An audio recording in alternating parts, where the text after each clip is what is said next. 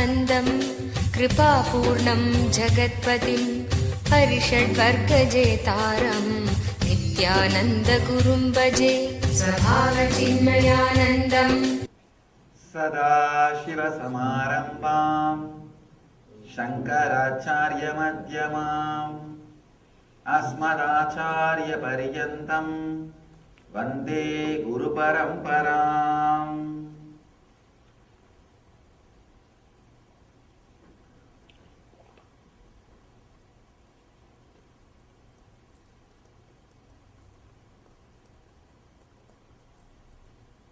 I welcome you all with my love and respects.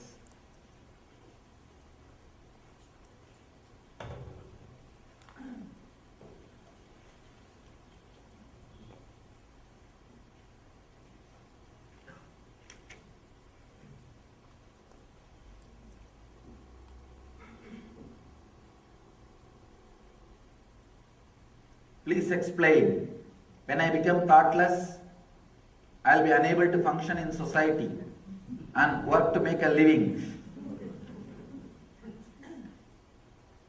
These are called hypothetical questions, and I can say hypocritical questions.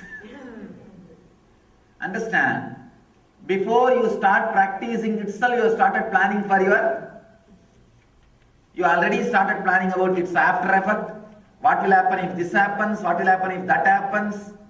First thing, the moment you say, when I became thoughtless, after that, you can write anything after you became thoughtless, that's all. Not before that. When you start imagining and creating problems, nobody can find solutions. This is an imaginary problem. Actually, a person who has become thoughtless will work at least few hundred times more than normal human being. He will be productive to the society. He will be productive to the whole world. Only one thing will be missing. The constant irritation and suffering you are carrying now will not be there, that's all. Except that there won't be any other difference. There will not be any other difference. You may miss just your irritation and your suffering. That's all, nothing else.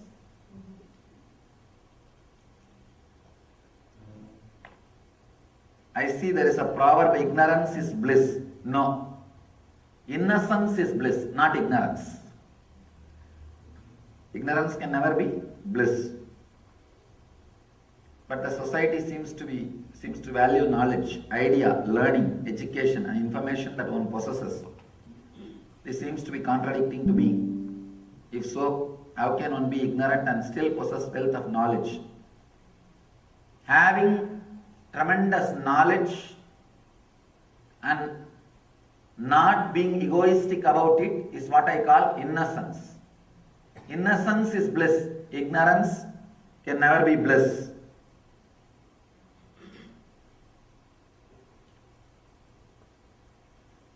Just this one clarity, one click is enough. Innocence is bliss, not ignorance. That's enough.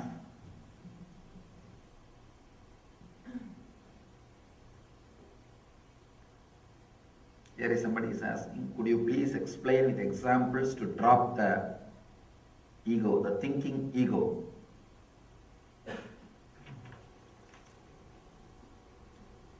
a very beautiful story from Ramakrishna. One person comes to Ramakrishna and says, Master, my husband is threatening me continuously that he will become a sannyasi. Ramakrishna laughs and says, never bother, a person who threatens will never do. The dog which barks will never bite. So don't bother, he will never do. He tells a beautiful story, how a person will become Swami, sannyasi. One couple was fighting with each other. And that guy was threatening, I will become a sannyasi. She said, she was crying, what you are threatening me that you will become a sannyasi. The brother, younger brother of that person, he comes and says, please don't bother, don't worry. This fellow, he says about his elder brother, this fellow may talk, but he will never become Swami. The person who talks continuously will never become Swami. She asks, then who will become Swami? He says, if you want to see how person becomes Swami, just see now. He threw all his clothes and took one towel and tied it around his hip and became a Swami. Left everything and went away. He says, the sannyas happens only in this way. One moment, a clear, strong decision, that's all. Understand? There's a proverb, think before you jump. I have never seen anybody jumping by thinking. Thinking means what? Dilemma. As long as you are thinking, this, you will never jump. At some point, if you have jumped, that one moment you stop thinking. So I can tell you, new proverb, jump before you think. Otherwise you will never jump. You will never jump. The person who is thinking will never jump. They will drag, but they will never jump.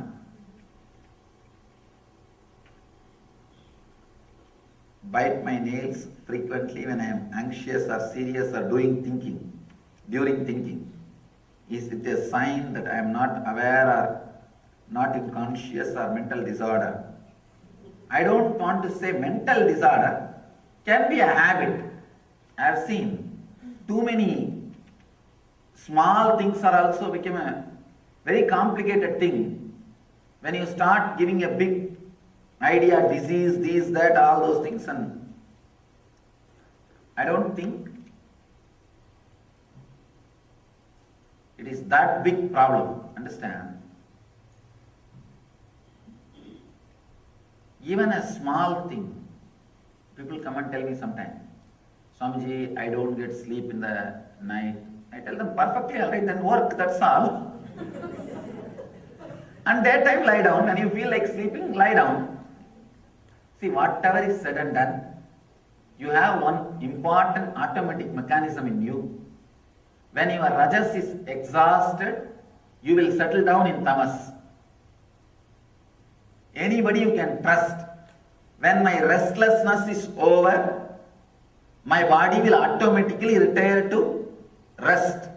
He does not need sleeping pills. You don't need. The problem is, you are put in a very unnatural routine. Unnatural routine. Second thing, you are not enough inspired to follow that routine. First problem, unnatural routine. Second problem, you are not inspired enough to live that routine. Third problem, very important problem, your body intelligence is not allowed to make even small changes. Understand? There is no such thing at particular time you have to sleep. There is no such thing at particular hours you have to sleep. One day if you don't feel like, don't bother. Do not start thinking, I think from today I am developing insomnia. And so many ads, especially when you see in the TV, what you will naturally do? You will start comparing with yourself. Another big difficulty, even I cannot speak all these things openly here because there are so many legal complications. So now I have to make a disclaimer. No, better consult your doctor before you start practicing these ideas. Anyhow, the pure cosmic energy that speaks through you, is it also the same cosmic energy that speaks through the Christ, Buddha and every other enlightened beings? Naturally. Anybody who is enlightened and any enlightened master, through him only the cosmic energy speaks, there is nothing else. Anything which comes out of them is a pure cosmic energy, continuously sharing the same truth in so many different ways. You can say Buddha spoke for 40 years. And there is a statement by Buddha, I never spoke, I never opened my mouth in last 40 years. Because he never uttered a single word. The cosmic energy is continuously expressing itself. So much of life seems fulfilling.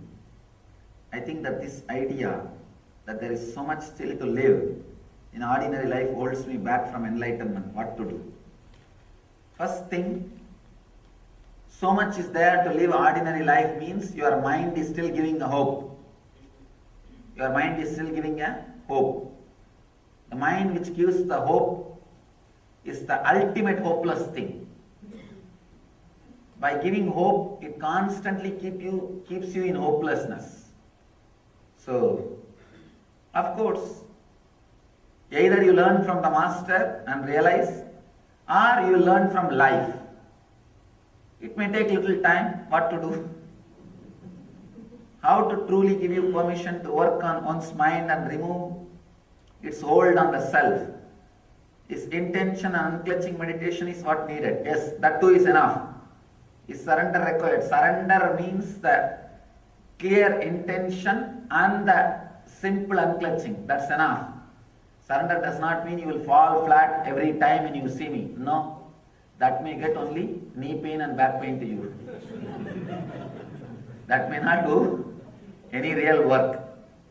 A real intention and simply unclenching. Understand? Unconditionally relaxing.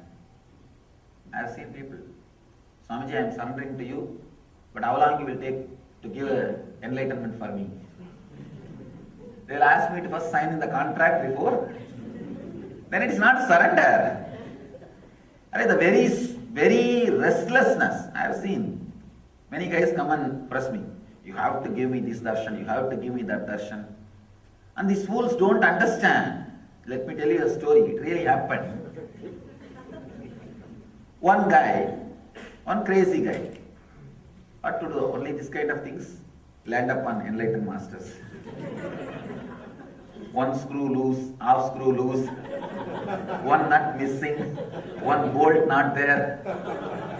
Actually, when God is doing the creation job, if there are some missing, rejected pieces,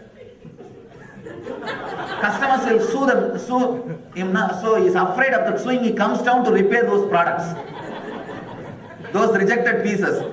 So when he comes down, all the rejected pieces gather around him. You will see he will be surrounded by all that. One screw missing, two screw missing, half bolt missing, did not get tightened enough. And they all know repairer has come, plumber has come now, let's go and get repaired. One tube missing, one pipe missing, one screw did not get tightened. Anyhow, and as usual, actually one of our brahmachari told me, Swamiji, I think we have a invisible board outside our ashram. Only half mad are allowed inside. It's like a reflector. See, reflector light means only a vehicle which has light can read that board. Only if this light falls on it, that board will be seen. Like that, there is a unique reflector board. Anyhow, this guy came and he asked me, Swamiji, I wanted to see God. I told, all right, meditate for at least few days, then your body will be ready, then you will be able to have the darshan. Then after 2 days he came and said, no, I think 2 days I meditated, still God has not appeared. I said, don't think that he is just waiting for you to close your eyes and immediately will jump in front of you. Just prepare the body a little bit. Then he said, no, if you want you can show me, do it immediately now. I said, your body won't be able to stand. Wait, understand. Then this guy, no, at least show me a ghost. At least show me a ghost, something extraordinary other than the senses. I told him, Are you understand? If I can show you the ghost, that same time only it will take for me to show God. It's more easy. But both will create a nervous shaking in you. You need to expand, understand? You are asked to sit and listen to all the teachings before the energy darshan, so that your nerves will be ready to receive the energy. Understand? The real work, the real essence is the one touch which you don't even feel sometime. Oh, I don't see much happening in me. Just he blesses, I also have little faith on him. I go and sit, kneel in front of him. What happens in that 1 second is the essence. Understand? For that only you are sitting. For that only I am sitting. This talking is just preparing you, expanding your nerves so that you can imbibe more.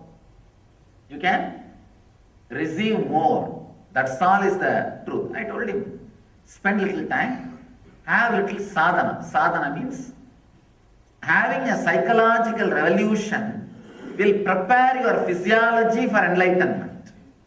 Understand? Psychological revolution will awaken the non-mechanical parts of your brain and will prepare you for physiological enlightenment. Your physiology will be prepared for enlightenment, for the conscious explosion. So I told him, Arey, both are going to be same job for me. And it's not a big thing. But you should be ready. He said, no. At least show me a ghost. Anyhow, I just avoided him. And funny thing, he was driving me from the ashram to another one place. During my trip, I was undertaking a trip. This guy said, I will drive you, Swamiji. I said, all right, drive. We were driving. It's something like a 12 hours drive. In India, 12 hours means you will cross only few hundred miles. Don't think 12 hours means thinking like from here to Seattle, not that length and all. 12 hours means at the most per hour you can cross only 40 or 50 kilometers. Means 25 miles. Not because of traffic, just because of road. And if you are pregnant, you don't have to go to hospital. No, few hours of drive in the Indian road, you will deliver the baby. Anyhow, he was driving me. This crazy guy, I cannot imagine. On the way there was a burial ground, cremation. So he drew and he stopped the car near the cremation ground. He pulled over the car and he said, I will not drive unless you show the ghost now. No, really understand. Literally it happened. Literally it happened. And there is a big, usually I go with some 10-20 cars. All the other devotees, the brahmacharis, the army will be coming with me. The whole battalion. To do the other programs, or there will be one big battalion following. All the cars stopped and my secretary was in the behind next car. He came down and asked what happened. And I just laughed and told this fellow is telling that unless I show the ghost, he will not drive. And my secretary said, now I will show him the ghost or what? I will show everything. And he told Swamiji, you just go to the other car and you drive. We will take care of him and bring him later on if he comes. And they got very, very much annoyed because this fellow in the middle of the drive is stopping and doing the strike. Of course, we have so many cars to take me, that is not a problem. Anyhow, all the fellows got annoyed and they started shouting at him. And I just felt very bad. Anyhow, poor guy. I told him, all right, anyhow, you are entering into the dangerous zone. Are you really mean what you ask? He said, yes, I wanted to see. Only then I will take the car out.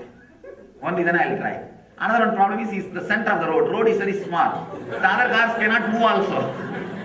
Of course, if these guys want, they can just move the car and go. And then I said, all right, anyhow, I think this fellow wanted to have a real drama. I just held his hand and showed him, look that side. And the moment he saw, he looked up the cremation ground, he saw the ghost. And the funny thing was, that ghost was very friendly with me. And that fellow not only appeared in front of him, he just showed, come, come.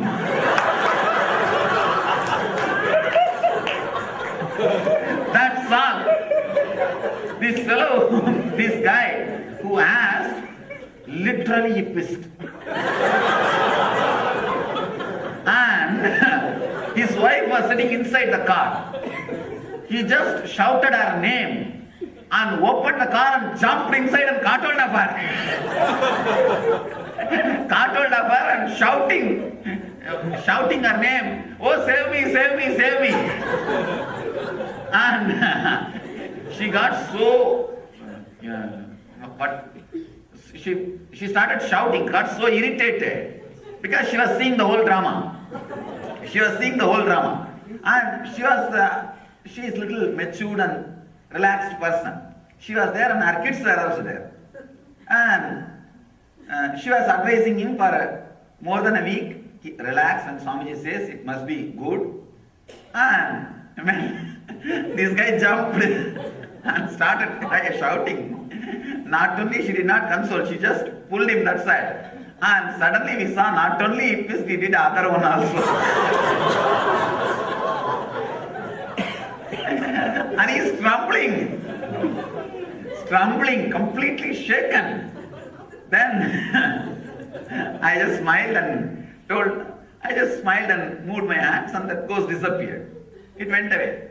And the whole, the group, by the time all the devotees from all the cars got down and gathered and saw this fellow is trembling, not only that, suddenly the fever has raised.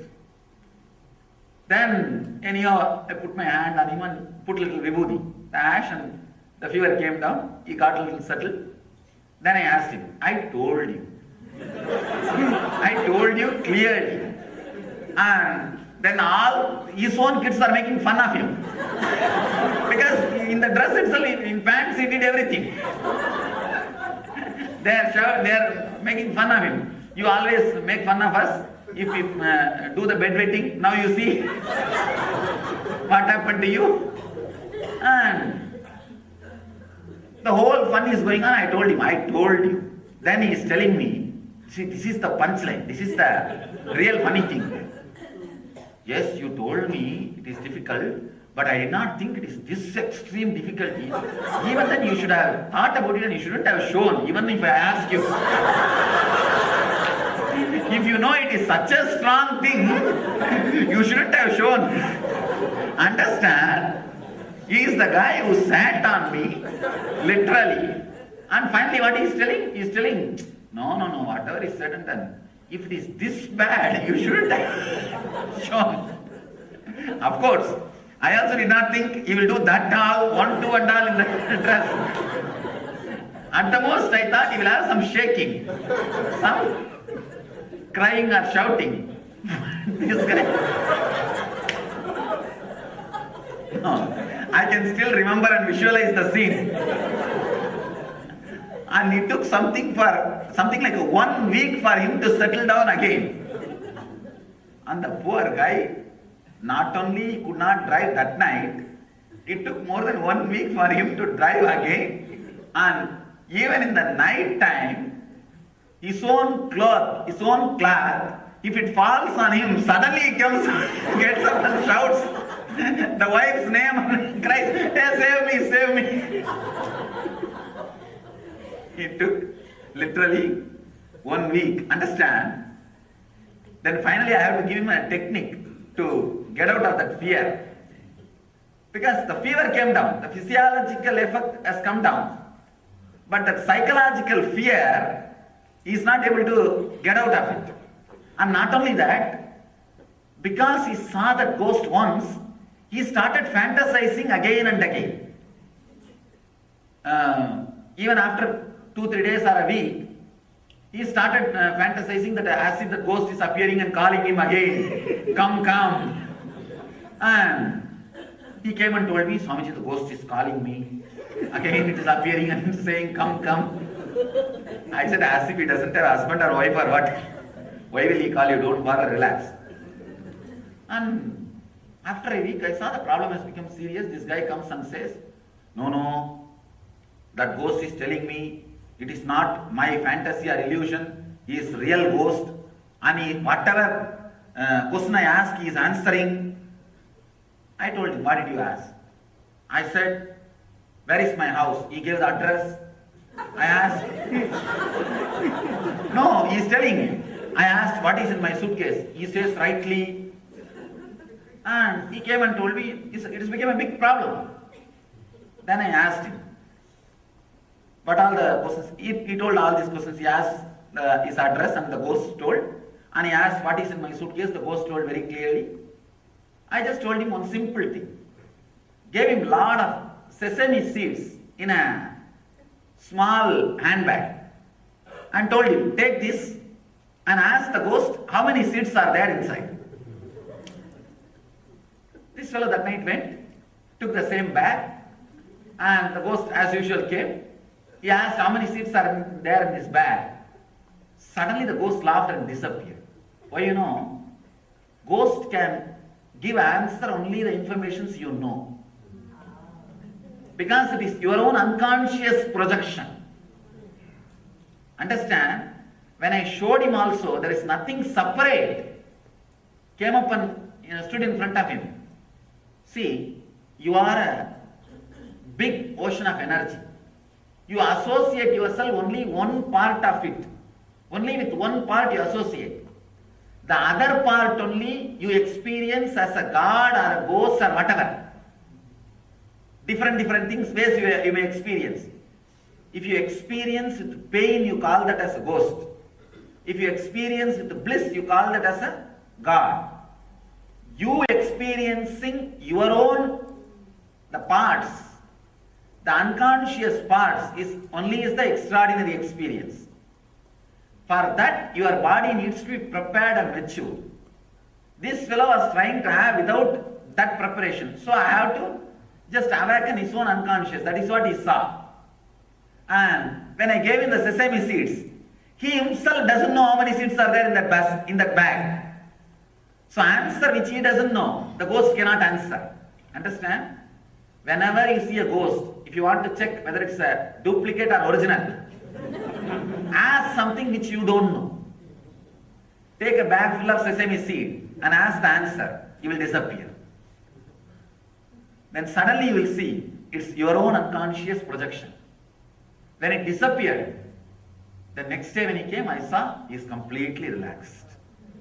And it never came back again. But at least it took 1 month for me to settle him down. And even now he blames. All he says is, yes, I asked, that is true. But I did not know it is such a serious thing. You know it is such a serious thing. You shouldn't have given. You shouldn't have allowed. So understand, before asking or surrendering, have a complete deep surrender. Then you will see the right time. Surely the right thing will happen. We always think another big problem is, if I completely surrender, then I will not even be there to ask the question, to ask about this. That disappearing is the enlightenment. That disappearing is the real ultimate experience. So relax from all the questions.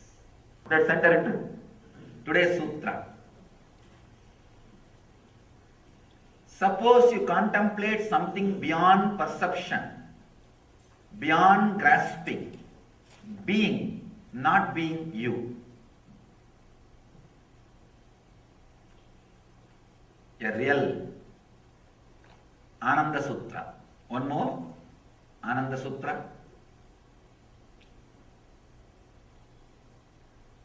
Suppose you contemplate something beyond perception, beyond grasping, being not being you.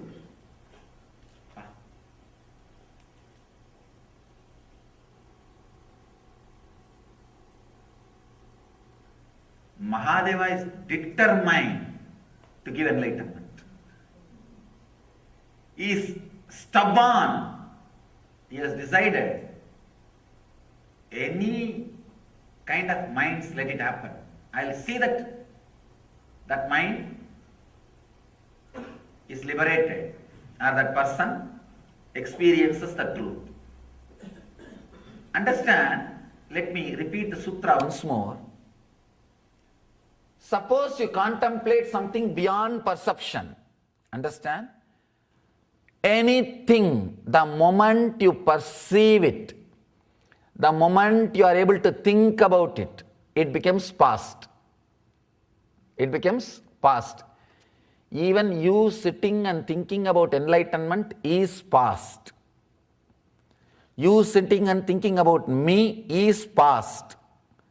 You sitting and thinking about some god or deity is past. Understand? Here he is revealing an important secret. Anything you sit and think, if you are able to perceive, it is of past. Even you sitting and thinking about me is about past. The real me is present, but that you cannot think.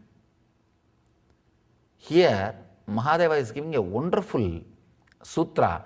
I can say, nothing can be compared to this sutra. Every sutra gives that feeling. That is another one problem. Every sutra gives that feeling. Understand?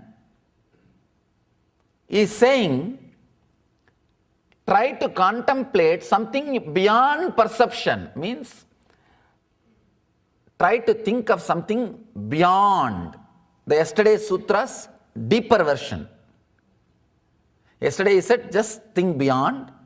And now he is telling, for example, you may think the whole sky, which you can't think.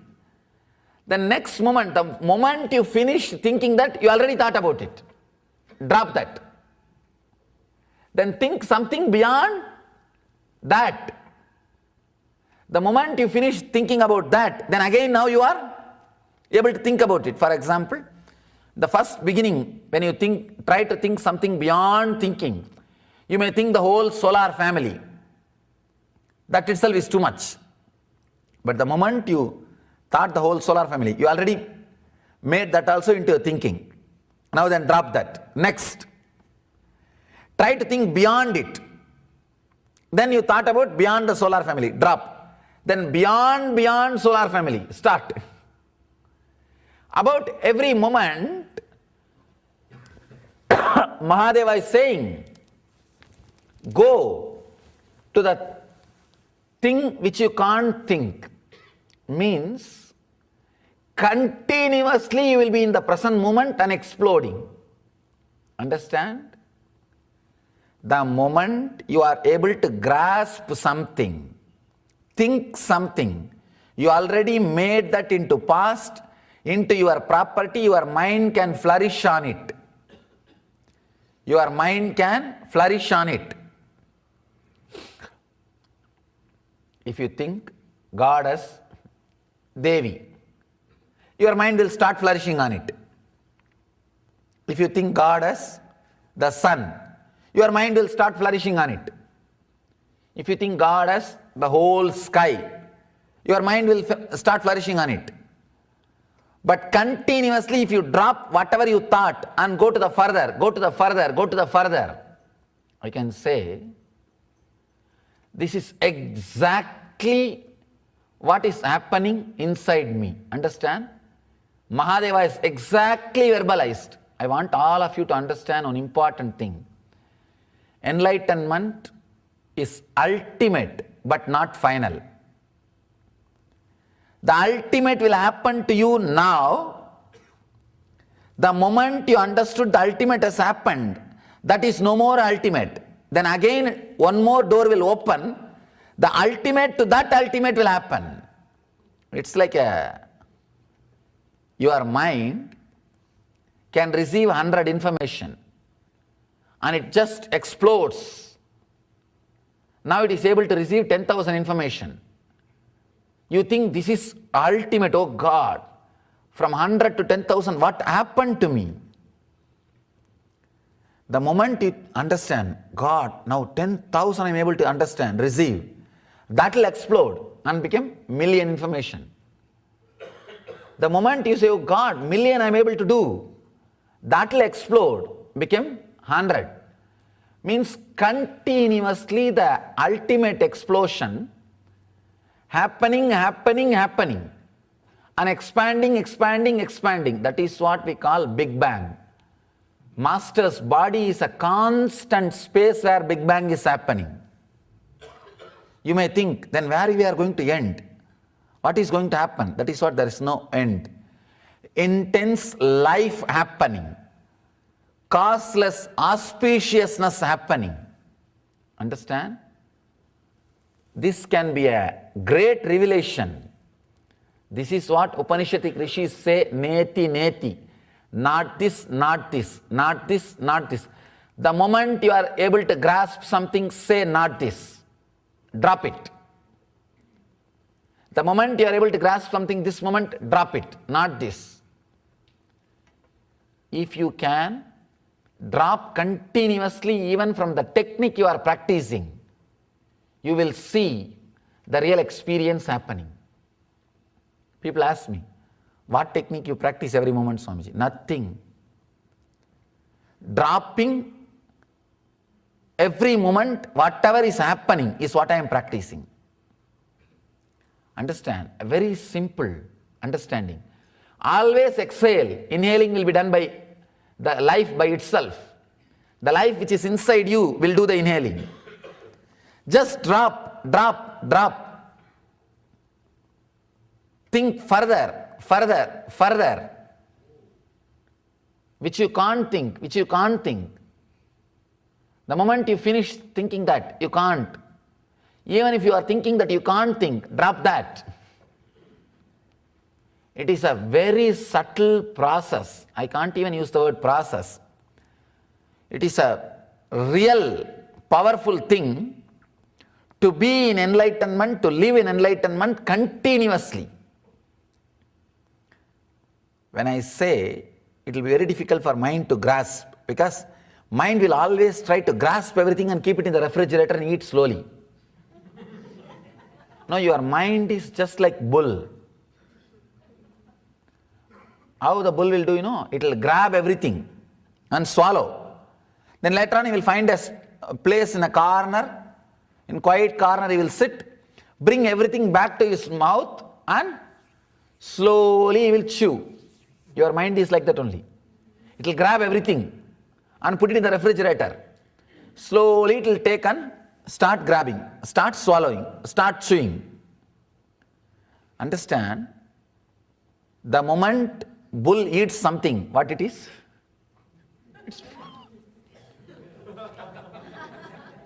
So, if it is bringing it back to the mouth, then what it is bringing back to the mouth? Which is halfway to the... Understand? If you are also bringing the things which is already grasped by you back to the mind, what you are bringing back to mind? You are bringing the same thing back to the mind. Do not do that. Continuously drop. Understand? Person who can continuously drop, he changes the grahas. There is a beautiful astrological sutra. If astrologer says that you are having some negative dosha or negative planetary effects, evil planetary effects on you, sit and do this. Or remember to do this process. Cooperate with this meditation.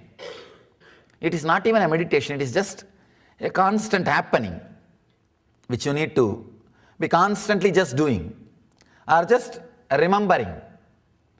Drop this. Suddenly you will see the planetary effects are not affecting you anymore.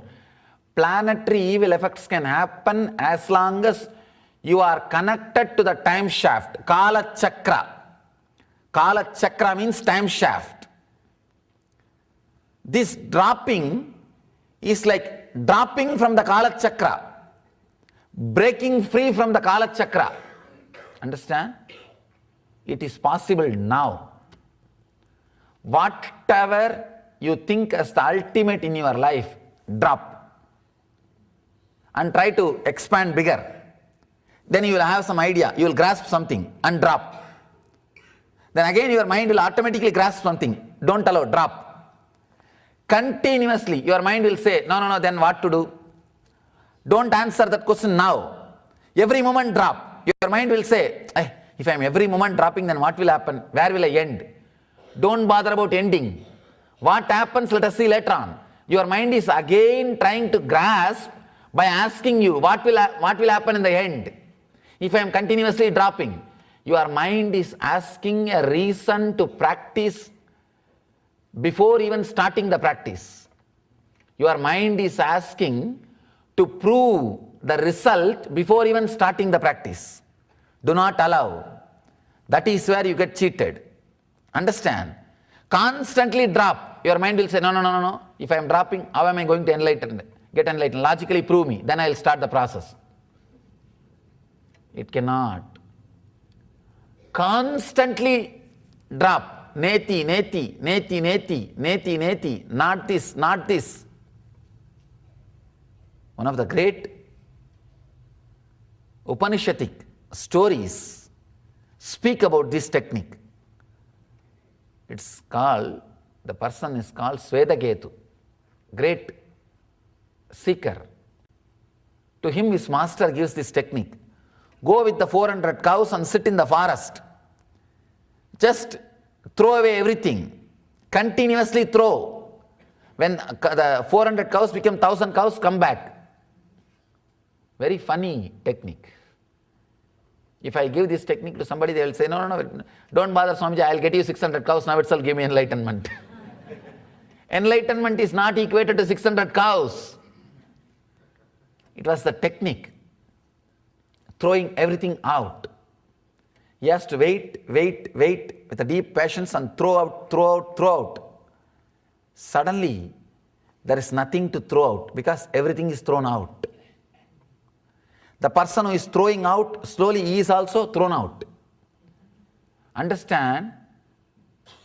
I cannot actually ask you to lift yourself. I'll just tell you, pull your shoes. Suddenly, the force, the amount of force you put on your shoes to pull yourself and your weight, when these two becomes equal, you will just pull yourself up. You will have a jump. You will be disconnected with the earth. Same thing, understand? It is just like me telling you, pull yourself by your shoes. First time when you try, you won't be able to. Because the effort which you put is less than your weight. Then second time, more effort. Third time, little more. Suddenly, one moment, you will put the equal effort to your weight. Your weight and the effort will be equal. You will just jump. You will just pull yourself up. Exactly the same process will happen. Throw away. Just anything you can grasp, take this one clarity. Try to meditate on real me or really whatever is the cosmos. Meditate on that. Maybe you can take the idea of God or Guru or cosmos, anything. Try to meditate real cosmos on real Guru, real God. You will come up with some idea. The moment you come up with some idea, naturally you spoiled it with your mind. Now that cannot be true. Drop. Then go ahead.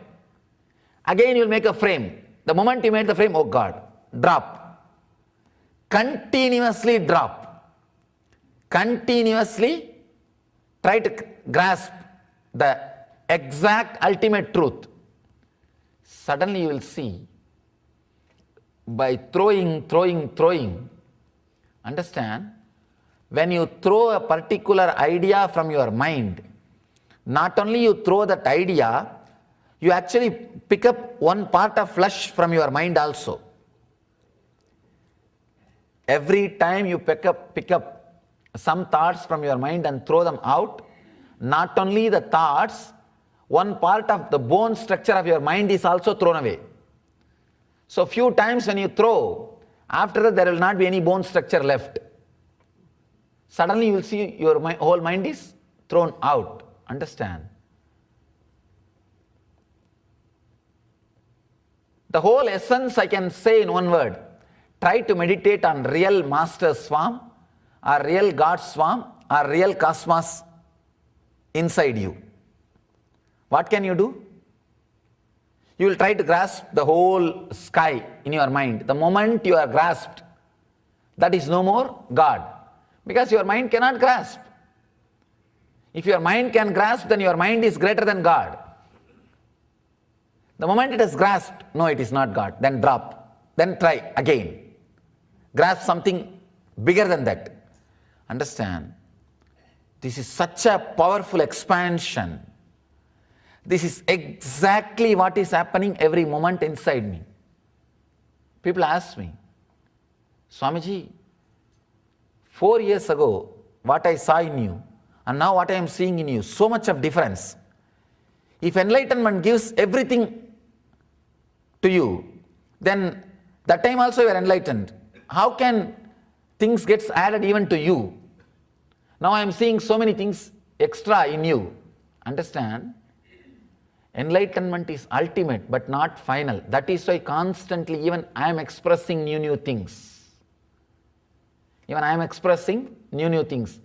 Because the constant explosion is happening. The constant updation is happening. The updation is happening beyond mind, beyond the grasping power. That is why with any master, the more time you spend, you will see more deeper and deeper things in you. Because he is expanding and giving more and more. Understand one important thing. When he expands and pours many things, not only he expands you also. You also get ready to receive. You also imbibe. Even the same word, if you heard 4 years ago and if you hear now, after 4 years being around me, it will give you deeper meaning. Because these words have expanded you. These words have expanded you. The constant explosion, understand, it is happening in you every moment, even now. If you just remember, yes, it is happening, you are enlightened. If you don't remember and think that same person who went to the bed is coming out of the bed, you are unenlightened. The only difference between you and enlightened person is when next day morning enlightened person gets up, he does not think the same person who went to bed is getting up. Ordinary person thinks the same person who went to bed is out of the bed, coming out of the bed. Tomorrow morning if you think, oh no, same person who went to bed is not coming out, you are enlightened.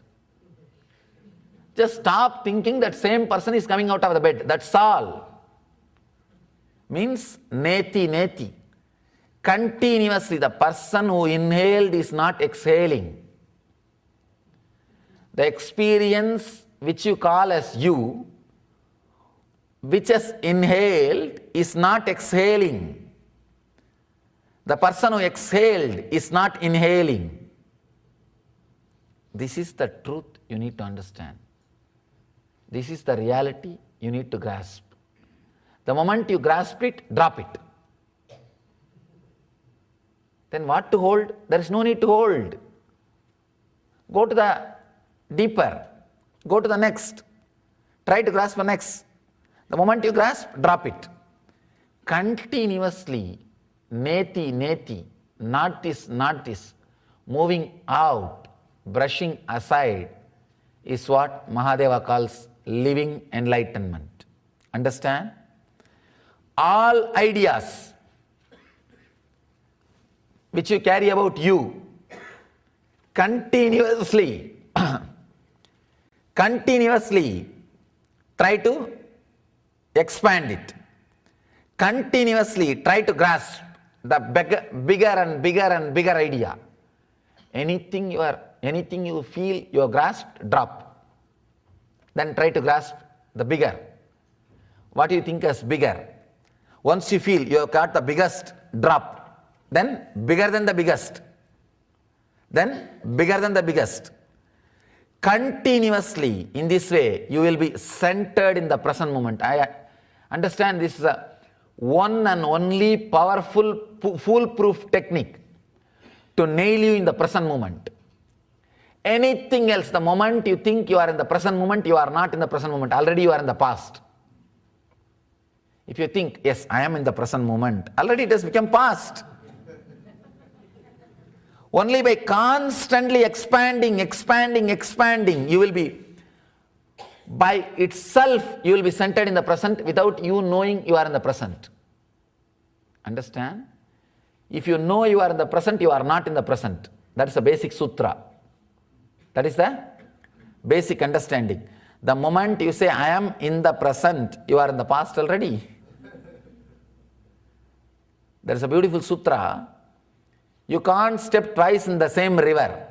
Because second time, by the time you put your foot, the water has gone. I tell you, even first time you can't step in the same river. By the time your feet touches the water and reaches the steps or the ground, water is left. See, when your feet touches the top of the water and by the time it reaches the ground, water is already left. So you can't even step in the same river once. You may step thinking that you are stepping in the same river. No. Everything is moving. Person who can constantly try to grasp the things which can't be grasped will be in the present moment. You cannot nail yourself in the present moment with any other technique except this. This is the one, I can say, only technique which can put you in present moment continuously. Because any other technique you can get cheated. At one point you may stop. But here, continuously dropping, neti, no. You will grasp something about you, no. You will grasp something about you, no. Your mind will say, I may become mad, no, relax. No, I will become mad, it's okay, relax, no. Don't even say okay, yes or no. Even saying yes becomes a negative visualization.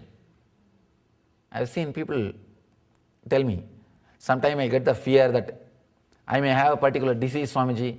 If I say yes, it's okay, I'll manage, then again it becomes negative visualization. What to do? Neither say yes nor say no. Just drop. Who cares? Do not try to logically end the thoughts which are happening in you. You are thinking. Logically, if you end your thoughts, the thinking will drop. No. That is where the big mistake. I have seen people thinking, let my son get married, I will become Swami then. Let my brother get settled, then I will take Vanaprastha. Never be able to do. Either you jump now or never. Never. That's all.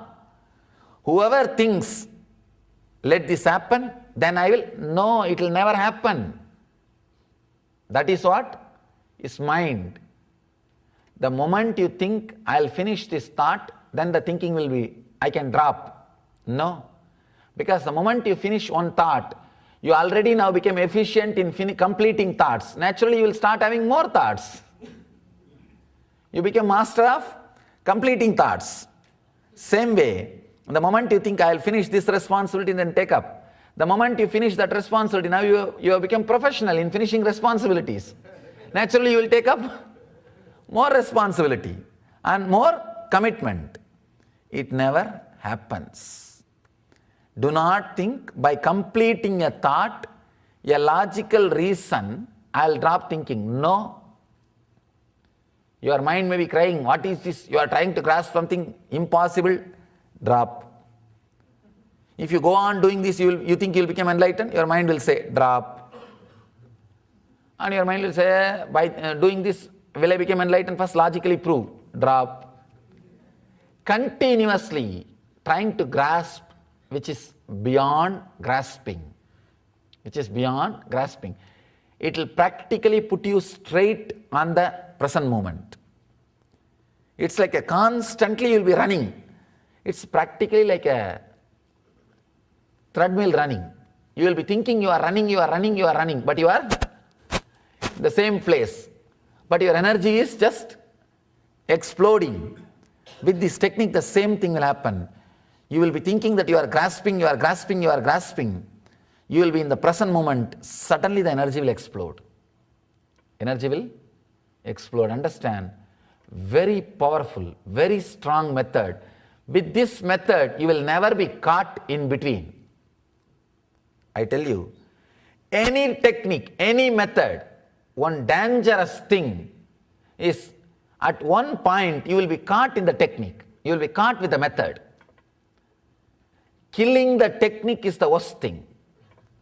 Killing the method is the big problem. Sometimes I really feel J. Krishnamurti is the greatest master because he never accepted any technique, any method. But the problem with Krishnamurti's way is starting is very difficult. You can't start. All the techniques which does not need to be dropped, starting is difficult. All the techniques, starting is easy, but dropping will be difficult. Here Mahadeva is answering that problem. Understand? First and last solution. I can say this technique is first and last freedom. This is the first freedom for you and last freedom for you. When you start, easy. Same way, you don't have to kill this technique. This technique is suicidal by itself. It will die. It will disappear. This technique will just die by itself. You don't have to do anything. I can say this one technique independently, without changing its form, can change your form. Any other technique, by the time it changes your form, that will also change its form, and it will reveal deeper and deeper understandings to you and lift you to the other level. With this technique, you don't have to bother about the deeper understandings revealing. No need. No need. Even if there is an idea, the deeper understanding will be revealed to me as I progress. When the deeper understanding comes in front of you, you do not know whether it is understanding or your own mind playing the game. You will not know. Ramakrishna had the clarity, it is Kali telling me to cut herself. But if it is you, you will think whether Kali is telling me to cut herself or my own mind is telling. You will not know. You will have difficulty, you will have illusions, you will have problems. Then you need somebody to support. I can say this technique is a complete idiot's guide. You don't need any explanator. You don't need any commentator. You don't need any other help in the halfway. No. Just initiation is enough. Initiation is enough. Just live it. That's enough. Actually, living and leaving is one and the same in this. Just by the very pressure of leaving, the living will be happening in you. Understand? Where the living and leaving meets. This is the technique where living and leaving meets. Here you are just leaving everything continuously and living is overflowing in you. The moment you think living is overflowing in me, leave that also. Anything which you hold is already become old stock. Understand? For any medicine, any medication, you will see an expiry date in the bottle itself. For any meditation, expiry time is 1 kshana. 1 second is the expiry time. Second moment, if you are trying to do, it's expired. You are trying to play with the dead body. You are trying to play with corpse. Only this technique. Even in this technique, one great thing about this technique is, here you are given a clear idea, expiry date, 1 second. In this meditation technique, we have to put expiration date, 1 second. Do not do it more than 1 second. Means what? In the medicine bottles I have seen the date of the production and date of expiry. Some places I have seen, after you purchase this, do not use after more than 3 months. After you open the seal, do not use more than 3 months. We have to put on this meditation technique, after you understood, do not use more than 1 second. Very, very important understanding, very, very important revelation. Anything, I can say, anything, when you don't know the expiration date, when you don't know the expiry date, the same medicine can become poison. All techniques at some point, because you don't know the expiry date, will become poison. Only this technique comes with a clear expiry date, which can never become poison inside you. Even if you try to swallow after the expiry date, just by its own virtue, that will not go inside. That will not go inside. The meditation technique with expiry time. So it will not become poison in you forever. Understand? Let me read again. Suppose you contemplate something beyond perception, beyond grasping. Try to grasp the real form of the Master, real form of the God, real form of the cosmos. Don't come and ask me in the energization how to grasp, Swamiji. In this process, your mind will die. You will not be able to grasp.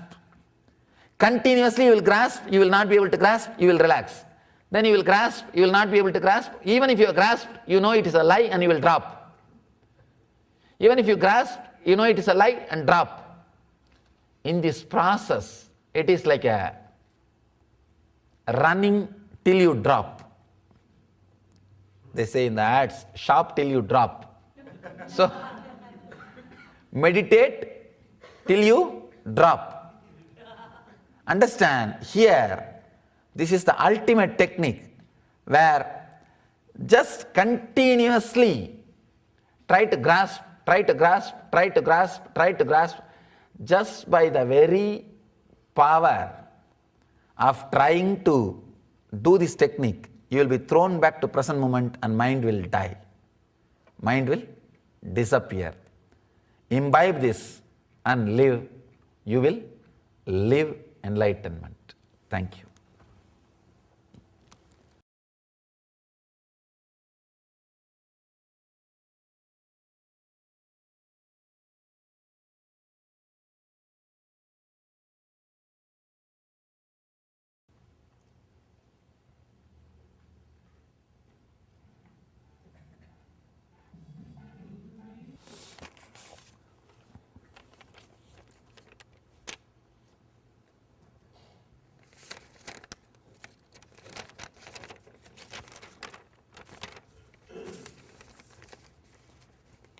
Thank you for all the gifts you keep showering. Just when I embrace the last gift, you send another and many more. My gratitude gets to my heart and cannot wait to share with others the news that let them know you are here to awaken, heal and bless all the ones that are seeking with sincerity. This I wrote yesterday, you answered to me today. Thank you for all the gifts. Life, maintenance and transformation. Wonderful. Only with this gratitude, when the sharing the message is done, it brings the result of adding more joy to it, joy to you.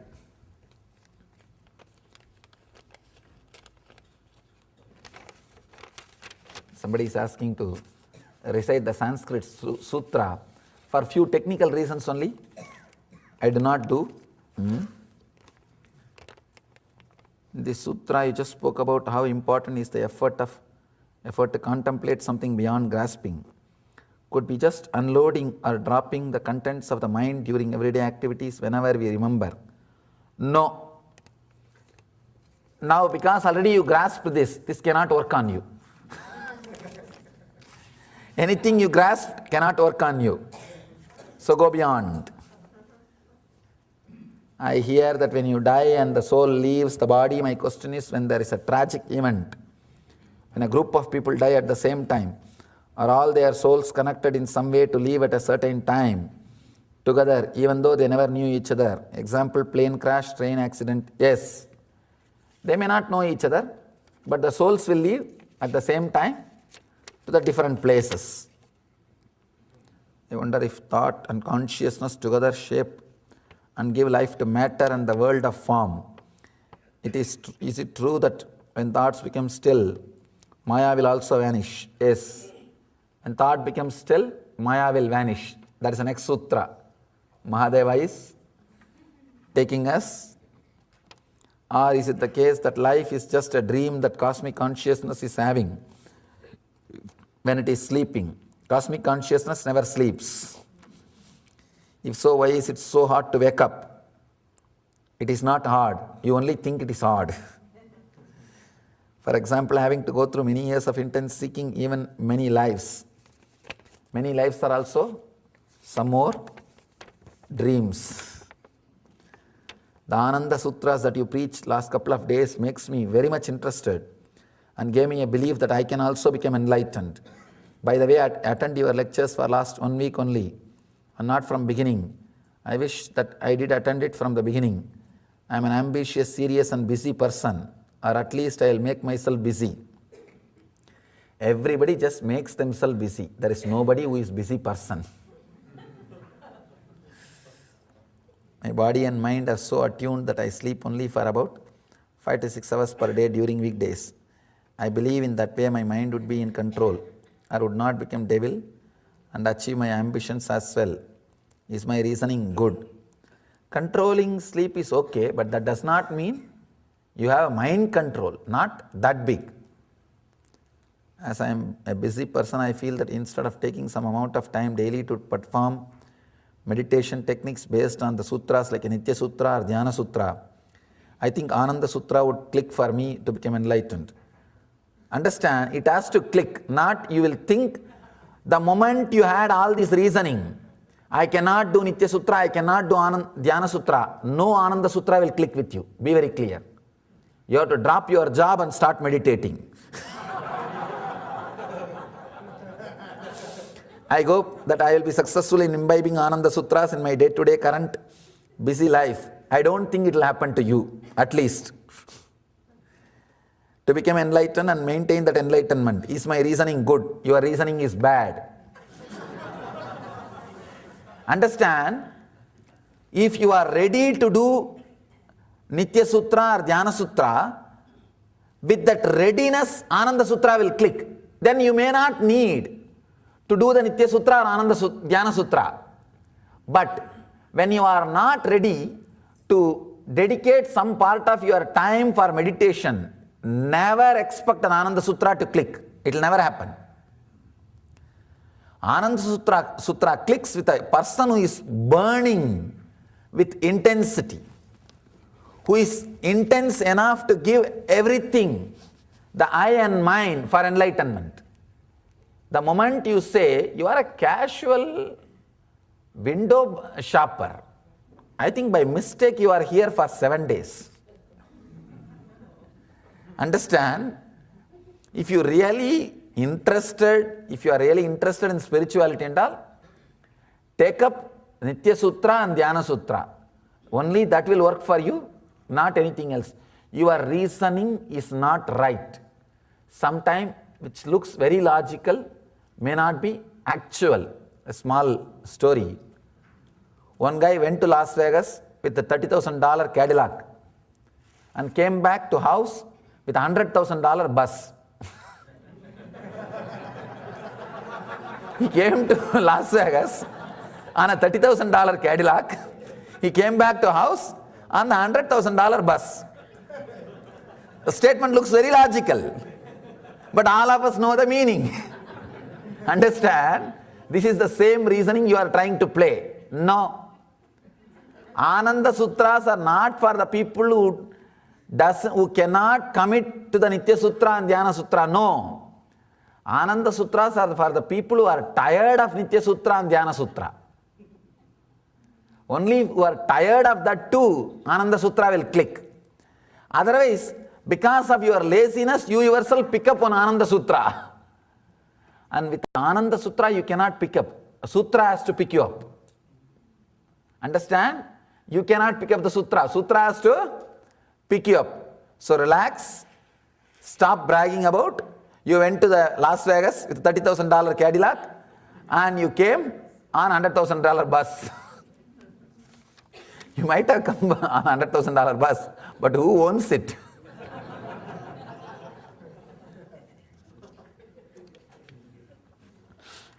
Wrong reasoning.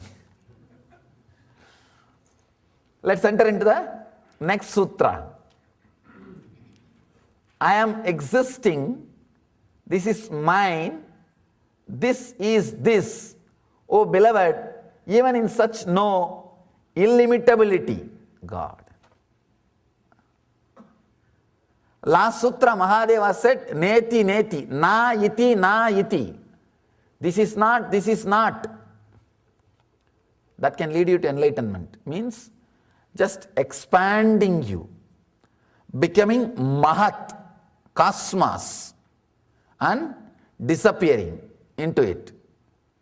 Now Mahadeva is just taking the other side, opposite direction to enlightenment. Iti, iti, iti. This is Nitya Sutra. Understand? This is Nitya Sutra. He is telling, come back, iti, iti, iti. Understand? This is a Nitya Sutra. Now he is telling, he is showing the way for enlightenment completely other way. Iti, iti, iti. Means this, this, this. Becoming microcosm. Understand? When you say neti, neti, neti, not this, not this, not this, you will just become Mahat, expanded, unenlightened. When you say this, iti, iti, iti, you will contract and disappear. Again, you will become enlightened. Two different directions. The second technique is anoraniyam. How to become atom inside the atom. The first technique which I spoke is Mahato Mahiyan. How to become cosmos, then cosmos. How to become a cosmos in many cosmos is there. How to become infinite where many infinities are there. Mahadeva is giving two techniques. One to become Mahato Mahiyan, now this one to become Anoraniyan. One to become bigger than the biggest. This one to become smaller than the smallest. The problem with Sanskrit word is, I'll become so connected to it. Many times I forget to translate. And unfortunately, you guys also, any word you don't understand, you just skip. I wanted all of you to know an important secret. Whenever you skip one word without understanding, the education will be stopped. You may be accumulating words, but digesting will be stopped. You may be collecting the buzzwords, but the experience, internalizing will stop. Do not pass through even one word. If I start using the Sanskrit sutras many times, people start skipping. People start skipping. That is the reason I try maximum use only English word. Even if I use some Sanskrit word, immediately try to translate. So that the education or getting educated does not stop. Internalizing does not stop. Even if you feel bored or disconnected with one or two words, again to feel connected it will take 5 minutes. And 4 or 5 concepts which I expressed would have gone above your head. And you will be sitting, all right, I can neither ask, anyhow he is talking, all right, whatever I understand, let me understand. Understand? I am sitting in your place and seeing. I am also enjoying. That is why I am so concerned about exactly expressing the language you understand. I am existing. This is mine. This is this. Oh beloved, even in such no illimitability. Again, I don't think this word is used regularly. I picked it up from Paul Reps, translated the Zen Flesh and Zen Bones, who wrote that book. Because no other, I'm referring some 4 or 5 translations to exactly to present, but I want to acknowledge all their names whenever I use some technical term from their translation. Anoraniyan Magato Mahiyan, bigger than the biggest and smaller than the smallest. Here Mahadeva is giving the technique for achieving smaller than the smallest. Very simple, nothing much need to be done. Very simple technique. But it can be Nitya Sutra. It is not Ananda Sutra. The earlier sutra is Ananda Sutra. Means the moment you understand, just remember and live with it. Constantly try to perceive something which can't perceive. Decide. I can give you some 4 or 5 buzzwords. Try to grasp the meaning of it. Bliss, you will never be able to grasp. You will only achieve it. If you intensely struggle to grasp the meaning of the word bliss, you will achieve it. Because anything you grasp will be only happiness, not bliss. Then drop, try to grasp. You will not be able to grasp. Try to grasp. You will see that continuous intensity. This is what I call turning the intensity into seeking, restlessness becoming seeking, seeking becoming enlightened. Just how the Kala Chakra, the time shaft, the present eats the future and makes it past, again the past comes back as future. It's like a shaft, chakra. Past only comes back as future, and future is swallowed and left back as past. It's like a shaft, chakra. Past and future is a chakra. That's why the Vedic tradition, time is not calculated as linear, it is calculated as a circular. 60 years, one chakra. Again, the chakra will come back. The time is circular. When the past becomes future and future becomes past, time continuously moves. The things move. Anoraniyan Mahato Mahiyan, bigger than the biggest. When you are trying continuously to capture the bigger than the biggest, bliss, try to capture the idea of bliss, what it is, what it is, what it is. Try to grasp. Suddenly you will see you are centered to present without even your knowledge. If you have an idea you are in the present moment, you are not in the present moment, you are already lost. That is Ananda Sutra. Here, this is Nitya Sutra. Understand, this is a very simple technique. Every moment, remember, yes, this, I am this, I am this. Remember that you exist every moment, means bringing you back to present moment. Both same thing, entering through two doors. This exit or that exit, that's all. Entering through 2 different doors. But with the early techniques, it is lot more easy because the door was kept open. With this, you may have to open it. Little, nothing else. Coming back. I tell you one thing. With Ananda Sutra, one important thing is it has to click with you. You should really feel, yes, this is mine. I know this is happening in me. Even if you have a single doubt, that is not for you. Then come back to Nitya Sutra. Start the practice. Out of laziness, people who choose Ananda Sutras are only, I call, Zen junkies. The junkies who doesn't want to do anything in real sense, just read few Zen books here and there and use all drugs, and they call themselves seekers and they claim they are in ecstasy. That's the problem. And they don't know in which ecstasy they are. No, really, in the modern world, this has become a big spirituality called Zen junkies. In the name of Zen, hiding the junk which we are carrying. No, that will not work. That's a big mistake happened. That's the worst calamity happened to seekers. Thinking that they are already in the level of the Ananda Sutra when they have not even started the Nitya Sutra. Not traveling through the proper steps. See, if you are really in the higher level, you don't have to travel through the proper steps. If you can really do the high jump. If you neither you can do high jump nor you want to walk through the steps, then what to do? Then nothing else can be done.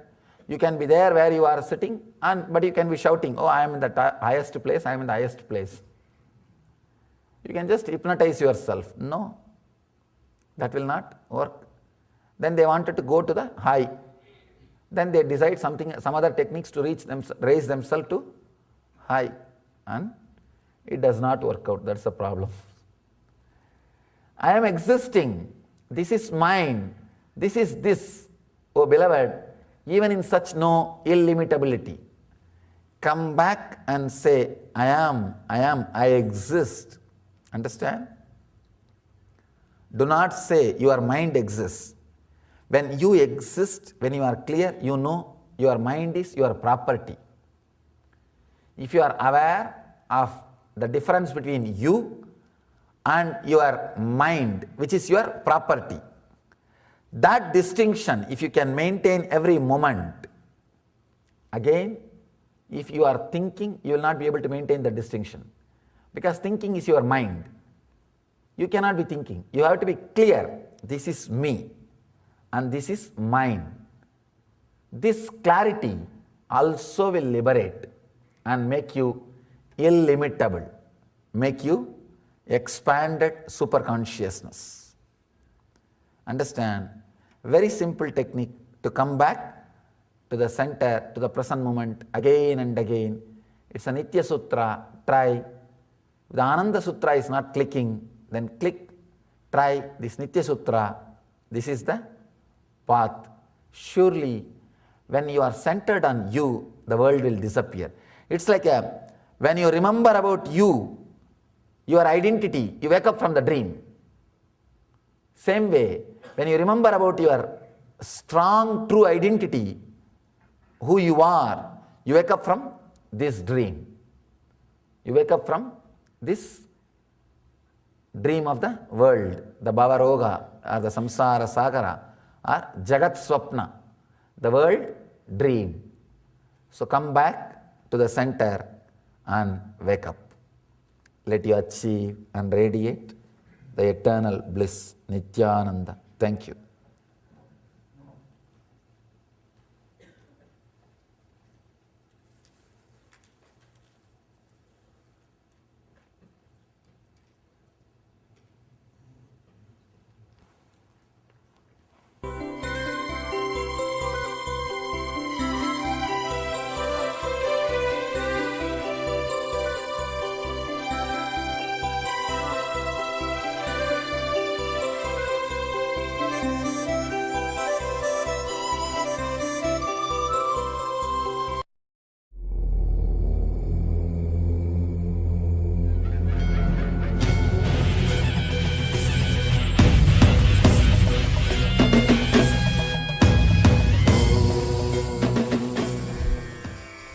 பாகவதத்தை படிச்சா கண்கள் நிறைந்து உணர்வே மலர்ந்து விடும்.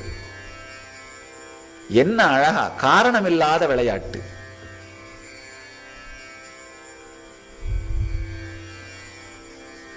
எதை சொல்வது எதை சொல்றதில்லைன்னே தெரியல. எதை வர்ணிப்பது எதை விடுவதுனே தெரியல. இந்த செயல்களை வர்ணிக்கிறது கூட சாத்தியம் இல்லை. அந்த உணர்வை பற்றி கொள்ளுங்கள், அவ்வளவுதான். செயல்களை வர்ணிக்கிறது கூட சில மனிதர்களுக்கு புரியாம போகலாம். ஏன்னா கிருஷ்ணன் செய்த செயல்களை பார்த்தோம்னா நமக்கு சில நேரத்தில் புரியாம போகலாம். ஆனா அந்த உணர்வை உள்வாங்கிக் கொள்ளுங்கள். அப்ப அந்த செயலினுடைய மகத்துவம் புரியும். தவறே நடக்காது, தவறே நடக்காது உங்களுக்குள்ள. இந்த செயலுக்கு அவ்வளவு பெரிய சக்தி உண்டு.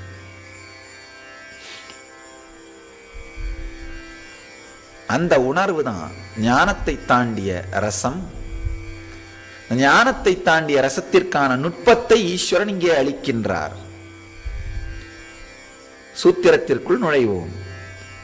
தாமாந்தச்சோப சம்பூத சூக்ஷ்மாக்னீதிரகாக்ருதம் பிந்தும் சிகாந்தே ஹிருதயே லயாந்தே த்யாயதோ லயஹ. தாமாந்தச்சோப சம்பூத சூக்ஷ்மாக்னீதிரகாக்ருதம் பிந்தும் சிகாந்தே ஹிருதயே லயாந்தே த்யாயந்தோ லயஹ. கண்களை மெல்ல அழுத்துவதால் திலகத்தை போன்று எழும்பும் பிந்துவான சூக்ஷ்ம ஒளியினை ஹிருதயத்தின் ஆழத்திலே, அப்படின்னா ஆனந்த கந்தத்தில் ஆழ்ந்து தியானிக்க பேரொளியிலே சத்தியத்திலே நிறைவீர்கள். அருமையான தியான நுட்பம். அதாவது இன்டலெக்சுவல் எனர்ஜியை எடுத்துட்டு வந்து எமோஷனோட கலந்து ஞானத்தை தாண்டிய ரசத்திற்குள்ளே நம்மளை எடுத்துட்டு போற சக்தி தியானம். ரொம்ப ஆழமான தியானம். வெறும் 10 நாளுக்கு முயற்சி பண்ணி பாருங்க, உங்களுடைய உணர்வையே இது மாற்றிவிடும். தலையிலேயே எப்பவுமே இருக்கிற உங்க இன்டெலிஜென்ஸ், உங்க இன்டலெக்ட் எடுத்துட்டு வந்து இதயத்தோட அநாகதத்தோட கலந்து அதை தாண்டி ஆனந்த கந்தத்தை மலர வைக்கிற தியானம்.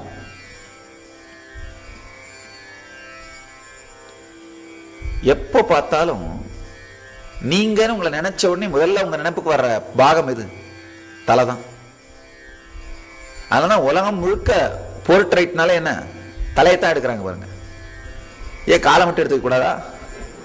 கையை மட்டும் எடுத்துக்க கூடாதா? முகத்தை மட்டும் தான் எடுக்கிறோம் பாருங்க.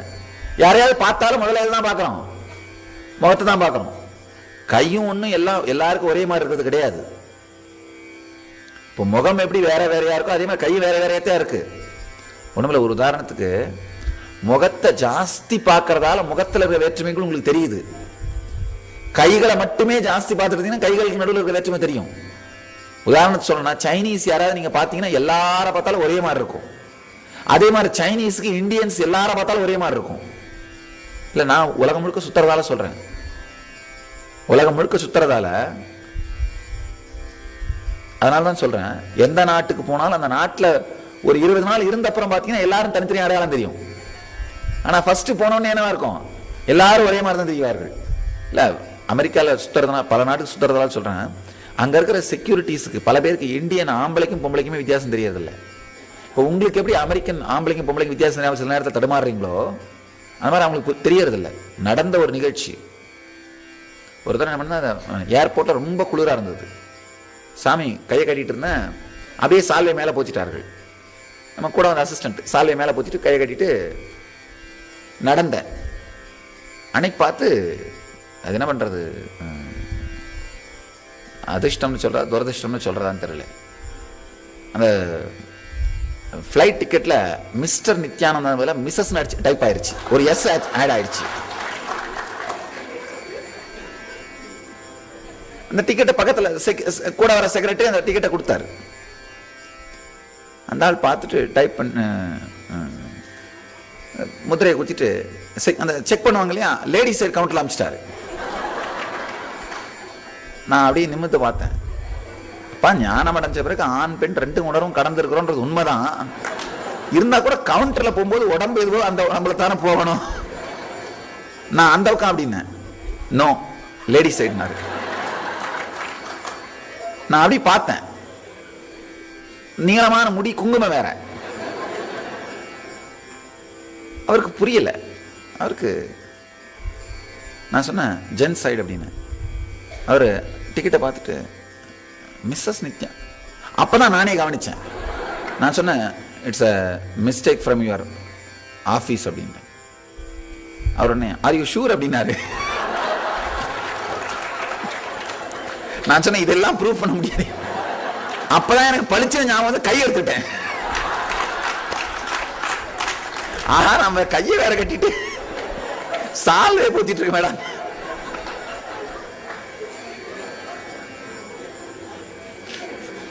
சில நேரத்துல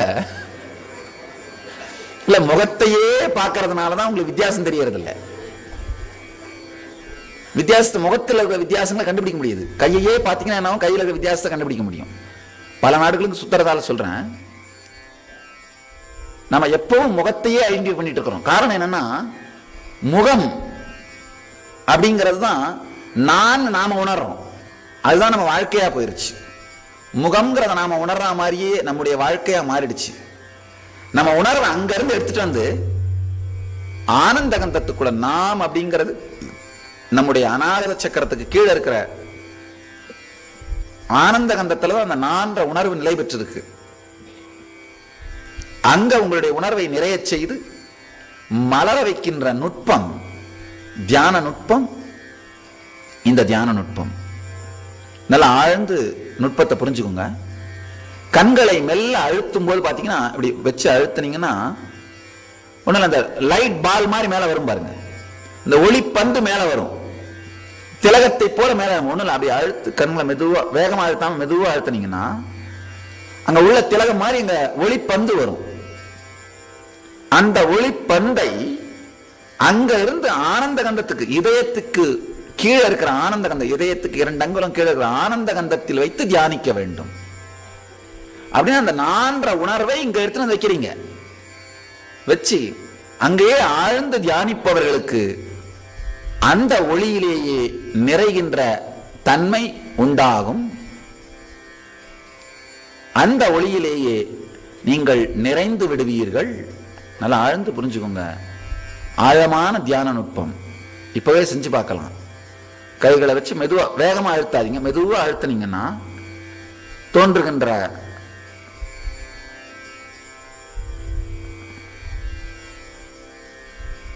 அந்த ஒளி பந்து நீங்களே நல்லா பார்க்கலாம். வச்சு அழுத்தினீங்கன்னா தோன்றுகின்ற அந்த ஒளி பந்தை, அந்த வட்டத்தை அநாகதத்துக்கு கீழே இதய மத்தியில் இருக்கிற சக்கரத்துக்கு கீழே 2 அங்குலம் கீழே ஆனந்த கந்தத்திலே அந்த ஒளியை தியானிக்க வேண்டும். கண்களை மூடி நிமிர்ந்து அமருங்கள். கண்களை மெல்ல அழுத்துவதால் திலகத்தை போன்று எழும்பும் பிந்துவான சூக்ஷ்ம ஒளியினை, சூக்ஷ்மமா எழும்பும் அந்த நெத்தி பொட்டு வச்சிருக்கிற இடத்துல எழும்புகிற ஒளி, அந்த ஒளியை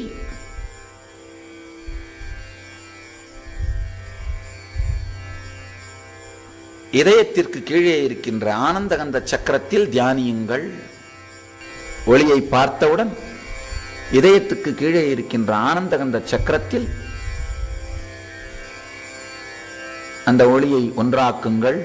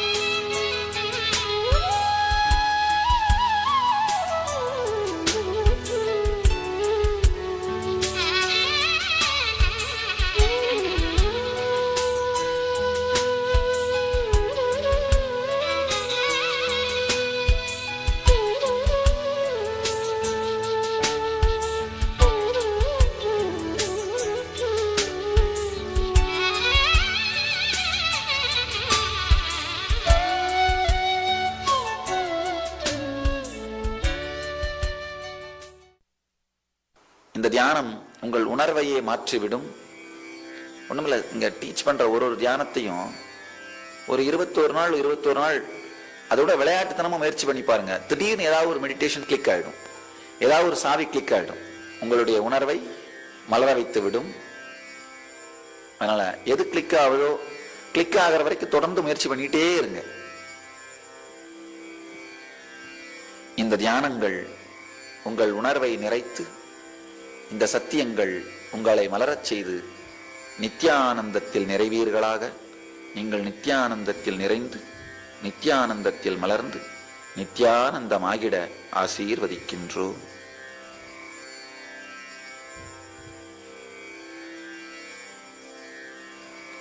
தவகதாமிருதம் தப்த ஜீவனம் கவிபிரீடிதம் கல்மஷாபகம் ஸ்ரவணமங்கலம் ஸ்ரீமதாததம் புவி கிருணந்தி தேவூரிதா ஜனா. சர்வம் சத்குருபாதகார்ப்பணமஸ்து.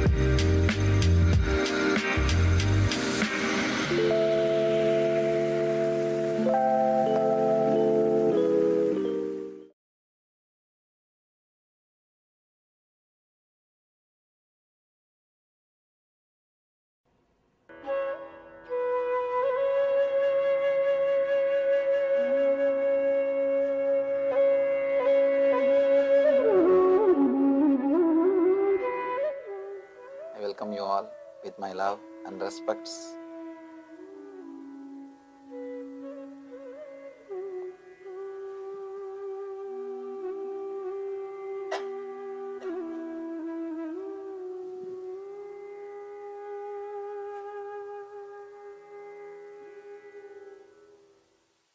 Today's subject is drop your mind, find your center.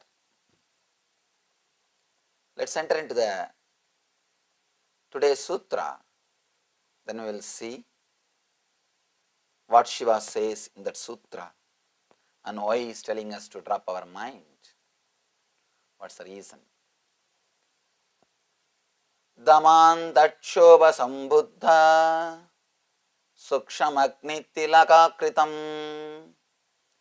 Bindam Shikante Hritaye Layante Dhyayato Layaha.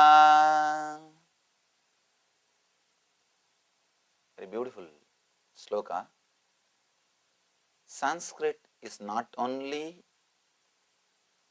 important linguistically, it is important phonetically also.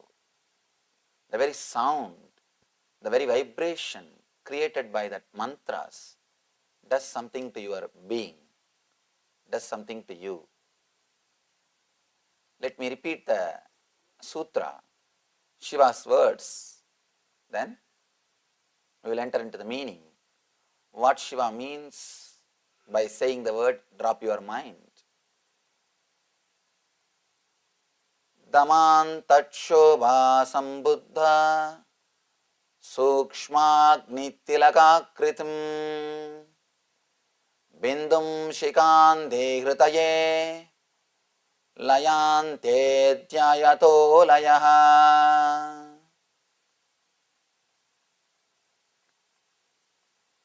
Let me give you a translation. To tell you honestly, the translation is not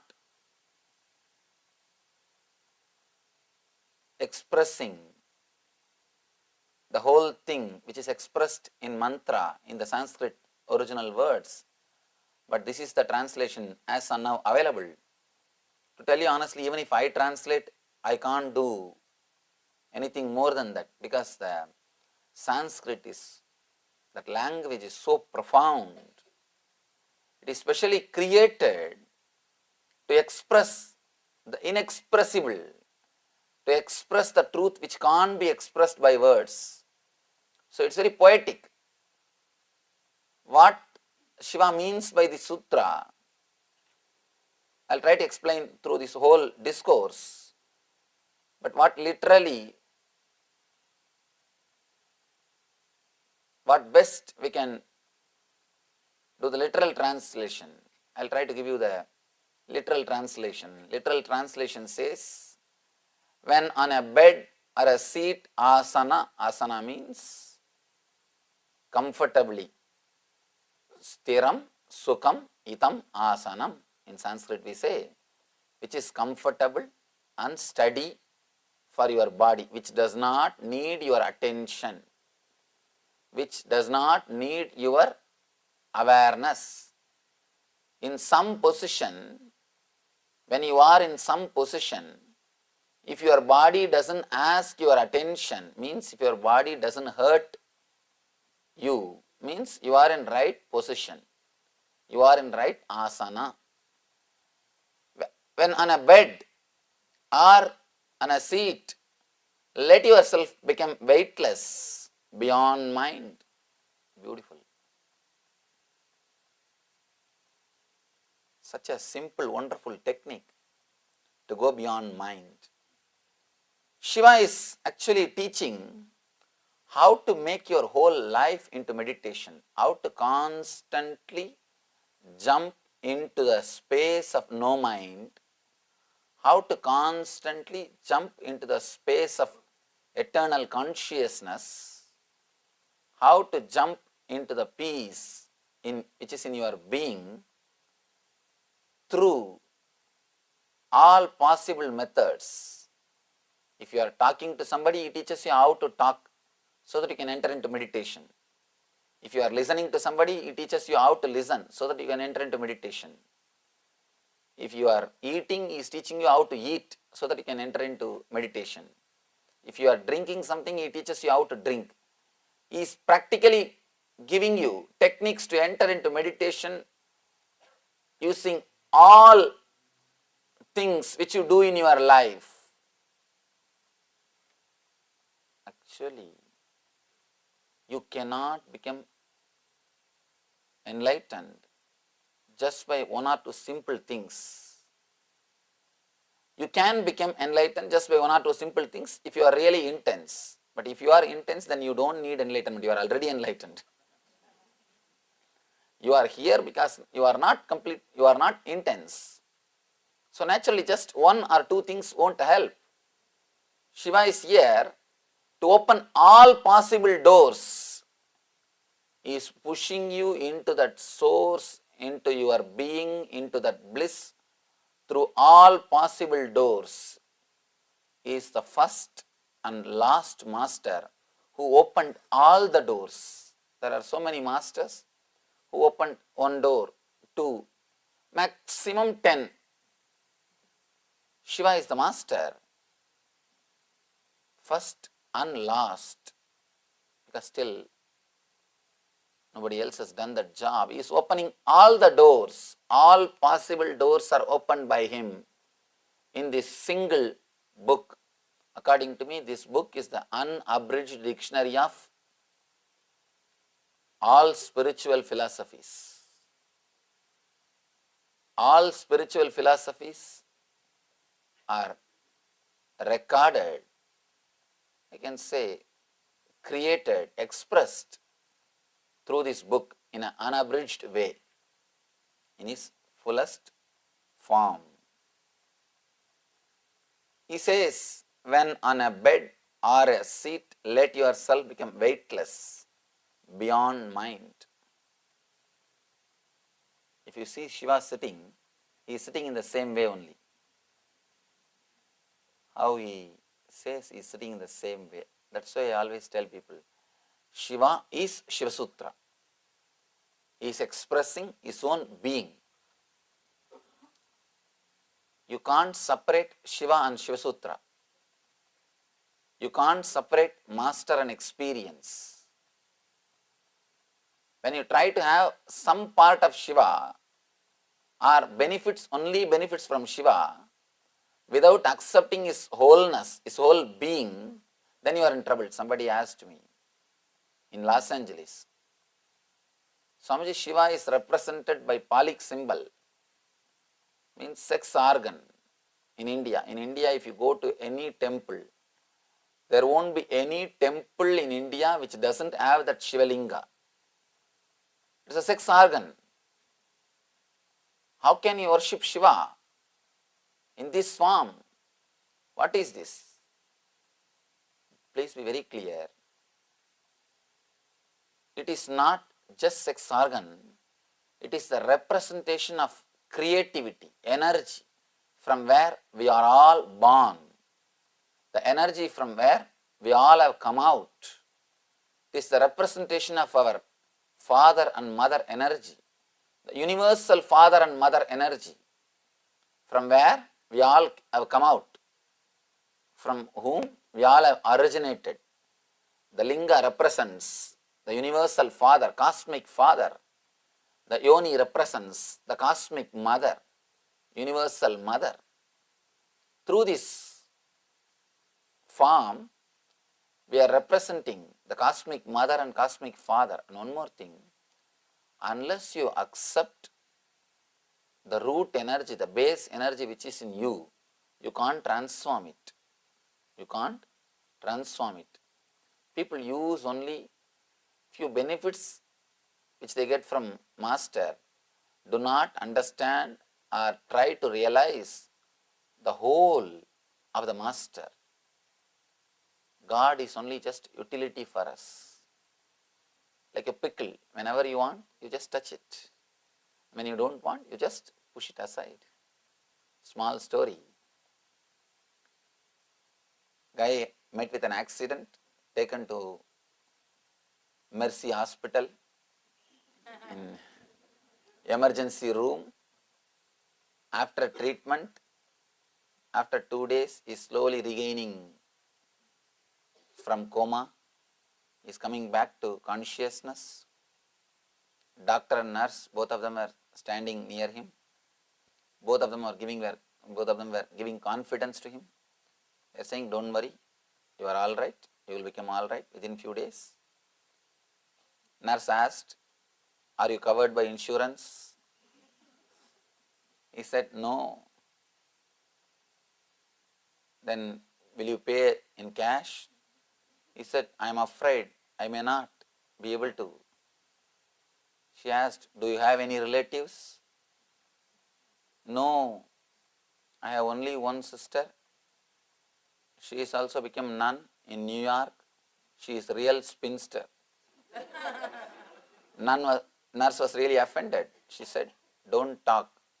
Sir, I want you to understand, nuns are not spinsters. They are married to God. He said, oh, in that case, send my bill to my brother-in-law. In that case, send the bill to my brother-in-law. Be very clear. God cannot be just a utility. We are all trying to use God as just an utility. We are all trying to use the Master's utility. As long as he does and says things which we can understand and agree according to our frame, things are really beautiful. Okay. But when he does something which we don't understand, which is beyond our understanding, we are not able to understand. And we start criticizing. We start opposing. Of course, we are the one who are losers. Anyhow. Now, if you see this Shiva statue, is exactly expressing the sutra which he is speaking. Of course, you don't have to see the statue. Even if you are not able to see, it's okay. He is just sitting straight. The same way in which he is explaining. And he is represented by a sex organ, Shivalinga. Why he is represented by that organ and why he is sitting and meditating, what he wants to say through the sutra, and how all these three things are connected is the whole discourse.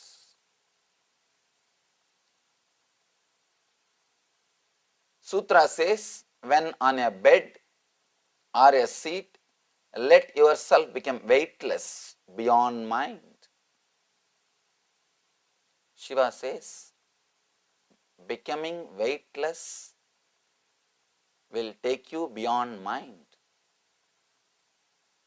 Let me tell you about an experiment about which I read. Around the world, this experiment is going on. Still, doctors are trying. Doctors are trying to weigh the body of the man before death and after death. Constantly they are trying to weigh, because the East is claiming that a soul leaves the body. All the Eastern masters are claiming soul leaves the body when a person dies. They just want some proof. If something leaves the body, then naturally it should become weightless. Some weight should reduce. Because according to science, everything has got weight. According to science, everything has got weight. The big problem is science has entered into the realm of only matter. Only in matter level everything has got weight. Now they even measured sun rays, the weight of sun rays. They say 10 square miles. The sun rays which falls on 10 square miles, if you weigh them, it comes to the weight of 1 hair. Now they are able to weigh even the sun rays. They have proved everything has got weight. So now the only thing which they are trying to do, they are trying to weigh a body before death and after death, so that if there is a weight difference, if there is a less weight, then they can understand the weight of the soul. They are trying their best. All over the world the research is going on.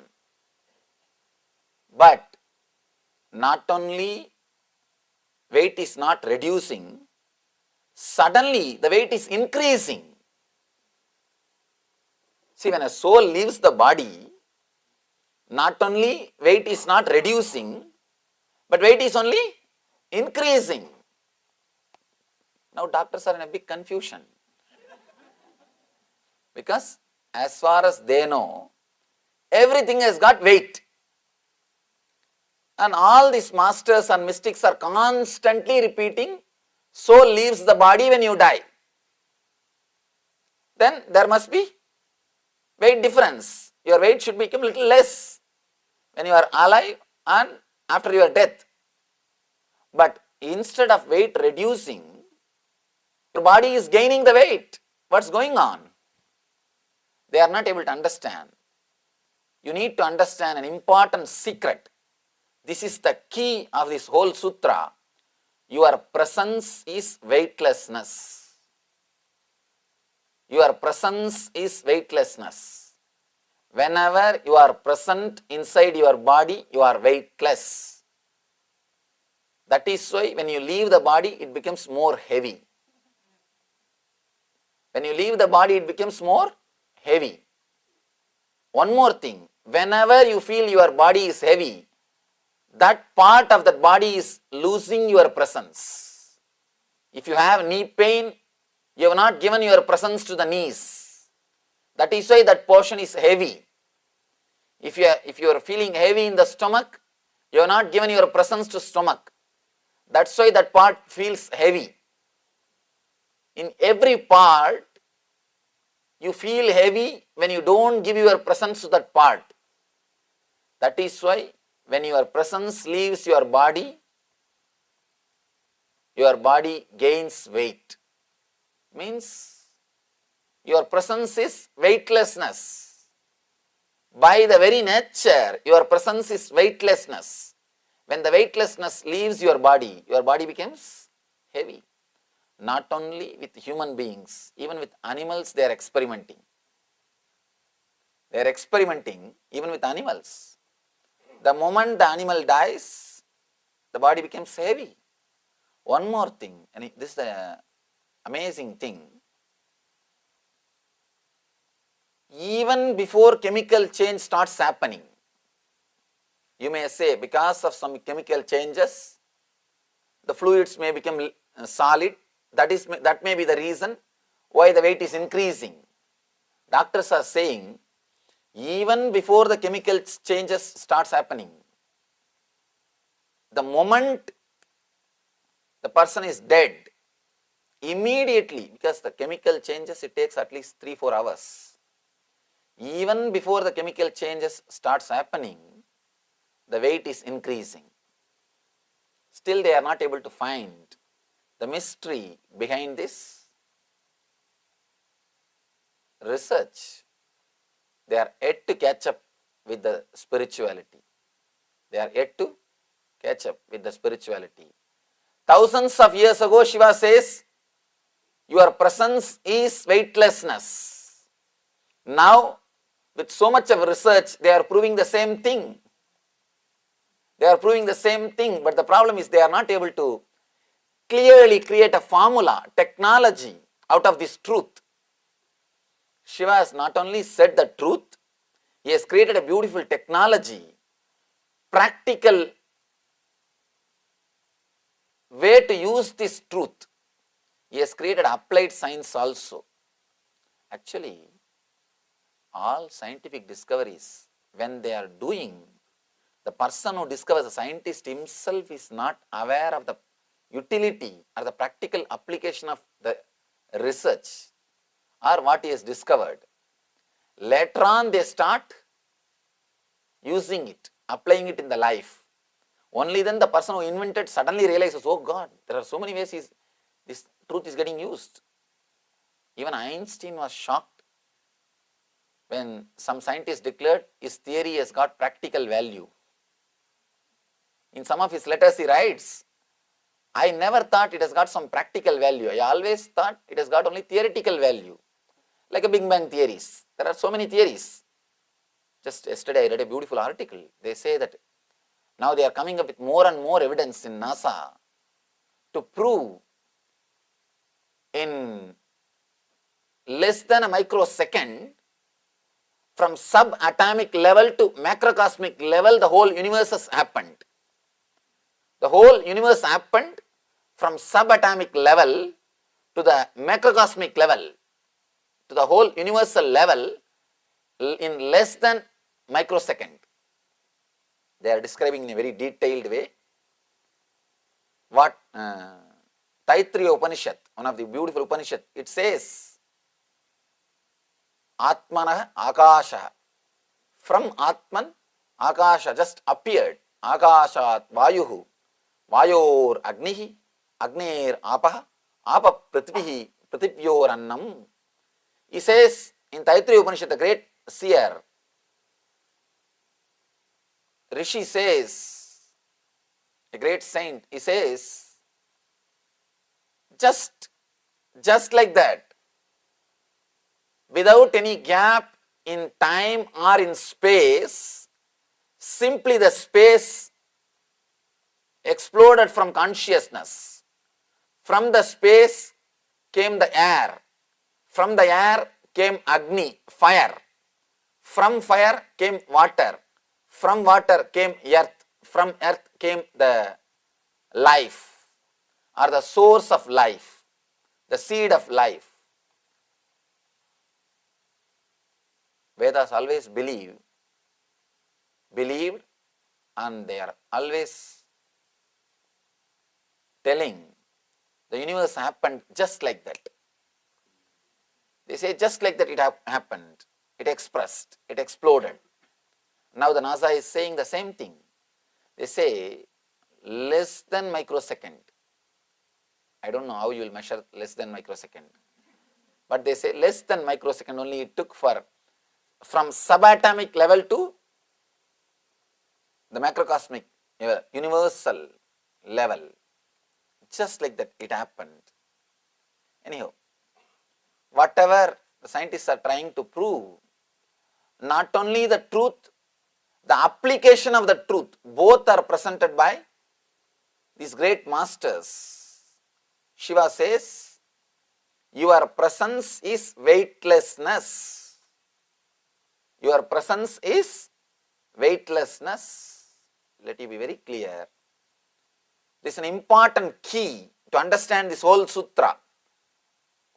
Daman Dachobha Sambhukta Sukshmagnitilaka Kritim Bindum Shikante Hritaye Layante Dhyayato Layaha. Layante means non-existence or weightlessness. Even weightlessness is not a right word because I don't have any other word, I am using that word. Please understand the truth which I am expressing, which I am explaining. That will give you an idea. Beautiful sutra. Layante dhyayato layaha. It says, become weightless and enter into the laya, means beyond the mind, the weightless space itself. Let you become weightless and enter the space beyond mind. The key is your presence is weightlessness. You can see in your life, if you are feeling heaviness in some part of the body, you have not given your presence to that part of the body. You have not attended that part of the body. If you have a knee pain or stomach pain, just put your awareness on that area for 10 minutes. Simply you will see the pain will disappear. I tell you, because not only I practiced, there are so many of our devotees, disciples who are doctors, medical doctors have practiced this technique. And they say it really works, Swamiji. All you need to do is, where you have pain, just put your awareness in that area. Do not remember the word pain, just drop that word and look what is happening in that area. Just see what is happening in that area. Just relax. Just give your presence and you will see, simply you experience the weightlessness. Not only with your body, even with other persons, even in the outer world, if you are feeling heavy with somebody, give your attention, the weight will disappear. You will carry your heaviness as long as you don't have courage to give your attention to that person, as long as you don't have courage to open with that person. If you can open up and drop the heaviness, you will see even your relationship becomes weightless. You will not have weight in your head. All your ego is nothing but you not giving your presence, you not giving your awareness to that part of you. Wherever it hurts, whether it is physical, mental, in relationship wise, give your awareness, give your presence. Immediately that hurting will disappear. Because your presence by its own nature heals. Your presence, your very presence has got the power to heal. People ask me, Swamiji, for your meditation techniques, for your healing, your presence is necessary. I tell them, my presence is not necessary, your presence is enough. For my healing to work, for my meditations to work, my presence is not necessary, your presence is enough. But you need to give your presence. You forgot how to be present. That is why you are depending on my presence. If you can be present, you don't need my presence. You don't need my presence. You are caught with so many things. You are caught in so many things. Even if you are present physically, never ever think you are present here.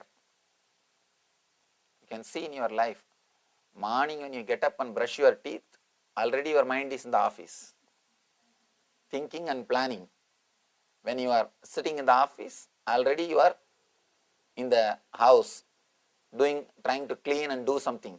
When you are in the house, already you are in the temple or beach or in the discourse, thinking what you are supposed to do going there and what you should do, what you are supposed to do and what you are not supposed to do, with whom you want to fight, with whom you want to relate, and what you want to do this, what you plan everything. When you are in the lecture, already you are sitting here and thinking when to go back to the house. I don't know when you will finish the lecture, and I don't know when the energization will be over. I don't know how long it is going to take. I think in the gap itself I will go away. I have to go. It is getting too late nowadays. The energization is ending only in 11 o'clock. You are sitting and planning. Be very clear. If you are here, you are not here. That one thing is sure. If you are here, you are not here. You forgot how to be present. You forgot how to be simple. You forgot how to be relaxed. You forgot how to be. That is why you are constantly dependent on my presence. If you can relax into your presence, you don't need my presence. Shiva says, your presence is weightlessness. Layante means nothingness, disappearing. By your very presence, you are weightlessness. For example, feel how a cow is lying and he is there, he is eating, he is swallowing, he is drinking, but there is no being inside. He has got life, but there is no individuality. There is no personality.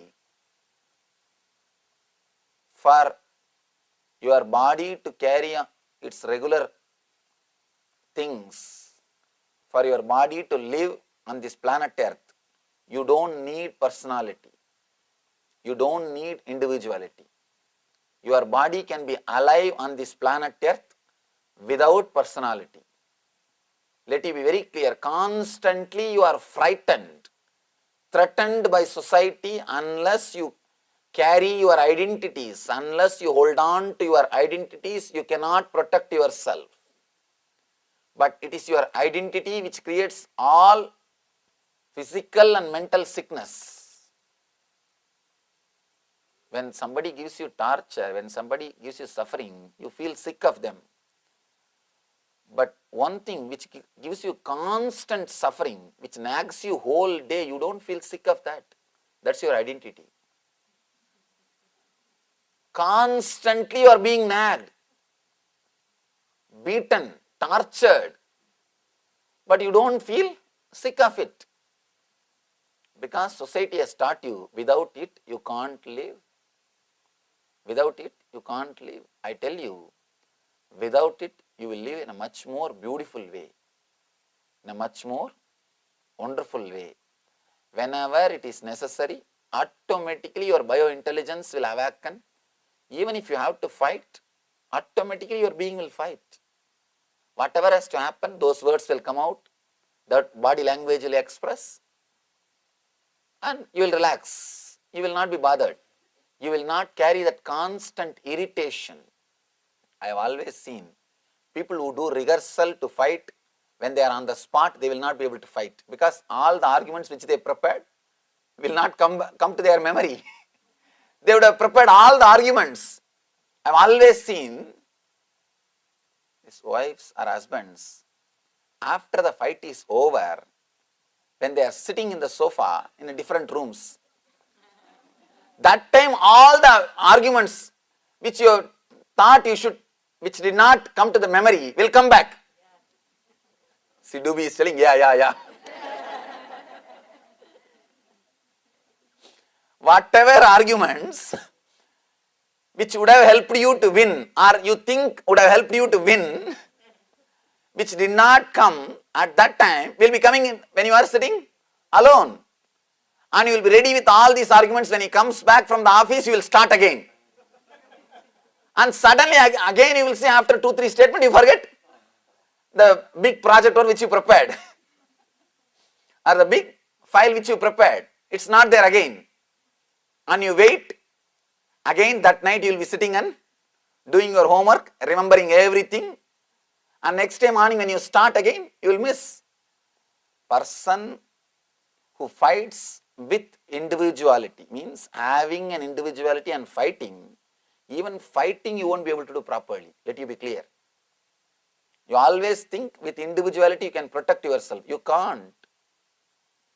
Because with individuality, constantly you are dependent on your past experience. You are preparing arguments. If he says this way, I will tell this way. If he talks this way, I will talk this way. If he comes this way, I will come this way.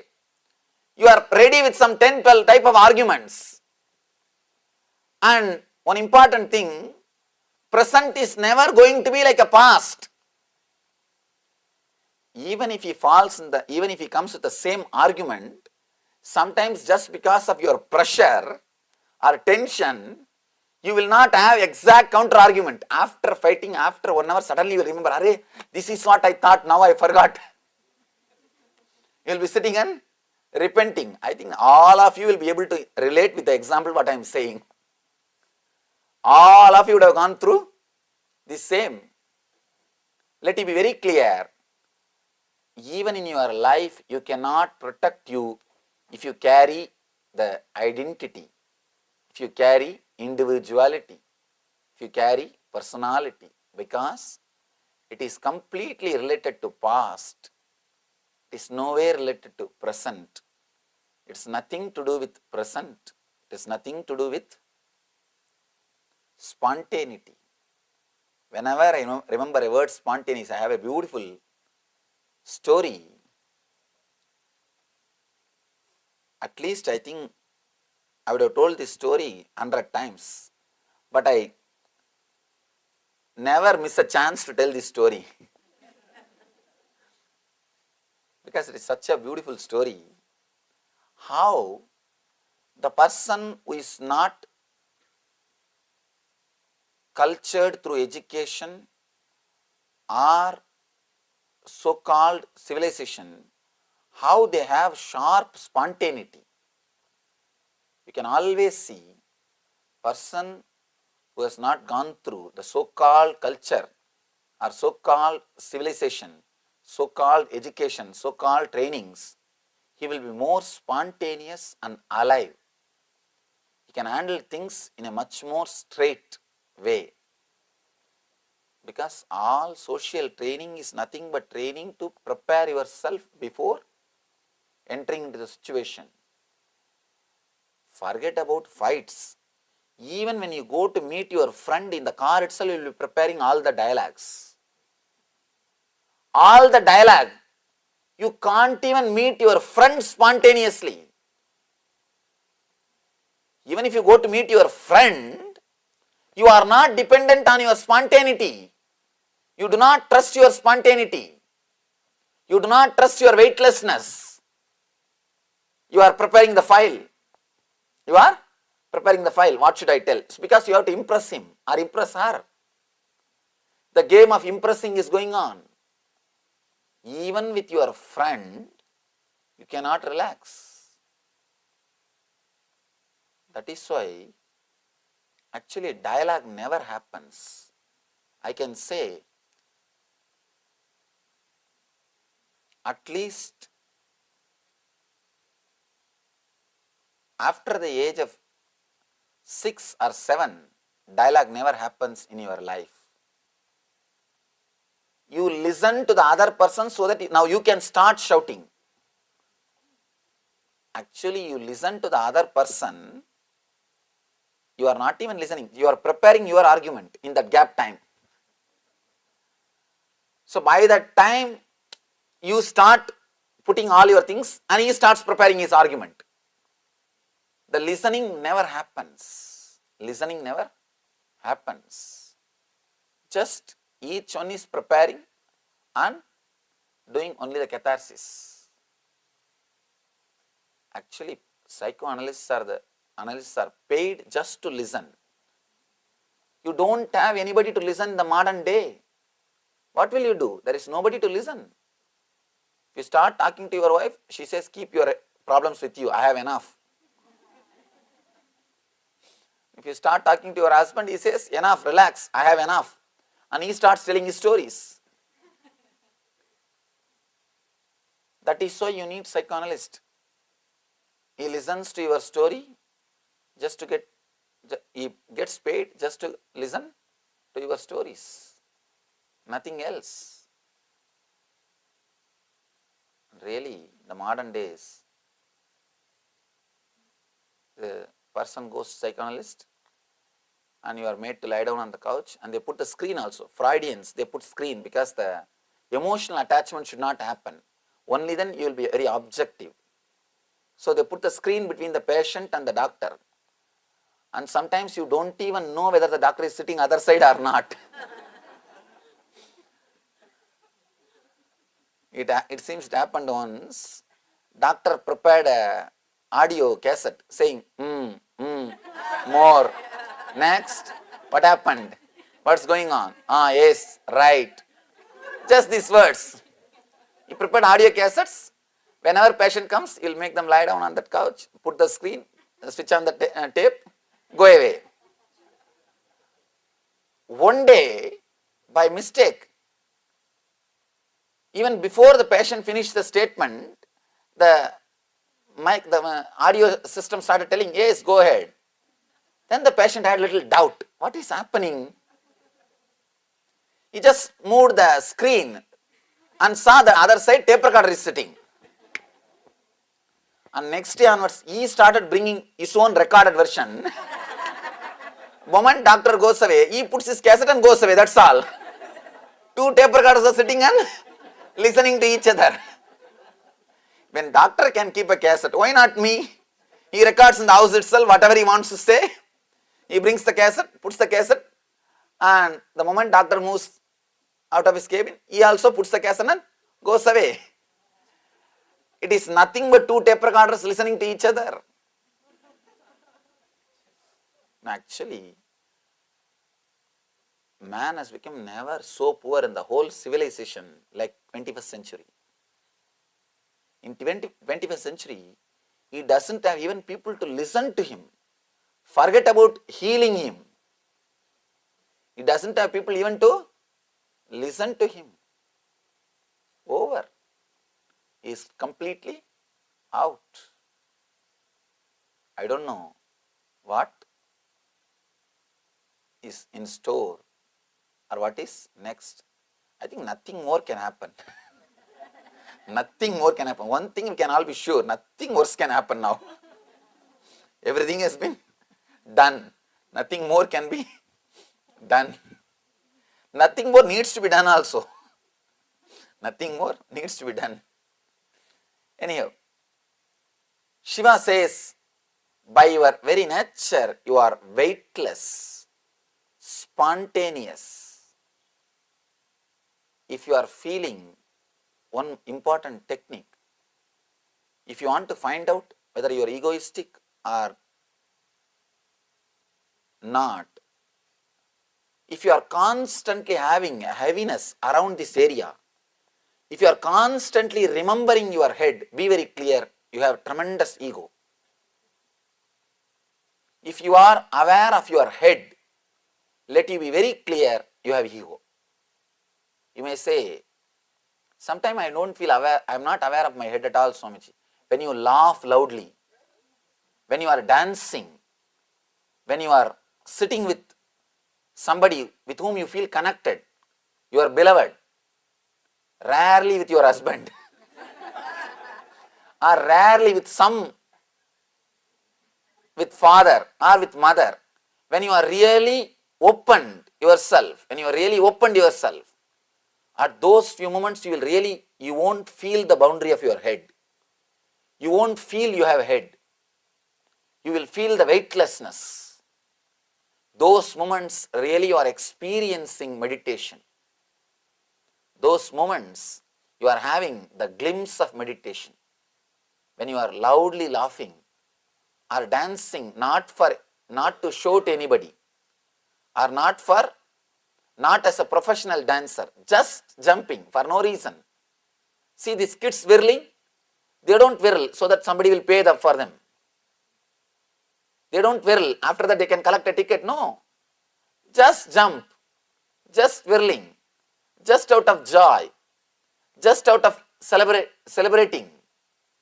Just because 4 or 5 are there and you can see each other in joy and you can just see the other smiles and just you are sharing the smiles. Just you are inspired by the smiles. When you jump around, same way, when you paint, just inspired by smiles. When somebody sees and he enjoys, if you are inspired just by that smile and do something, you will feel the boundarylessness in the head. You will be spontaneous. As long as you are aware or you have boundary, you are pressured, you can't be creative, you can't be artistic. There is a beautiful story, Zen story. Disciple, great painter, was asked by the master to paint the master. Master is sitting, disciple is painting. Whole day he painted, finished the painting. When he showed the painting to the master, master first thing he did, give a big blow. Simply kicked him. In Zen masters are not so-called cultured or polished. They will straight away work. They don't talk much. They don't waste time in talking. The disciple was shocked. What is this? What have I done? He said, fool, don't paint you, paint me. Don't paint you, paint me. When you do it with your ego, you will paint you. Your idea about me, how you look at me, not me. Disciple was not able to understand. Every day, 5 to 6 hours, disciple sits with master and paints. Finally, he gets just to get the beating. And it goes on and on and on for 10 days. Finally, that day, actually, master is working on the disciple. He is teaching him how to paint egolessly, how to paint without personality, without individuality. Creating after enough of pressure, now the moment disciple sees the master, he starts shivering. He has started shivering. In those days, disciples used to be afraid of master. Once upon a time, disciples used to be afraid of master. Anyhow, finally, the last day, when disciple was painting, suddenly master says, I wanted to go to bathroom, you continue your painting. He went away. When he came back, he saw the disciple was painting without his being. He accepted that painting. Not only that, he says, now you understood how to paint without being. You may think how it happened. The moment master moved, the pressure on the disciple's head has disappeared. The pressure, he is being watched. The pressure he has to satisfy has disappeared. The moment that has disappeared, he was able to do it in a beautiful way without the being, without the personality. Before he started painting, in his head there was so many pressure to satisfy this person, that person, this and that. So many weights were there on his head. When he started working with the master, by creating big pressure, he removed all other pressures. Actually, if you get married, you won't have any other suffering. That one suffering is enough to take away. And this reflexology, if you go through reflexology, you will not have any other pain, because that pain is That pain is enough to take away all other pains. Same way, sometimes big pains takes away all the small pains. Master sits on him and takes away all other weights. And after removing all other weights, he removes himself. And suddenly disciple feels the weightlessness and enters into the spontaneity, enters into the spontaneous energy. And he became a great painter. Let me tell you this story which I was about to tell about the spontaneity. If you know the great epic Mahabharata, it is the history of India. If you read that book, you will be able to understand this story because this related to that book.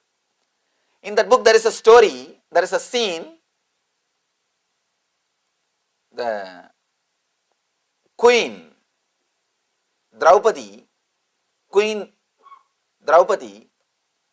be disrobed, will be abused by villain's brother. Villain's brother is Dutsadana. We call it Dutsadana. His name is Dutsadana. He will be disrobing, abusing her in common palace, in the common darbar, the court. He will be abusing her. She is a great devotee of Krishna. Krishna is incarnation of God. When she calls Krishna, when she was being abused, she calls Krishna, immediately Krishna appears and protects her, supplies cloth, abundant clothes. And this Dutsadana, the villain, was not able to remove all the clothes. He is completely tired, he drops dead. This is the story. According to story, the villain will be disrobing the queen. She will pray to God and God will appear in the scene and give her enough of clothes. He will be just pulling, the cloth will be coming, and it is just like a hill made out of clothes. So much of clothes will come out of her body. Then this fellow automatically drops dead. This is the scene. In India, the beauty is every village will have the recitation of Mahabharata. Means reciting this story is a ritual done in every village. At least once a year, they will do this ritualistic recitation of this story. And no mic or anything, just they will get into the stage and start singing or shouting. It will be really fun to watch the whole thing. And usually the kids and the old ladies who don't have any other work, they will come and sit there. And they will chew the tobacco leaf and spit on somebody and spit the juice on somebody. You will have a little prasad and tirtha. And all these kids will do 1, 2, 3, everything there itself. Nothing can be done. And it will all be there. You will be sitting amidst of all these things and enjoying the drama. And it's like a village gathers together. And not only Mahabharata, all the village stories also will be told there. Each one will be talking to others about what happened to her and what happened to him, who ran away with whom, who is living with whom, and who is doing what. The whole story they will share there only. It's like a common place, get together, where they will sit and speak all these things. And traditionally, women are not allowed to participate, women are not allowed to act in the drama. Female role also will be played by male only. Male only will play the female role also. Now you have to understand the whole scene, only then you can enjoy the spontaneity. Only then you can enjoy the spontaneity or the whole thing, how things happen. And there will not be much instruments or materials. If there will be only one stick with a big tin attached to it. If Saraswati holds that stick like that, you have to think it is a veena. If Hanuman holds like that, you have to think it is a gadayuda. The same stick will become veena and gadayuda. You can't do anything about it. And the same stick will be used for everything. Gadayuda means weapon, Veena means musical instrument. For both they will bring the same stick only. That will only be used for all the purposes. It's like a multi-purpose. And sometimes same actor will come playing 2-3 roles, and he will just change only one cloth, one shawl, and he will come back and tell the story anyhow. That day part is that Draupadi means the queen is supposed to come with 7 sari tied on one on the other, so that the Duchadana will pull the saris. By the time it comes to 6th sari, the queen has to shout Krishna, Krishna. The Krishna will jump from behind the stage, and he will jump into the stage and say, oh my dear devotee, I have come to protect you. You are protected. Immediately the villain has to act as if he is tired, and he will drop dead. This is the story. By mistake, the villain forgot the count that day. Instead of pulling only the 6th sari, till the 6th sari, he started pulling the 7th sari also. The queen is wearing 7 saris. The villain is supposed to stop at the 6th sari. Until 6th sari, the queen will not call Krishna. She will be telling something Madhava, Madhusudana, Keshava, some other names. Only when it comes to the 6th sari, only when the villain is little tired or acts as if he is tired, she will call Krishna. Then Krishna will jump from the stage, from behind the stage. He is standing behind, smoking beedi actually. I am telling you the whole scene, what is going on there. And Krishna is standing with his mukuta and flute in one hand. Flute means the same stick. And he is just enjoying the smoking the beedi. Beedi means the village cigarette. And he is enjoying the beedi, waiting for call. And this villain forgot the number count. And he is pulling the 7th sari also. And suddenly Draupadi realized the 7th sari is being pulled. And because the 7th sari is being pulled, instead of calling Krishna, straight away she started kicking Duchadana. She started kicking the villain. Hey, leave me, hey, leave me. According to we were all surprised. What is going on? Usually the fight is not supposed to happen. How can queen fighting with villain? It doesn't. She is supposed to call Krishna, Krishna. Instead of that, she is straight away attacking the villain. And the fight has started. And this villain guy also did not understand what is going on, or he is doing some mistake. Somehow, finally, in that whole mess, he pulled the 7th sari. Now, she is standing with a trouser on the stage, in a public stage, above the hip, female decoration, female makeup, with all the female dress and female jewelries, hair and the flower, everything is female. With all the traditional turmeric powder and decoration. And below with a trouser he is standing on the main stage. Behind that Krishna is looking through the screen, still why I am not called, with a beedi. With a beedi he is standing and looking through the screen. Why still I am not called? What is going on there? What is going on? And the whole villagers are laughing. Because the whole thing is now messed up. She is supposed to be women. Actually, male only act the role of female also. Now he is standing half male and half female. And Duchadana suddenly realized the mistake. Suddenly he realized the mistake. 7th sari has been pulled. Now he has to drop dead. He can't drop dead also unless Krishna comes. Unless Krishna comes, he can't drop dead. Now the whole scene is confusion.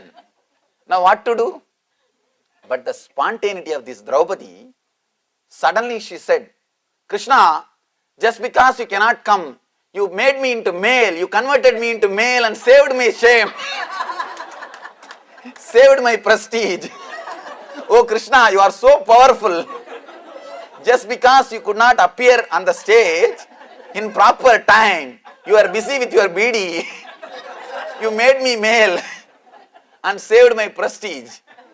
You see, The statement itself is not a big thing, but spontaneity. In that situation, if you get angry, you can't do anything. If you are taken away by shame, you can't do anything. You can't do anything. You can't do patch up.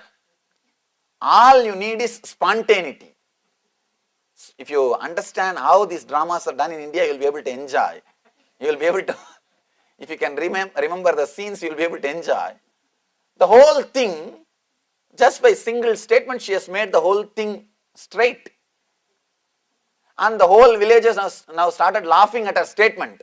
They forgot that there is some serious mistake done in the drama. The idea that there is something wrong happened in the drama has disappeared from everybody's mind. Now everybody is involved with only that fun. The whole atmosphere has changed just by one statement. This can happen only when you are spontaneous, not when you carry identity. When you carry identity or personality, you will only be fighting or trying to pick up that saree and tie yourself. And how will you cover? Because everything is open now. After that, what will you cover? And nothing can be done. Behind the Krishna is standing with the beady and slowly looking through that screen. And that smoke is also coming through that screen. Smoke is also coming through that screen. Only through spontaneity, this kind of situations can be handled. In life also, you can't live your life completely with your prepared dialogues. With your prepared dialogues. You can't live your whole life with your dialogues. Do not write the story before things happen. You always write your story before that itself and try to enact the story. If you don't write your story before entering into the situation, you always write the story. You will always write. You are ready with arguments, you are ready with words, you are ready with everything even before meeting your friend. Even with your friend, you are not spontaneous. You are prepared. Now you just go with your big sheet, big paper. You go with your big, huge storybook and you exactly enact. If one statement, if something goes wrong, the whole story is mess. You go with a prepared story. I tell you, if you live without prepared story, your life will become history. People who created history lived without story. Either you live with your stories and just reproduce the same stories, live and die, or you live spontaneously. When you don't write your story, others will write your story. It will become history. If you yourself constantly write your stories and enact according to that, you will be just a normal human being. You will be just normal human being. Somebody asked me, Swamiji, you are so young, already your biographies are published. More than 12 different languages. Now you have my biography. They asked me, how? This is what I told them. I never wrote my story before living. I just lived. When you just live, you do things which can never be done with a written history, with written stories. Be very clear. Whenever you prepare for future, you judge your capacity based on your past performance. But future is possibility to go beyond your past performance, not just to reproduce your past performance. When you do not trust you can do something more than what you have done in your past, you prepare your story, go there and enact and come back. You never allow growth to happen in your being. You never allow intelligence to happen to your being. You are clear how much you can do even before entering into the future. If you see in your life, years after years you will be struggling with one problem, just because you do not trust future is something more than past. In future, there is a more possibility than what you had in the past. You never trust that. You always play very safe, secure game by bringing your past again and again and again, creating a story and enacting again and again the same story into the future. I tell people in our ashram, at least do new mistakes. It's okay. But we don't even have that much of intelligence to do new mistakes. All your mistakes, if you try to analyze and put in one line, it will all be practically same thing. Maybe the quantity is little more or little less. Otherwise, the attitude and the quality will be the same. We don't have intelligence even to do new mistakes. Even to do new mistakes means you are constantly carrying weight. The weight of the past. Shiva says, when on a bed or a seat, let yourself become weightless beyond mind. Bindum shikante ritaye layante dhyayato layaha. He says, just be dot, a dot which has disappeared, the small dust atom which has disappeared, which doesn't exist, weightless. Damantat shobha sambudha sukshmagni tilakakritim bindum shikante hritaye layante dhyayato layaha. Beautiful sutra. I am just trying to repeat the sutra so that let all dimensions of this aphorism be explained to you. Even if I missed one or two dimensions, I wanted to bring it back again. I want to tell you. One more thing, your body is matter. Your presence is energy. Your presence is purely weightless. When your presence leaves your body, the body becomes more heavy.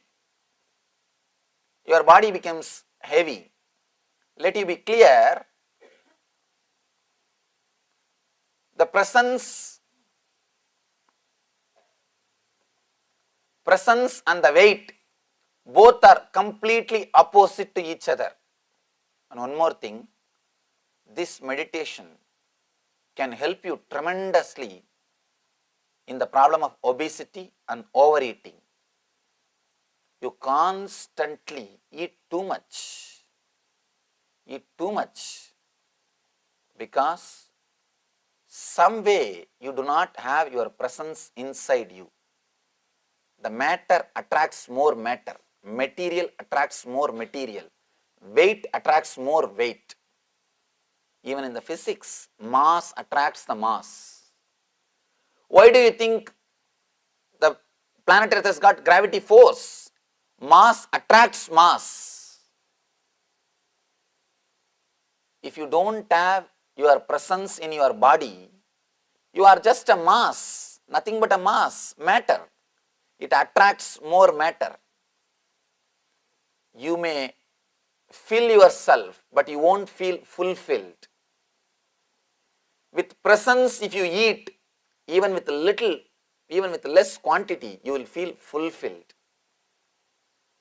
Be very clear, filling is different, feeling fulfilled is different. Filling is totally different, feeling fulfilled is totally different. I request all of you, if any of you have obesity problem or overeating problem, means everybody, do this simple technique just for 5 minutes. It's not a big thing. You don't need to do this technique whole day actually. It is a very simple, very beautiful technique. Today we will practice this technique. Before eating, but before eating anything, that is the problem now. Because we don't eat once or twice a day. There is no difference between cows and us. Cows, wherever they see something which can be eaten, immediately they will open their mouth. Human beings also have become like that. No time. Even while walking and driving in this country, I saw even when they are driving, they are eating. Because that kind of food is available. And if you don't have time to eat, and then just have a Coca-Cola, that glass, that bottle, Coke bottle. Coke bottle you don't have to hold actually. You can use one hand and put on that steering and drive and drink. Constantly something is going into the body. Constantly the matter is attracting the matter. The material is, mass is attracting the mass. Before eating anything, try to do this meditation, but don't do it in your car. At least before morning breakfast, noon lunch, and night dinner, and evening snacks, and between coffees, and little tea, and Coke in the car, burger in the bus, anywhere. I don't know what else goes inside. Oh God. And I saw the size of the food. Oh God. No, really, and let me be very clear. Please understand, so much of advertisement for food should not be done. See, constantly what you see only you will feel connected. So much of advertisement for food should not be done. And you eating is somebody's business means naturally you will be made to eat. One guy goes to the psychiatrist and says, "Sir, I have too many problems." Immediately psychiatrist says, "Don't bother, everybody has got problem, even I have problem. Please sit, let's sort it out." This guy will sort it out. 3 sessions, I'll charge you $100. Let's start. This guy says, 3 sessions, $100 will solve your problems. But tell me something to solve my problem.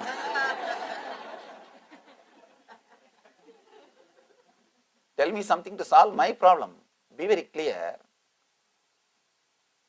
So much of advertisement for food, because you eating is somebody's business. It is dangerous.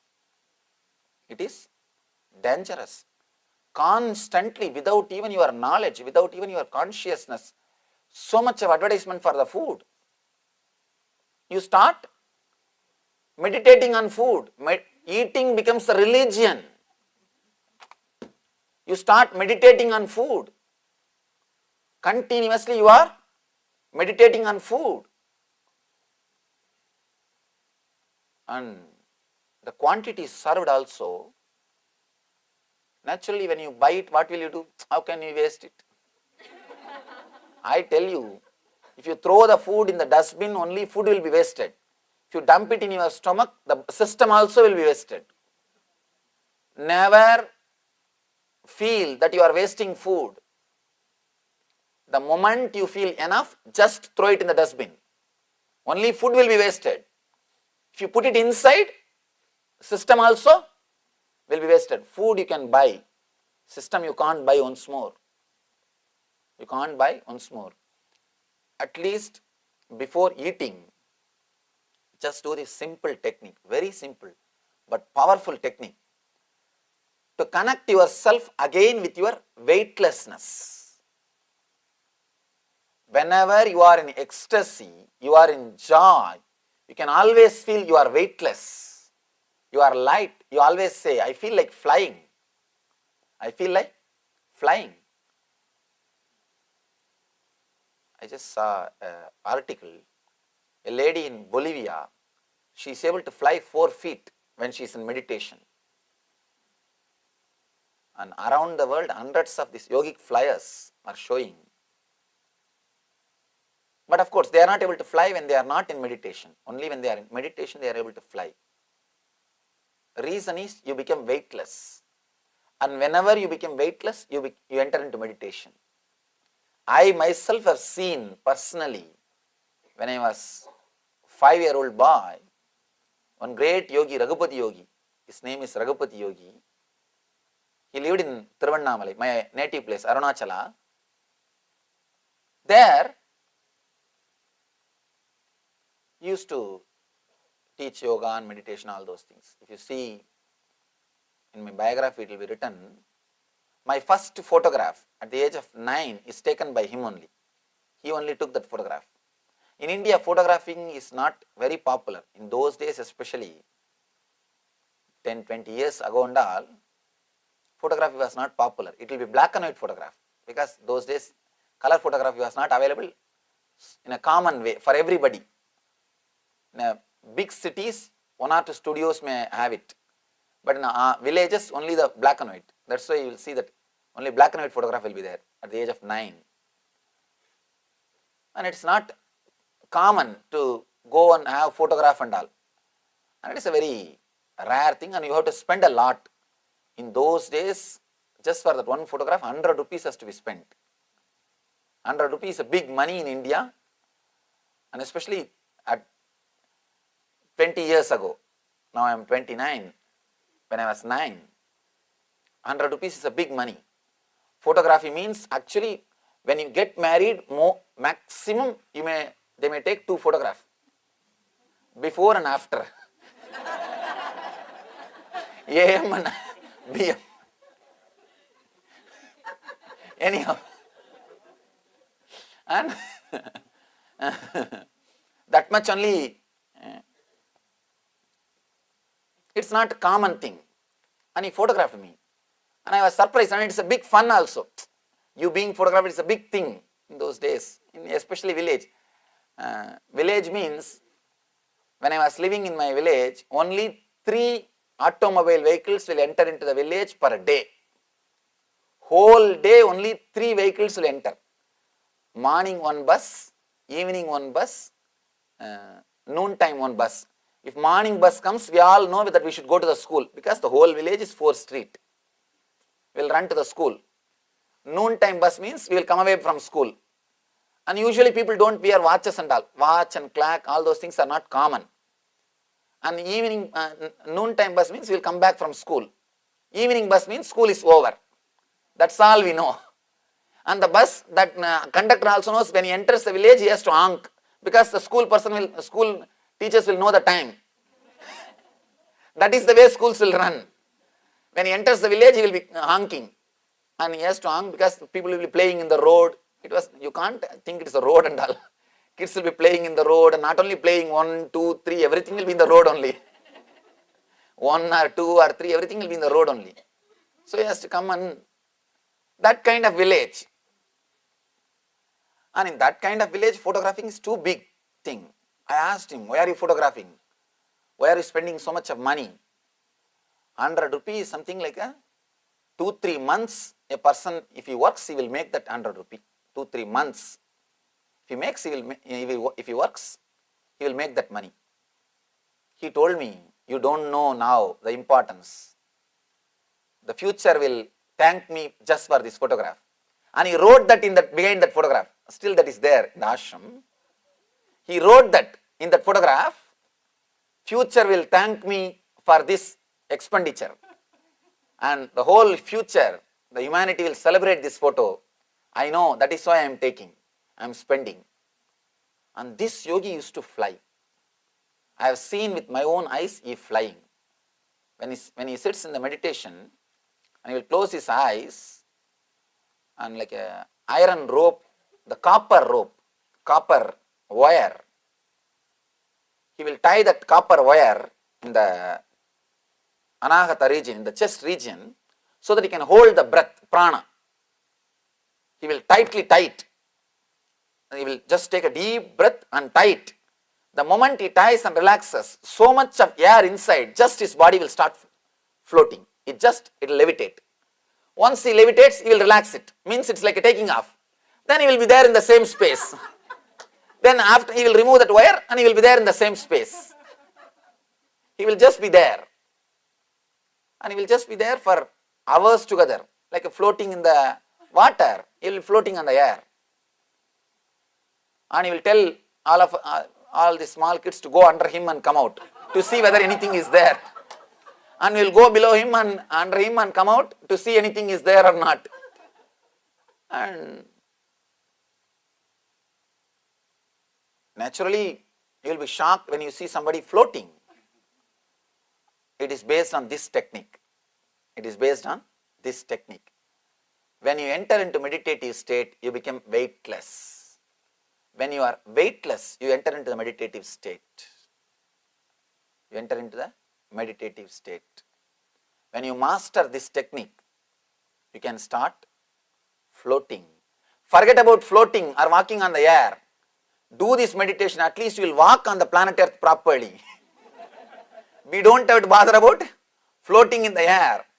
Let's learn at least how to walk on the planet Earth properly.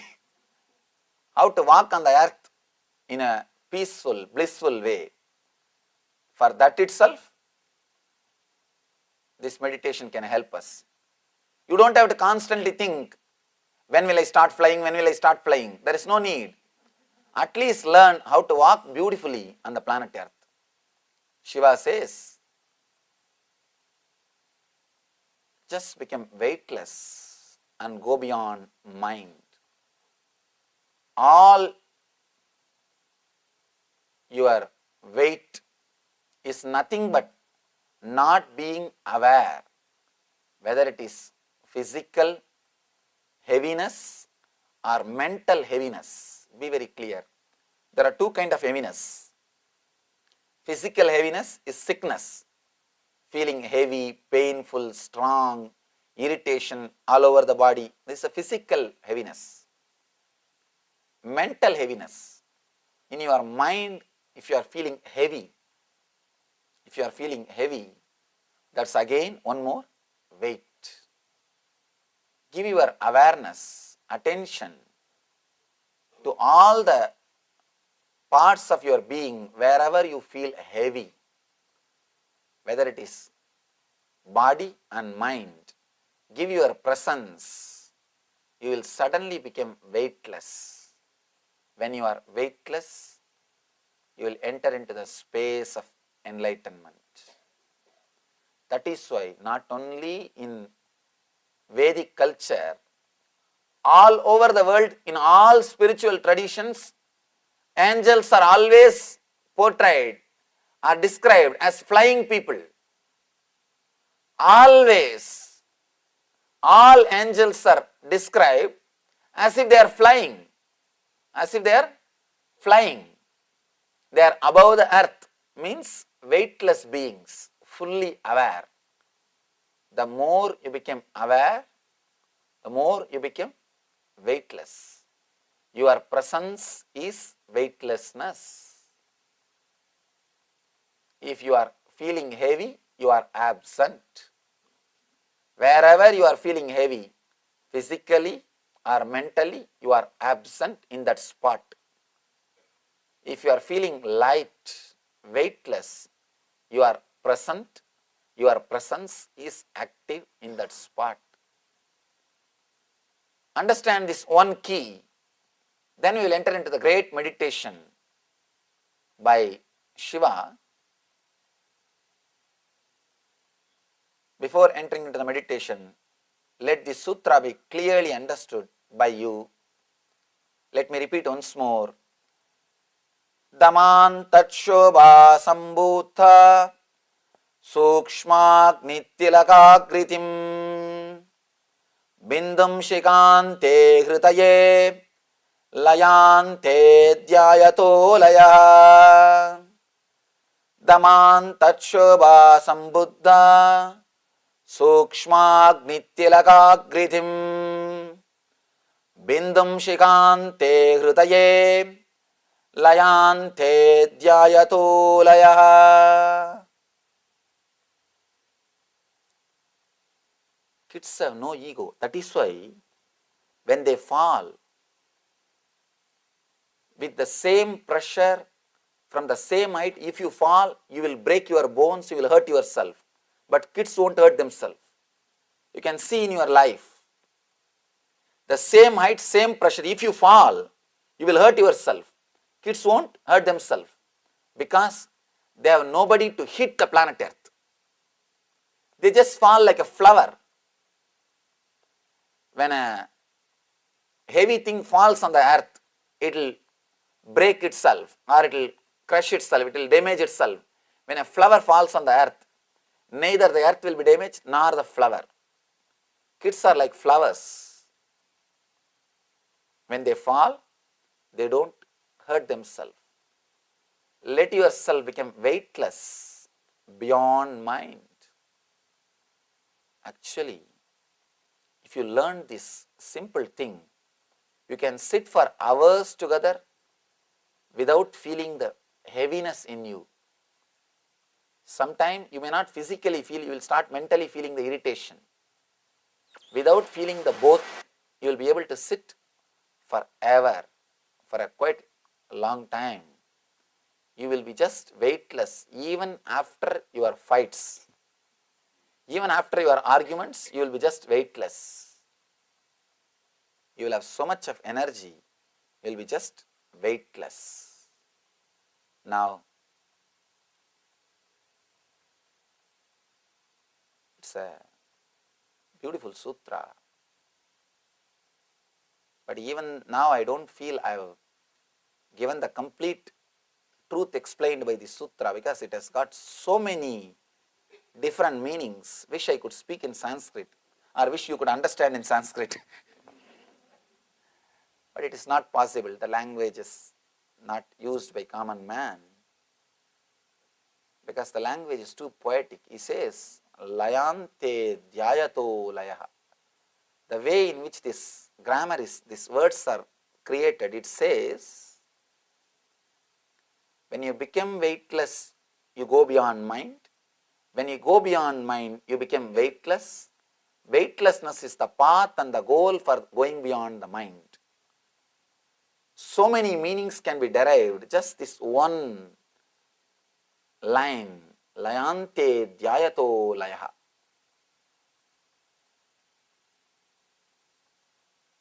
One more important thing, your body is made out of memories. If you are emotionally attached to some memory, if you are connected to some memory, if you are caught by some memory, that part of your body will feel heavy. Your body related to that memory or that memory, the part of your body which is directly connected to that memory will start feeling the heaviness. If you sit in your office and just remember your boss without doing any work also, you will have shoulder pain. Just for 10 minutes, can't meditate on him. You will have shoulder pain. Because the memories related to stress are awakened. Those memories are directly connected to shoulder. You will have shoulder pain. You will have shoulder pain. Constantly, when you attach yourself to some emotionally when you attach yourself to some memory, the part of the body which is related to that memory will start having pain, will start feeling heavy, will start feeling the weight. Now Shiva says how to become weightless and how to enter into the space beyond mind, beyond memories. It's not that you will lose your memory, you will not have emotional attachment to it, you will be able to handle it in a much better way. Now, let you have a small break.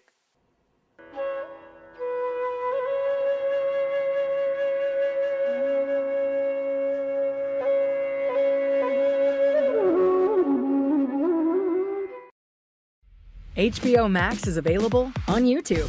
Press play on something new. Your replacement came in early. Get HBO Max, Paramount Plus, MGM Plus, and more. Find your favorite movies and TV on YouTube.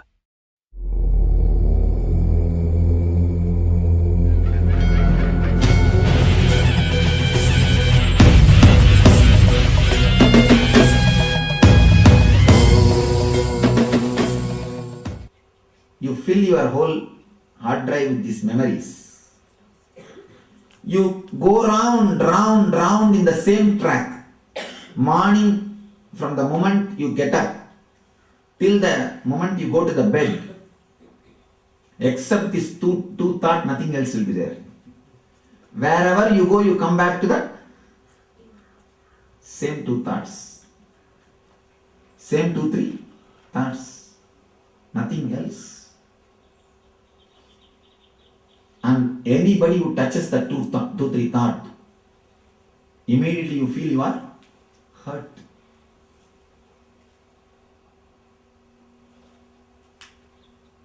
You are hurt, immediately you are hurt.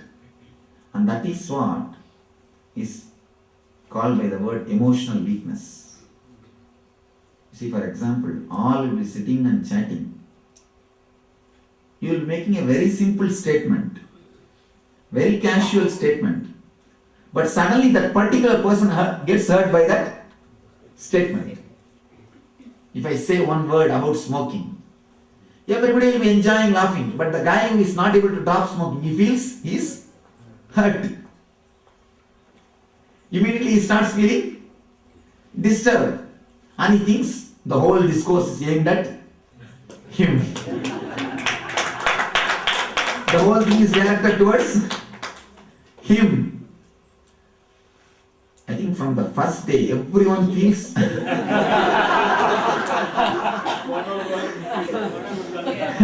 one-on-one conversation is going on. One-on-one conversation is going on. Photographs related to good memories? Associated There is no such thing as good memory or bad memory. What made us feel happy? Just at that time? throw away everything. What made you feel happy, even that when you try to hold, it will become misery. That is what I say, don't possess Nithyananda. When you try to possess that memory, you will start squeezing it. You will suffocate that photographs, they will run away. You will suffocate that memories, they will run away. If you just continuously try to stare around somebody 24 hours, and simply that man will be fed up, get fed up. See, the idea of beauty exists as long as you don't live together. Idea of beauty exists as long as you play the game from distance. You play the game from distance. With ordinary people, the more they go close to them, more the problem. More they drift away, more they get detached. Anyhow, your memory, the emotional attachment to memory that is the main reason for memory loss. If you feel that your memory is not sharp, you don't have sharp memory, you have memory loss problem, erase the old files, high resolution picture files. You will have enough space to store the things. You have so many nonsensical, irrational, unnecessary, high resolution photographs in your hard drive. That is why it is so hard to drive. That is why it is so hard to drive. When your hard drive is filled, it is really hard to drive your life. That is why instead of driving, you are pulling your life. There are two kinds of living: driving your life and pulling your life. We are all pulling. We have reduced ourselves to bullock cart state. If you have become a tractor, means you start driving your life. If you have become a no-mind being, the memoryless person, you start flying as a helicopter, as an aircraft. If you are an aircraft, if you are an helicopter, from there you can access to any memory at any time. Because it's like operating from satellite. Random access. Random access. Operating from satellite. You can play any dimension at any moment. One moment you can be a God giving boons, and exactly when your body language will act like a God.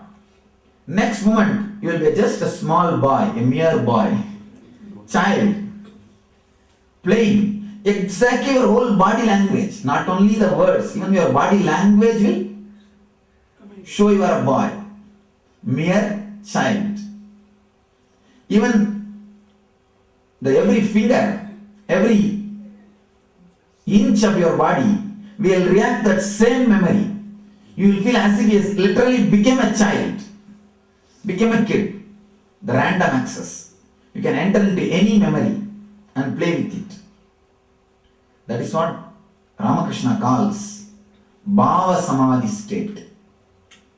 Means beyond the bhavanas, you can have access to any bhavana. He suddenly enters into the Devi Bhava and you can see almost he's a Devi. You can't imagine he's a man. The next moment he becomes a Krishna. You can't imagine he's a 50 years old man. And the disciples, they write a reminiscence. A 50-year-old man jumping and dancing, how ugly it will look usually. And when Ramakrishna dances, they say such wonderful grace will ooze out of him. You can see a total innocent child. Because simply enters into that bhava. And everything else speaks the same bhava. Everything else speaks the same bhava. Somebody was telling me, Swamiji, even your hairs act different way. Even your hair behave in a different way with your different moods. Not only the hair whole, even your pores will act in a different way. Because you will have the total access to anything. You can download anything. If your hard drive is filled with high resolution scanned pictures, you will not be able to download the whole. So you are half here, half there, half everywhere. Wherever you go, you are half. Living with high resolution pictures is what I call living with logic, living with intellect, living with ego, living on a same track, living without the excitement, living with suffering, living with dukkha, living with boredom. All these things are one and the same. High resolution pictures in your hard drive. That's all. That is why you feel life is boredom. Except human being, no animal feels life is a boredom. It is just your memories, memory association. Because of your memory association, too many high resolution pictures in your hard drive, the idea, wonderful universe disappears from you. Things look very flat. Very flat. You say, what is this universe? If you ask a question, you always ask, what is this universe? You always ask, what is this universe? Means what? Out of frustration. Out of frustration you ask, what is this world? What is this universe? She is asking, what is this wonderful universe? The whole attitude is different. Arjuna is asking, what kind of society it is? What kind of humanity it is? I have to kill my own relations. His question is totally from memory, emotional attachment. His question is from the high resolution scanned files. The moment he stood in front of the whole group, all the childhood memories came up. The Bhishma, the grandfather who took care of him, the Dronacharya who taught him how to hold the bow and arrow, the Kripacharya who took care of him, and all the brothers. So much of emotional memories. All those high resolution pictures are trying to enter at a time. So if you try to download the whole thing at a time, what happens? Computer crashes. That is what is Arjuna Vishada Yoga. Arjuna's Vishada is nothing but a computer crash. So much of emotional memories coming up, he is not able to bear. His question is totally from different angle. Now this Devi is asking the same thing from different angle. What is this wonderful universe? What is this wonderful universe? Wonderful universe, Wonderful universe, wonder-filled universe. When you say wonderful universe, the emphasis again on you. You feel it as wonderful. When you say it is wonder-filled, emphasis is on what is. It is too much. Wonder-filled. Not even wonderful. Wonder-filled. Overflowing. She says wonder-filled universe. Overflowing. She must have been in the ecstasy. That is why she is asking, oh Shiva, what is your reality? She must have seen the Vishwarupa or multi-dimensions of him. That is why she is asking, what is your reality?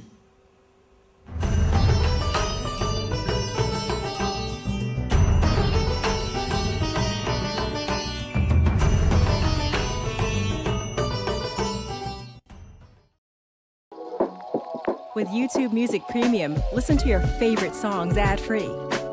Download music and podcasts to listen offline or on the go. Enjoy thousands of customized playlists and radio stations. And jam to music when your screen is off or while using other apps. There's more to discover with YouTube Music Premium. Try 1 month free.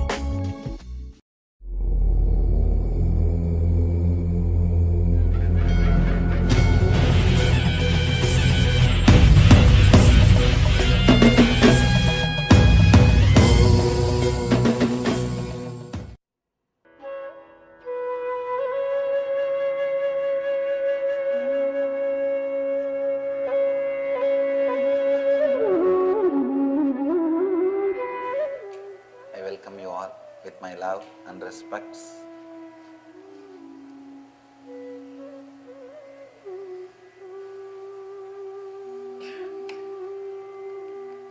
This great book, Shiva Sutras,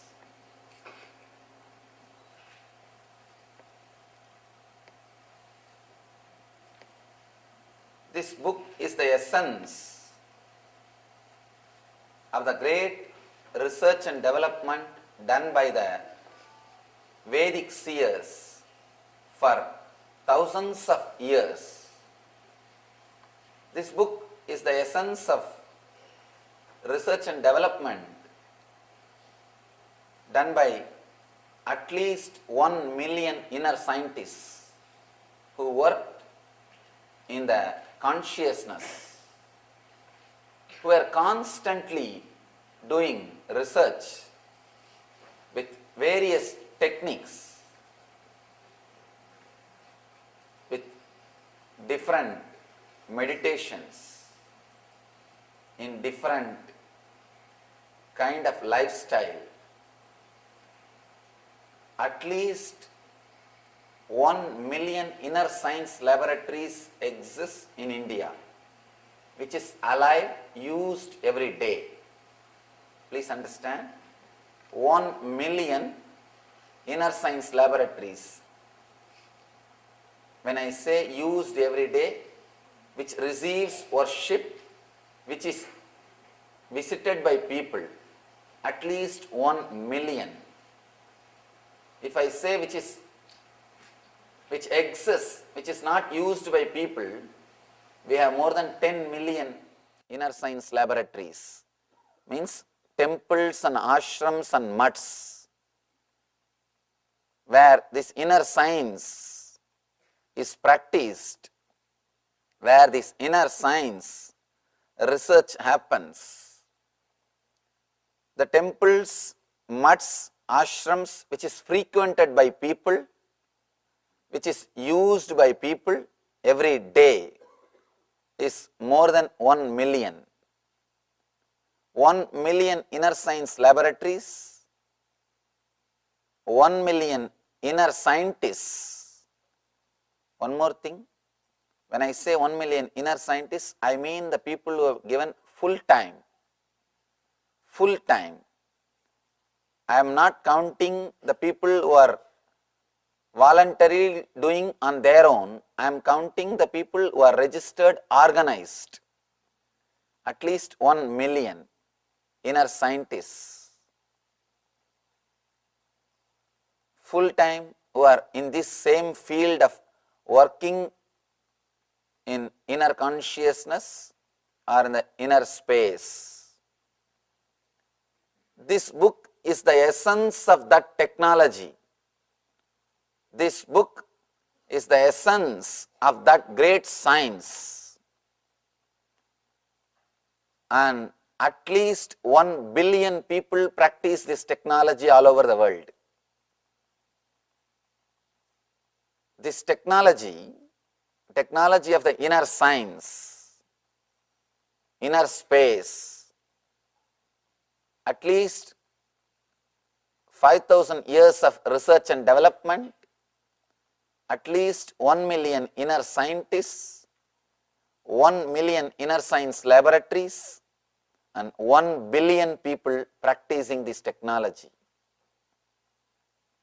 This book is the essence of that technology. This book is the essence which gives those techniques. Here, Shiva is using every opportunity which rises in our life to give you the glimpse of the Atman or the higher consciousness. You may call with any word, Nirvana, Atmajnana, Brahmajnana, God, whatever word you may call, the experience beyond mind, the experience beyond your intellect, that is what we call the experience of consciousness, which gives you the deep feeling of fulfillment, which makes you feel enough. Really the life is worthy.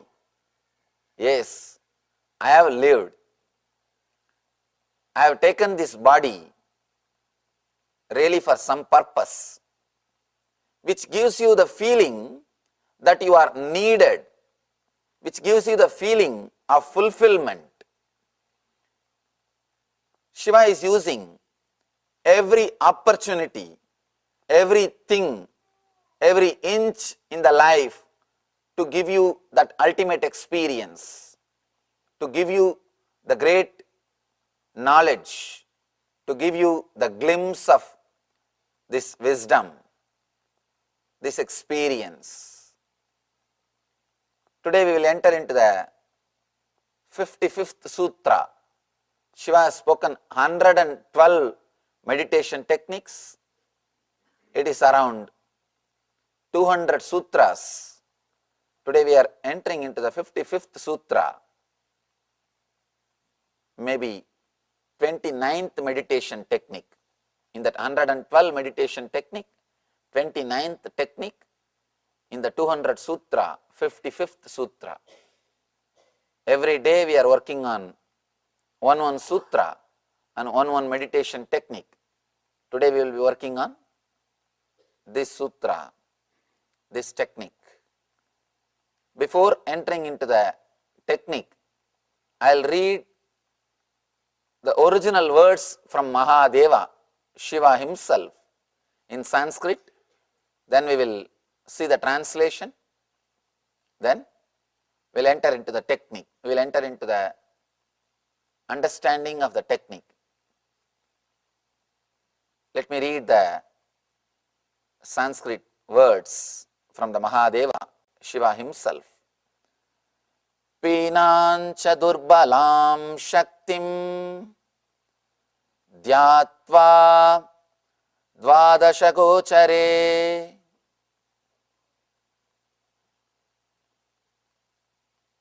Sanskrit is not just linguistic, it is phonetic also. Even the pronunciation plays a big role. It is not a linguistic. Sanskrit is not the language of prose. It is a language of poetry. That is why it is not used for ordinary purposes. This is the language used only for inner science. It is used to express the technology of the consciousness and used for worship. This is the language in which practically all the research and development about the inner consciousness happened. That is why even the pronunciation has got something great in this language. Sanskrit means highly, intensely developed, I can say nicely developed, cultured and developed. This language is cultured and developed by great enlightened masters. That is why even the sound, phonetic importance is something which we need to understand. Pinancha durbalam shaktim dhyatva dvadashagochare bhavishya hridaye dhyayan mukta svadantriyam apnuyat. Let me read the literal translation. Having meditated on the gross and weak Shakti in the Dvadasha Indriyas, thus making it subtle, one who enters the heart space and attains mukti, becomes liberated, takes the jump into ultimate consciousness. This is a literal translation. There is a great commentator called Abhinava Gupta, who is called Bhashyakara of this book. In his commentary, he gives few tips for us to understand this technique. Here, if you read straight away only the sutra, you may not be able to get a complete view, an overall view. The commentator gives a few more tips to understand this technique in a very deeper way. Let me read the translation of the commentator's commentary, then we will enter into the sutra itself. Nowadays I feel, let the original also be preserved. just to preserve these originals. Recently I started repeating even the original sutras and the commentaries also. Let the people understand the source, especially in the West. Slowly, people have forgotten the roots of the yoga, the source of the yoga. Nowadays I am listening many names like a super deluxe yoga. And what all yogas I am listening, I was shocked. I can never think all these names. All these names I don't know from where they originated. And so many names for yoga, but they forgot the roots of the yoga is in Yoga Sutras, a great book written by a father of yoga science. People who are teaching yoga for 10 years, even they don't know who is the father of yoga. If you ask them who is the father of yoga, I don't know, Swamiji. I learnt only from this person. They lost the roots. They lost from where it originates. For the sake of convenience and comforts, they took only the few portions. But when you lose the roots, the essence is lost. I always tell people, when somebody doesn't know Sanskrit, they cannot teach authentic yoga. Please don't think I am fanatic. I am not fanatic. I am not making any fanatic statement. But I tell you, when somebody doesn't know English, can he talk about Shakespeare? Can somebody understand Shakespeare without knowing English? No, never. Shakespeare has to be read in that language only. You cannot understand him by reading the translation. You may understand what he said, but not what he is. Understanding what he said is too superficial. You cannot have a complete view. Understanding what he is, only that can give a real vision. You need to understand the very roots of the culture from where the science originated. Only then you will be able to have the maximum benefit. That is why in India, teaching is always done orally. We call the ultimate teachings as Shruti. Shruti means heard. What is heard? Not read. Please be very clear. Not read. We have a beautiful word for ultimate teachings, the Vedas.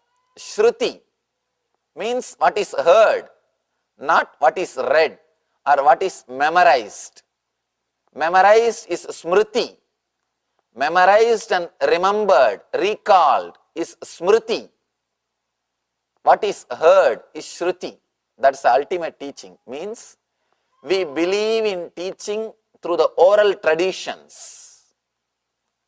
We believe in teaching, we believe in learning directly from the person who is living that culture, who is living that tradition, who is living in his life, not who learnt from books, not who learnt from videographs, not who learnt from some media, who learnt from the authentic source, from the oral traditions. That is why we always say the ultimate teachings as Shruti means which is heard. Understand, if at all you wanted to have the maximum benefit from the great truths and knowledge of Eastern culture, go into the roots of the culture. If you are learning yoga or teaching yoga, learn little bit of Sanskrit. learn to understand the meaning of the original words, you will see a totally different dimension, transformation, not only in your profession, even in your personality. The very word yoga is defined by the yoga master, the father of the yoga, yogaha chitta vritti nirodhaha. Yoga is cessation of mind, not directly connected to physical health or good looking. Please understand, yoga is reduced just for physical health or looking good. But the original root, the word itself means cessation of mind.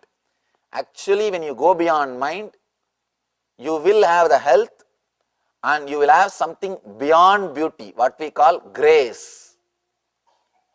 Beyond beauty, grace, both will happen to you as a side effect, as a byproduct, when you understand what is really meant by the word yoga. Same way, if you go into the roots, only then you will understand what is exactly taught. Even if you miss one or two small things, you will miss the essence of the technique. The whole thing will be lost. One essence missing is enough to lose the whole truth. That is why I am taking you to the root from where the whole Jnana Ganga or the river of wisdom originates.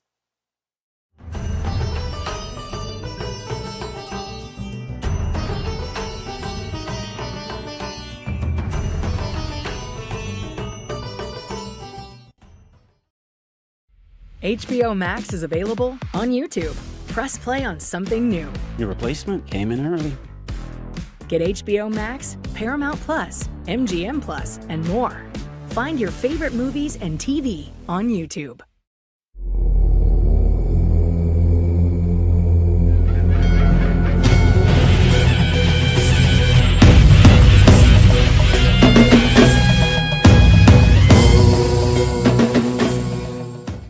Let it be very clear, here Shiva is creating subtlest possible technique for human beings.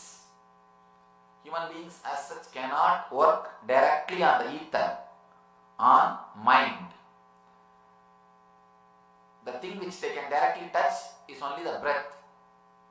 And breath is the bridge between you and the universe. It is the bridge between your body and the mind. You can see very clearly. Till breath, you are only body. After the breath, you are mind. If you see all the five elements. Till the air, you are only body. Whether it is earth, water, or fire, or the air. All these four are only body. But after the breath, after the air, after the prana, it is mind. The ether is mind. The breath is the bridge between your body and mind. Your matter and spirit. Body is the matter. Spirit is the energy. Breath is the bridge between your body and mind. Please be very clear. Constantly you are connecting with the universe. You are relating with cosmos through the breath. The moment you stop relating, you are dead. The moment you stop relating, you are dead. He says, this experience may dawn between two breaths. After breath comes in and just before turning out. Once the breathing goes in and before it turns out, it touches your inner space. Let it be very clear. single breath is directly managed by your Atman, not by your mind. Let me be very clear. That is why even if you forget, you go on breathing. If it is under the control of your mind, long before you would have stopped breathing. Because you forget so many things, you would have forgotten this also. It is not under the control of your mind. It is under the control of consciousness. Every single breath, you go and touch your inner consciousness. You straight away go and reach your inner consciousness, then come out. Every single breath is directly related to your inner consciousness. That is the easiest method to reach enlightenment. Let me be very clear. With any other technique, you have to do something. Here, you don't have to do anything. Just be. And automatically you will be taken into the space where the enlightenment is happening. Automatically you will reach the space where consciousness is your nature. Automatically you will enter into the space where you are in Shiva consciousness. Every moment you are reaching the space of Shiva consciousness. You are entering into the space of Shiva consciousness without even your knowledge. Only thing, all you need to do is just be with the vehicle which goes into the inner space of Shiva consciousness. If you just keep quiet and sit in the train, that is enough. Your breath is the train, vehicle, which is going into the Shiva consciousness every moment. But the moment it goes near the Shiva consciousness, you feel a little suffocated and you say, no, this is not for me, let me get down, you get down. And when the train comes back to your station, you get into the train and come back again. You think of going from here to Seattle, get into the train, but the moment you reach the Mount Shasta, you feel, no, it's too cold, it's not for me, and you get down, wait there. When the train comes back, you sit in the train and come back to LA, that's all. Every moment, God has already created an automatic mechanism to reach enlightenment. And one thing, He doesn't trust us. He knows any job left to human beings, they will mess it. Let me be very clear. He has already created an automatic mechanism where you don't need to do anything. All you need to do is just sit in the train and relax. As they say in the flight, sit back and relax. Enjoy your flight. Nothing else needs to be done. You are in Shiva consciousness. All you need to do is sit back and relax. You are in Shiva consciousness. Here, the first technique, such a beautiful technique, he says, their state of fullness is found by fixing them in two places of the origin. Just before the turning up, there will be always a gap where you don't breathe, where the breath is not happening, where it is taking turn. If you can relax in that gap, if you can be aware of that gap, a sudden explosion of consciousness is possible in you. You may think, how can I achieve enlightenment? Just by watching the gap between the breaths. Please be very clear, your breathing and your thinking are directly connected. They are directly connected. If you observe the length, breadth and depth of your breath, length, breadth and depth of your breath, it changes according to your thoughts. Let me be very clear. Every single thought changes the length, breadth and depth of your breathing. Length,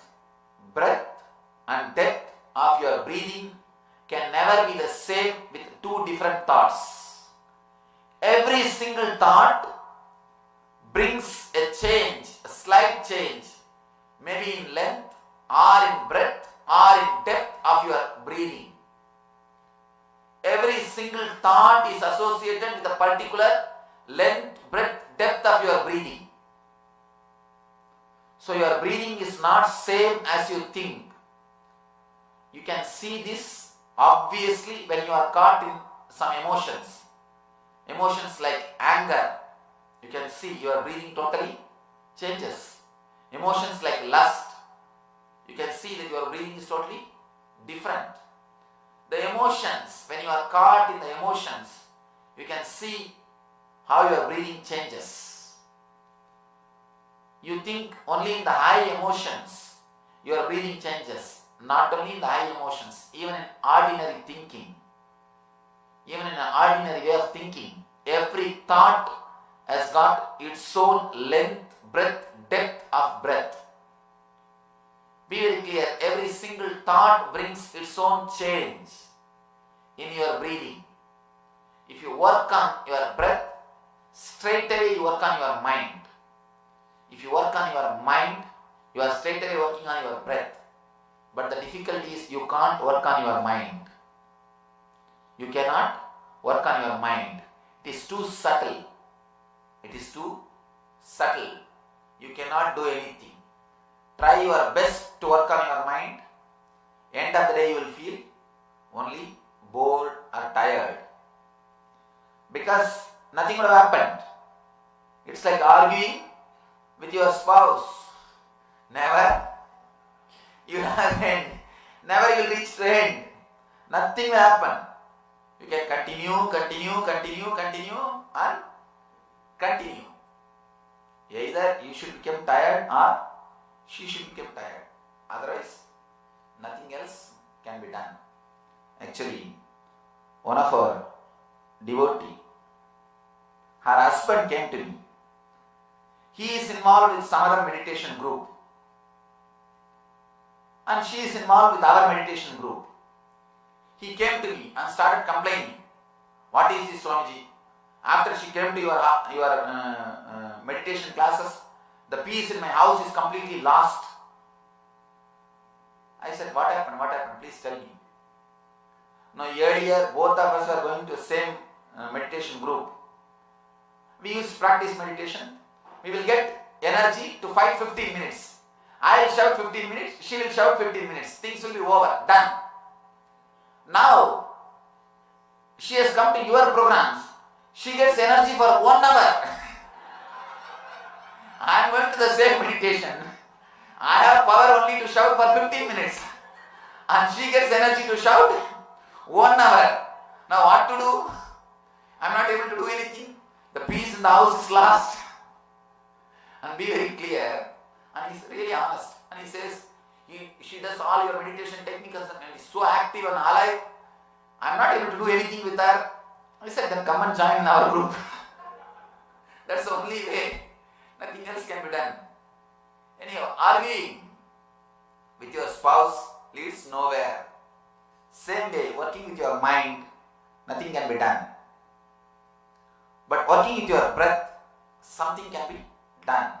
Here, Shiva gives you a beautiful technique to work on your breath and reach the state of Shiva consciousness or thoughtlessness. One more thing, if you observe, if you stop breathing, you can't think. Your thinking will stop. Even for a moment, stop breathing, thinking will stop. And if you stop thinking, breathing will stop.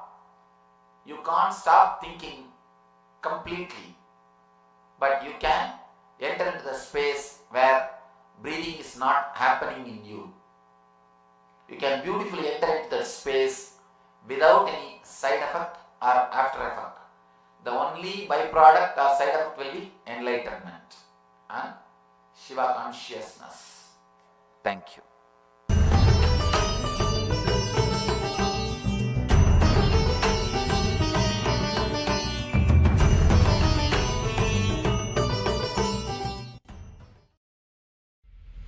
MGM Plus is available on YouTube. Press play on something new.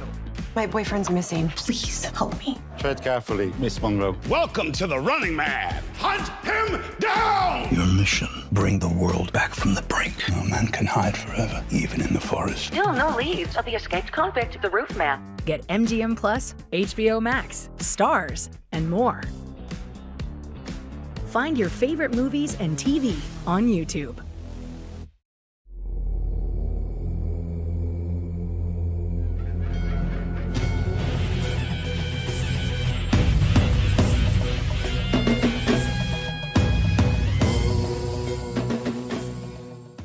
A lie told 100 times becomes truth. Truth told first time is a lie. 100 times your logic cannot resist. Of course, what the Tibetan Lamas told, it was not even lie. What we think as a lie.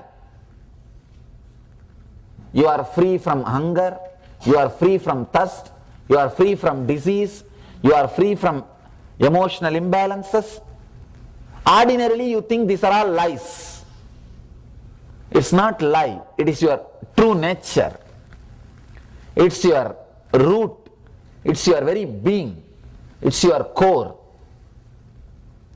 Of course, because your logic thinks all these things are lies, it fights for first half an hour. That is why I had so much of pain in my body. I had so much of pain in my body, I really thought I should run away. Once these fellows lift the bell, I should run away. Because if they put that bell, they won't lift it for something like 2-3 hours. You are caught inside. And they will be rubbing it. And 7-8 guys sitting around, rubbing. And I thought, let them lift this bell, I will run away. Now, so much of resistance. Because your logic does not believe these things are truth. That is why when Master works on you also, so much of resistance happens in you. I will be straight away attacking. All the lies which you are telling to me, I won't keep quiet. Yesterday only I was telling you, see how many places you are telling the words knowingly you can't go end of that word. Even that you are very confident you are not telling any lie. Then I have to poke. Then I have to tell you no. Then I have to create a situation for you to understand you are telling some word, at least unconsciously, which you can't fulfill. Blessed are those for whom Master creates an opportunity to look into you that you are uttering words which you can't fulfill till the end. Just like how the disciples resist, I also resisted.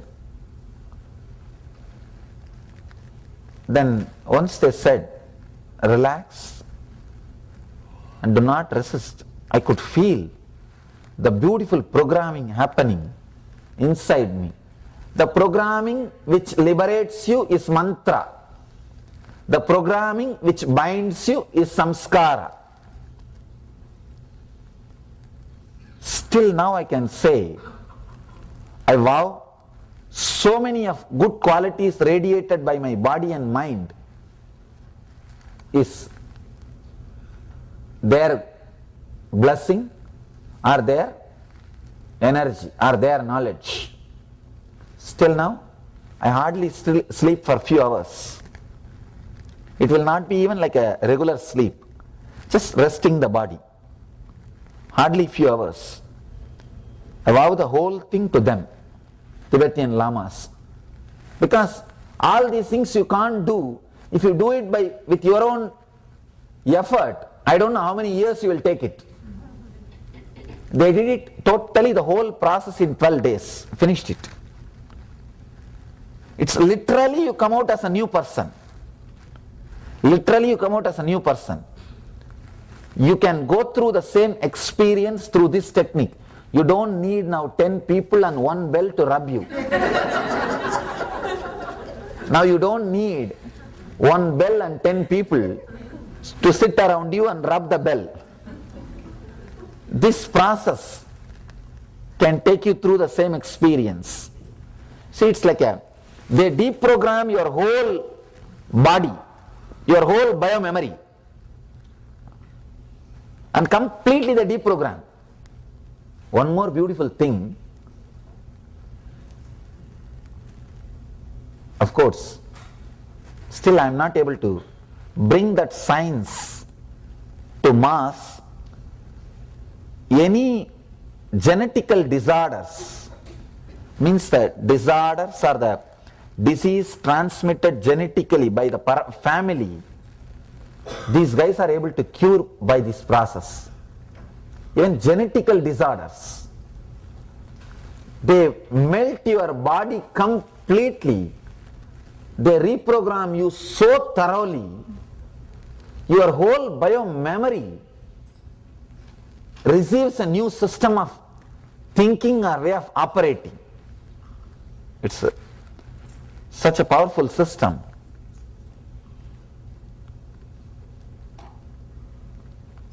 This technique is the root from which they developed that technique, that method of programming the people, because this technique is far more older than that process.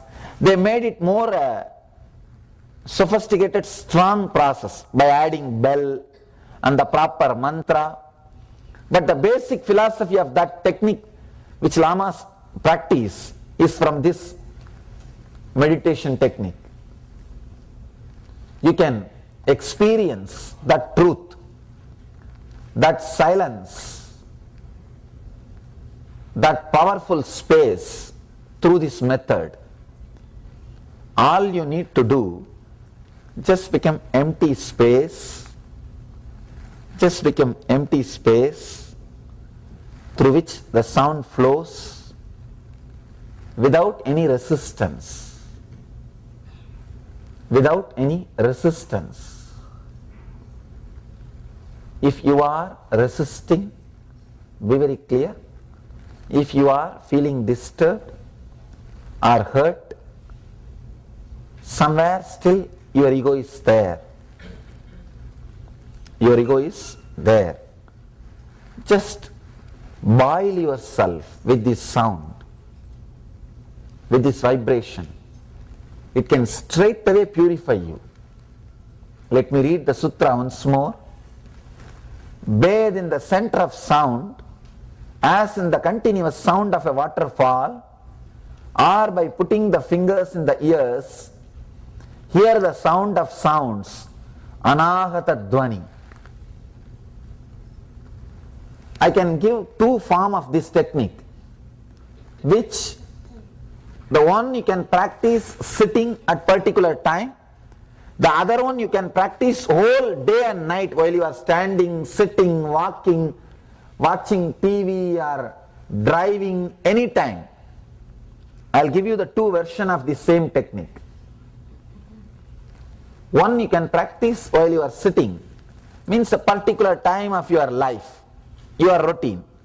Maybe some half an hour, 20 minutes, morning or evening you can pick up and practice. End of the discourse we will practice that technique. The other one, which you can do all the time, 24 hours. Always feel you are the center of all the sounds happening around you. All sounds are flowing towards you, into you. That is the truth. Am I right? Any sound which you are listening or hearing, how you are able to hear? Because that has flowed towards you. It has entered into yourself. Krishna says beautifully in the Gita, Abhuya manam achala pratishtam samudra bhava pravishanti yatvat. How all the rivers entering into the ocean does not disturb the ocean. It is just established. Let all the sounds and the, whether it is pleasure or pain, all the things through the senses, let them all enter and let you not be disturbed. Be established. It's a beautiful concept. Just visualize this one thing. Let all the sounds enter into yourself. Whether you visualize or not, the truth is you are center of all the sounds you are listening. You are hearing. Am I right? Any sound you are hearing means it has traveled towards you. That's why you are hearing. Just be the center of all sounds. Feel all the sounds are traveling towards you and entering into you. All the sounds are entering into you. Whenever a sound is created, do not put your attention to the source from which it is coming. Put your attention to the source which it is reaching. Understand? If you put your attention to the person who is uttering the word, the fight will start. If you put your attention to the person who is listening, the silence will start. Violence or silence is your decision. If you are putting the attention on the person who is creating, you will create violence. If you are putting the attention on the person who is listening, you will create silence. Let all the sounds enter into you. Let you be just the center of the sound without processing, without making any decision, without judging, allowing the sounds to pass through you, allowing the sounds to move through you, allowing the sounds to flow through you. Just being. Just being. Be the center of the sound. One more thing. Many times, people whom you don't like, they don't even have to create some sound. Just their body movements is enough to create irritation. Because even body movements create subtle sounds. Very subtle sounds. Even those few movements creates subtle sounds which you may not hear with your ears, but which is reaching your inner space. It may not be in the audible span, frequency, but it is audible by your unconscious. For that frequency, for the frequency of our unconscious can hear those sounds. That is why you get agitated, irritated, even if it does not create any sound.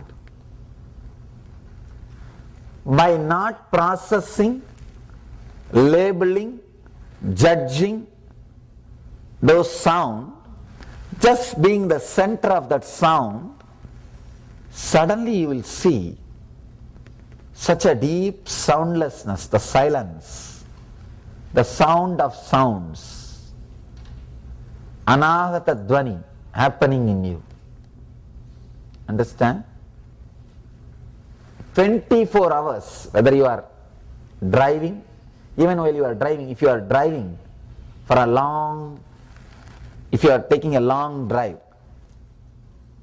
10 hours, 15 hours, just see, don't close your eyes. Don't close your eyes. Just see, be the center of the sounds. Just see and feel all the sounds reaching you. You are center. All sounds are happening around you and entering into your inner space. Do not judge. If you are slightly getting irritated, disturbed, tired, you are judging. You are judging. The person who suffers most by sounds is a person who constantly thinks everything should be silent. Silence is not nature as you are taught. Understand that. Silence is not nature See, if you are waiting or working for soundlessness, negative silence, till you reach the graveyard, you can't experience it. Even after that, I can't assure it. Because they may be digging 5 feet next to you for the next guy. And in this country, multi-story. Not even next to you, they will put just on you. And this fellow is so heavy, he is sitting on me. You don't know when that will give way, and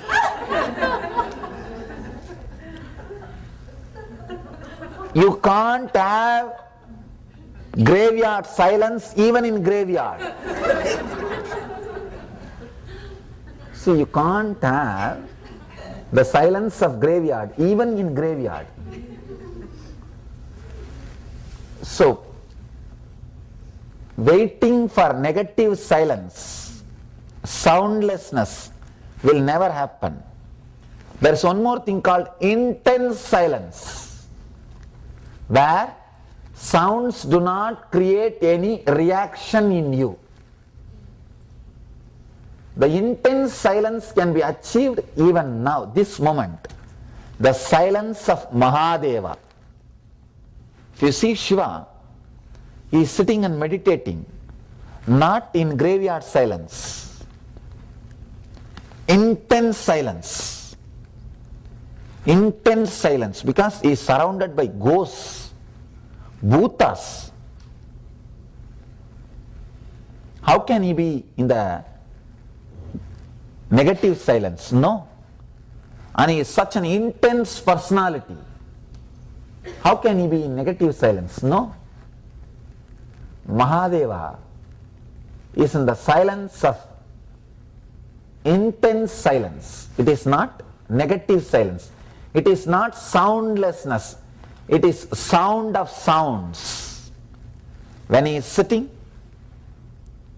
he is centered in the sound of sounds without judging any sound. He is empty. All sounds are just entering into him and disappearing without creating a single ripple or any wave. You can have only Mahadeva silence, which he is describing here. Even in Himalayas, you cannot have the negative silence, because rivers are flowing, falls are falling. How will you have the negative silence? No.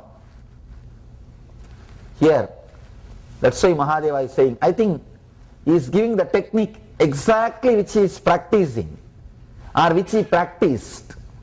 He says, bathe in the center of the sound as in the continuous sound of a waterfall. We believe that he lived in Kailash, where so many waterfalls are constantly flowing. That is why he is giving that example. Naturally, you will pick up the example only from the surroundings. As in the continuous sound of a waterfall, or by putting the fingers in ears. That's what he gives, the two version of the same method, two version, which you can practice sitting here and now, like half an hour, part of your life. The other one, sahaja, all the time, 24 hours you can practice. Let me now describe both the technique. One, sahaja, which you can always practice, which you can continuously practice. Wherever you go, there will be constant sounds. Always there will be some sound. Some sound will be going on. Even if there is no sound in the outer world, there will be sound in the inner world. You will be creating it. Visualize the sound created in the outer world or in the inner world by you. All of them are merging in your center. Do not give any meaning to any sound. Just visualize you are the center towards which all the sounds are flowing. You are like an ocean, all the rivers are entering into you. Every sound entering in your inner space is an ocean, is a river. Your inner space is an ocean. Every sound flowing into your inner space is a river. Just do not give meaning. Let that rivers flow into your ocean. Be that center of sounds. Suddenly you will see you are listening to the sound of sounds. Unbroken sound. Very powerful sound. You will be in a totally different frequency. This is the method to be practiced 24 hours.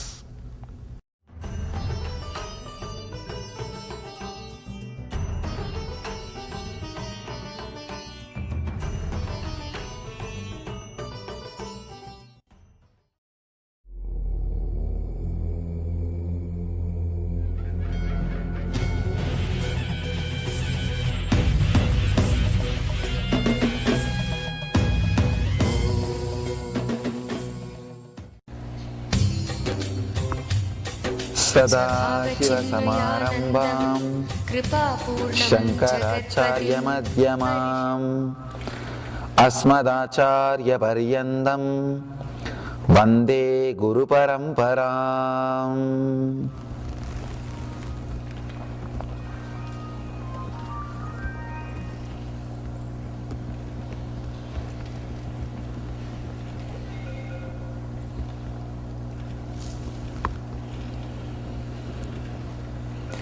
I welcome you all with my love and respects.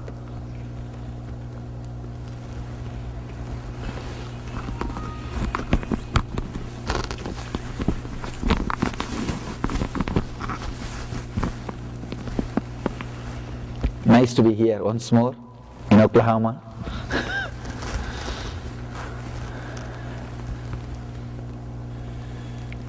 Today, we are entering into the 46th aphorism, 46th meditation technique by Shiva. We are continuing the Shiva Sutras. Before entering into the sutra, just an introduction to the sutra. It's a very powerful technique to awaken the Kundalini Shakti. Traditionally,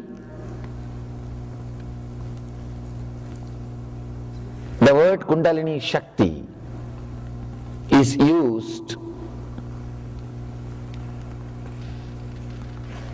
to mean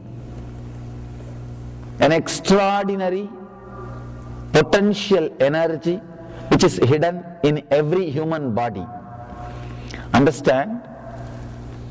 Animals may have body, but they do not have Kundalini Shakti. The only difference between you and the animal is this potential energy. Maybe if I have to use more words, Kundalini Shakti is something like a possibility for becoming enlightened. The possibility to become enlightened. The possibility to become a different human being. Different conscious being is there only in human beings.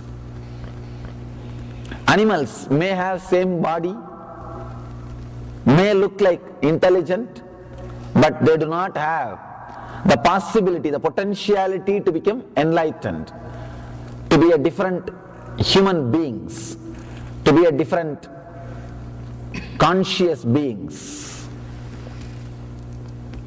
The Kundalini Shakti is a energy which resides in every one of you. If it can be awakened, it will take you to a different plane of consciousness, different plane of existence. Understand?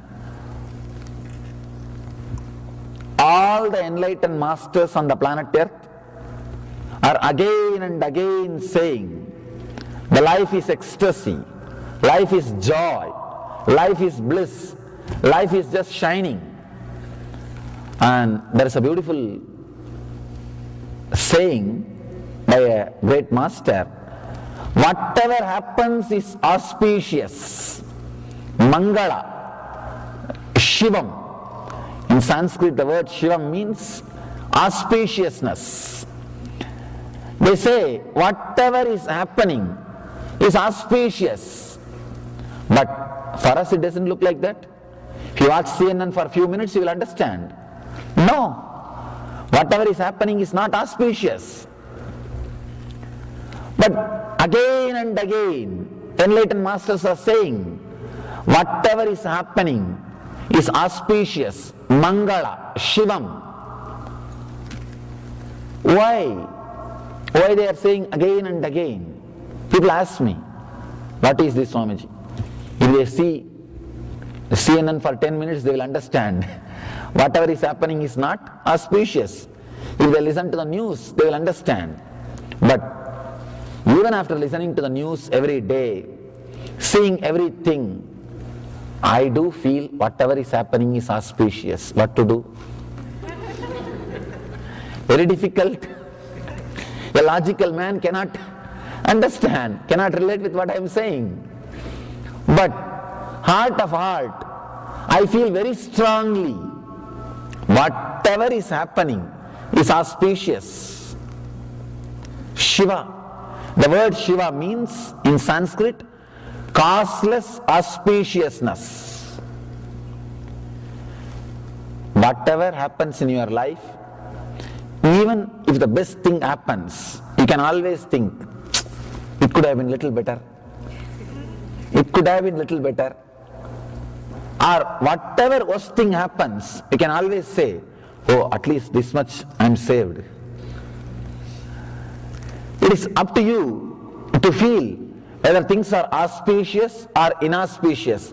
In the planet Earth, only two kinds of human beings are there. People who feel everything is inauspicious. We need some correction. We need some alteration. We need some further development. We need to remodel. There are some people who feel everything happening is auspicious. Person who feels whatever is happening is inauspicious is a materialistic. He believes in matter, correction, doing, remodeling, changing, altering. Person who believes whatever is happening is auspicious is a spiritualist.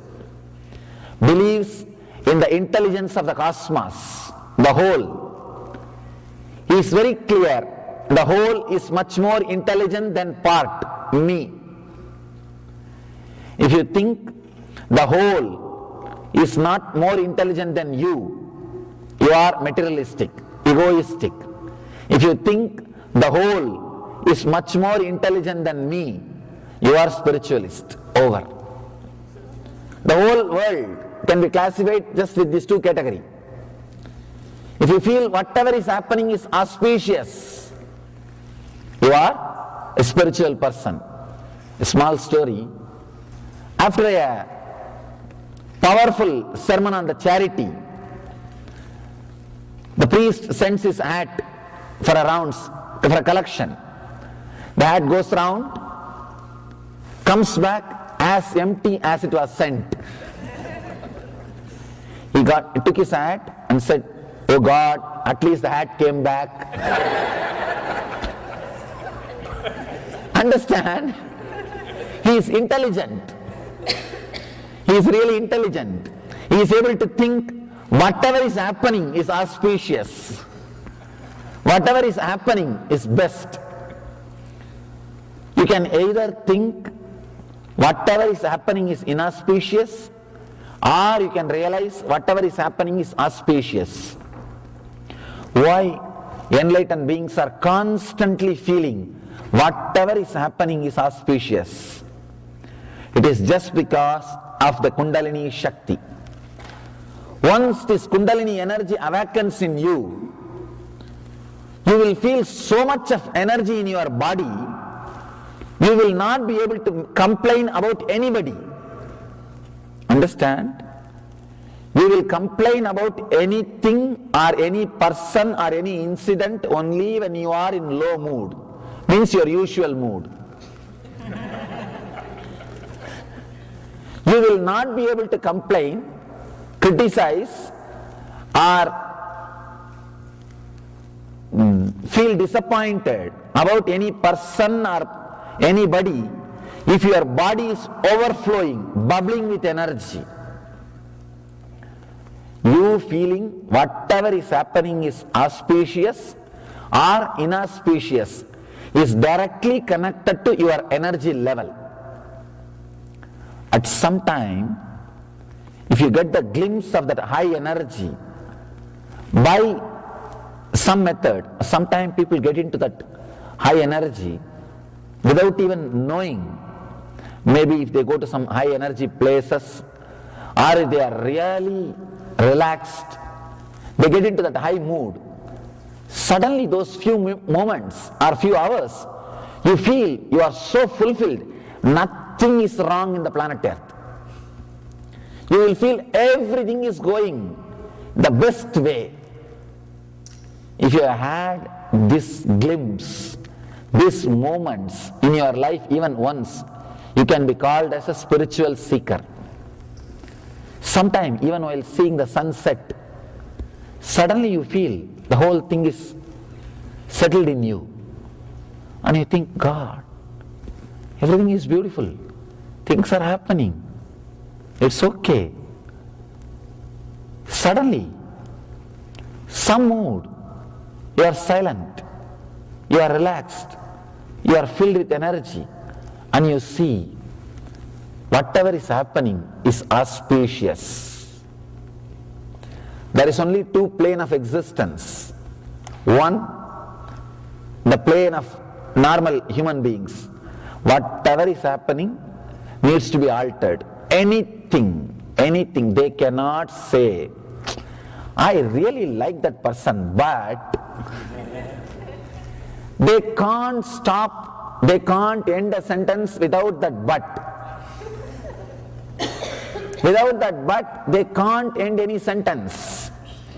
They cannot make a statement without that but, there ends. If you are using that word but or this, then you are a human being. There is another one kind of existence. Whatever happens, he is not bothered at all. In Gita, Krishna says, samaschitta. It does not mean he is not compassionate. Understand? A person who is balanced does not mean he is not compassionate or he doesn't suffer seeing the others struggle, others suffering. He tries only to remove others' suffering instead of he suffering with them. People ask me, Swamiji, if you are not disturbed by others' suffering, how can the world run? I tell you, no, you are understanding very wrongly. You are not supposed to start suffering by seeing others suffering. You are supposed to remove their suffering. If you also start suffering, what will happen? If you also start suffering, what will happen? Nothing will happen. You will add more suffering, that's all. Earlier we had 20 people suffering on the planet Earth, now 21 people are suffering, that's all. That is not the thing we need. One person came to me and asked, Swamiji, I have wealth, I feel the suffering of poverty, shall I share all my wealth and distribute to all the poor people? I told, if you do that, now we may have 20 poor people, after you do that we will have 21 poor people, that's all. That is not the way. Understand? Do not try to bring you down to that poverty, try to bring them up to that richness. There's a two different thing. Feeling imbalanced, getting disturbed is not directly going to help. It is not directly going to help. First thing, you need to feel completely overflowing. Whatever is happening is auspicious. In in the auspicious energy, let there be one more auspicious wave to bring the people up, can be the idea or can be the understanding. The person whose Kundalini is not awakened, whose Kundalini Shakti is not become alive, in Sanskrit we call Kundalini Jagrata, the higher consciousness awakening. If it has not happened in you, whatever is happening inside and outside you will be inauspicious. If that awakening happens, whatever is happening inside and outside you will be auspicious. I have seen human beings smiling at their death, at the point of death, at the moment of death. I have seen personally. For them, whatever is happening is auspicious. Sometimes people come and ask me, Swamiji, how to elongate the life, how to develop the body with which I can live for long years. I tell them, never do that mistake. Really, before developing the mind, do not develop the body to live long. Many times, people who developed only the body to live long, in the old age suffer without knowing what to do. Their body is not ready to die. They are sitting here feeling bored, lonely, and they don't know what to do. So much of suffering and pain, and not physical suffering or pain, the mental suffering and pain. They don't know what to do. There's a one-liner. There are a lot of studies and surveys say married people who are living with their spouse live long, but they want to die quickly. What to do? But what to do? Even though they want to die quickly, they can't. So don't get into that mess that you want to die, but you are not able to die. That is the worst thing. I always tell people, prepare your mind to live long before preparing your body.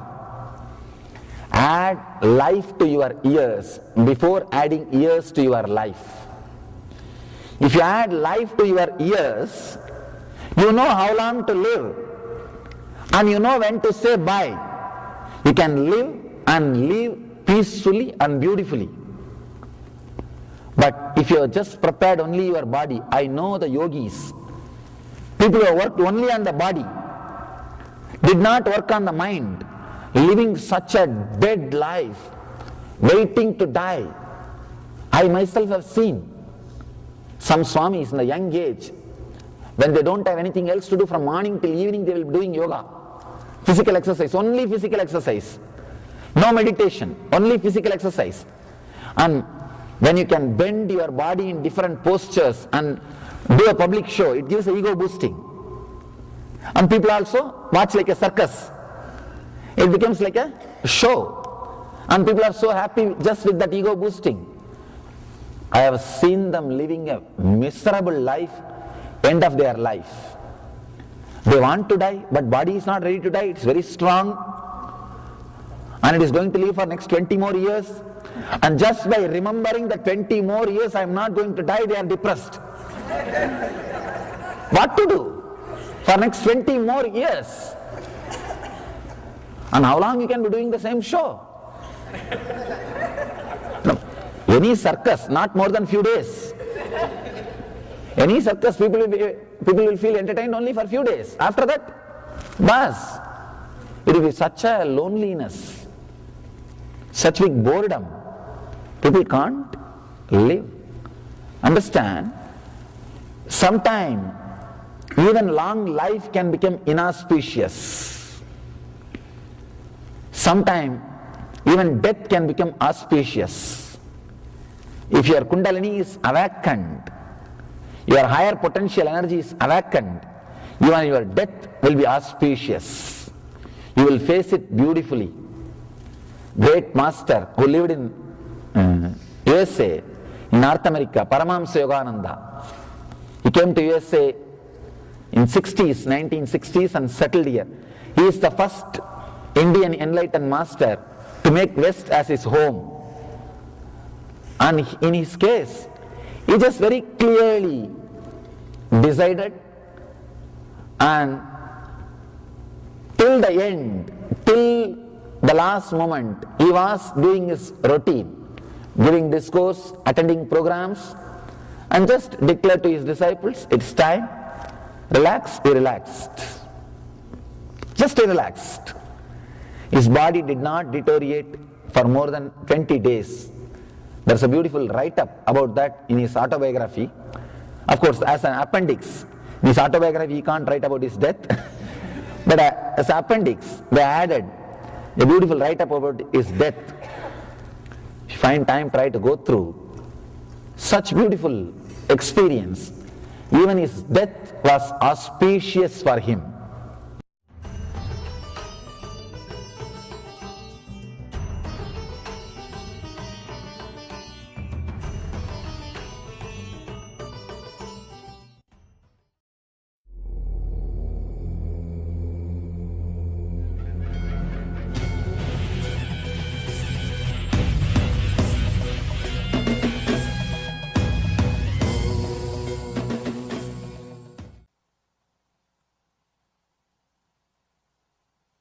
Let me tell a few things about this Shiva Bhakti, devotion towards Shiva, and how we can use that Shiva Bhakti, the devotion, as a jumping pad to the ultimate divine. As I was telling you this one example, even if the Guru is not enlightened, your very devotion can liberate you. Your very devotion can take you beyond everything. Because it is devotion, it is a quality of devotion that liberates. Not even the person to whom you are devoted. You can see Sri Ramakrishna. Literally he was devoted to a stone. To the stone. He was devoted to a stone. He has got a strong faith and devotion that it is Kali, it is Devi, it is Divine Mother. Even if it is a stone, when you are intensely devoted to it, it liberates you. He was liberated. He was completely liberated. And it is just shocking. He was completely, not only he was liberated, he liberated thousands of people. He helped and gave enlightenment to thousands of people. Vivekananda says beautifully, if we can produce one Ramakrishna, not one stone or one temple, have thousands of stones and temples. Be very clear. It is not to whom or to what you are devoted. The very devotion is the energy. The very devotion helps you to experience the truth. Beautiful story. I just love to tell this story. There was a man in Varanasi. He was staying in the banks of Ganga. Varanasi is the religious capital of India. Per day floating population is 300,000 people. 300,000 people enter into that city every day just to touch and have the blessings of that Shiva in that city. You will be surprised, no industry the whole city, the only income of that whole city, the only reason for the development of the whole city is few temples of that city, that's all. If you go there, you will see all these things can happen only in India. Cities grow around temples. Even the village in which I was born and brought up, if you see the value, means the amount of money, time, energy spent on building that village temple, and the amount of money, time, energy spent on building that whole remaining village, it is not even 10%. If they have put 100 rupee, 100 men,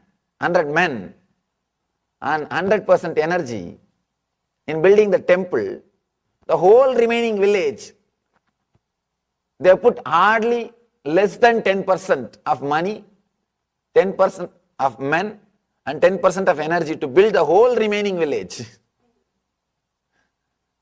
You will be shocked. 25-acre stone built up area, built up in stone, complete granite, built up area, and all other houses will be made out of wood and the mortar, the cement, brick. This beautiful city, the great city Varanasi, there was a man, very simple, innocent man, uneducated. He wants to have initiation from a priest. He thought that priest was enlightened, and somehow he devoted himself to that priest. Of course, not only that priest was not enlightened, he is not interested in accepting this illiterate man as a disciple. But this man's devotion is such. He decides, I should take initiation from this priest. Let me do something. Then finally he somehow comes to know about the initiation process. Initiation means the disciple will touch the feet of the master.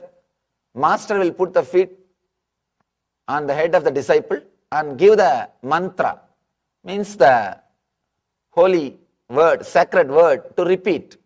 This is the initiation. This guy thinks, if I go and lie down in the bank of Ganges, actually early morning the priest will come every day to take bath, early morning 4 o'clock, before the sunrise. If I lie down in the steps, naturally when he walks, he will put his he will put his feet on my head, because it is dark. It is dark. He will not know. He will somehow step on me. So it's a blessing. One more thing. In India there is a habit, strange habit. Even if you step, if you do some mistake, you say Ram, Ram Ram, Krishna Krishna. People, when they do something like this, they say Ram Ram, Krishna Krishna. The words which you repeat are very powerful. Let me tell you a small story. A remote county village priest, remote county priest, suddenly became a rich guy, and he started going around in Mercedes Benz. The neighbor, the next county priest, he was not able to understand. He asked, what happened? How did he become rich? The priest said, one small technique. When I was giving my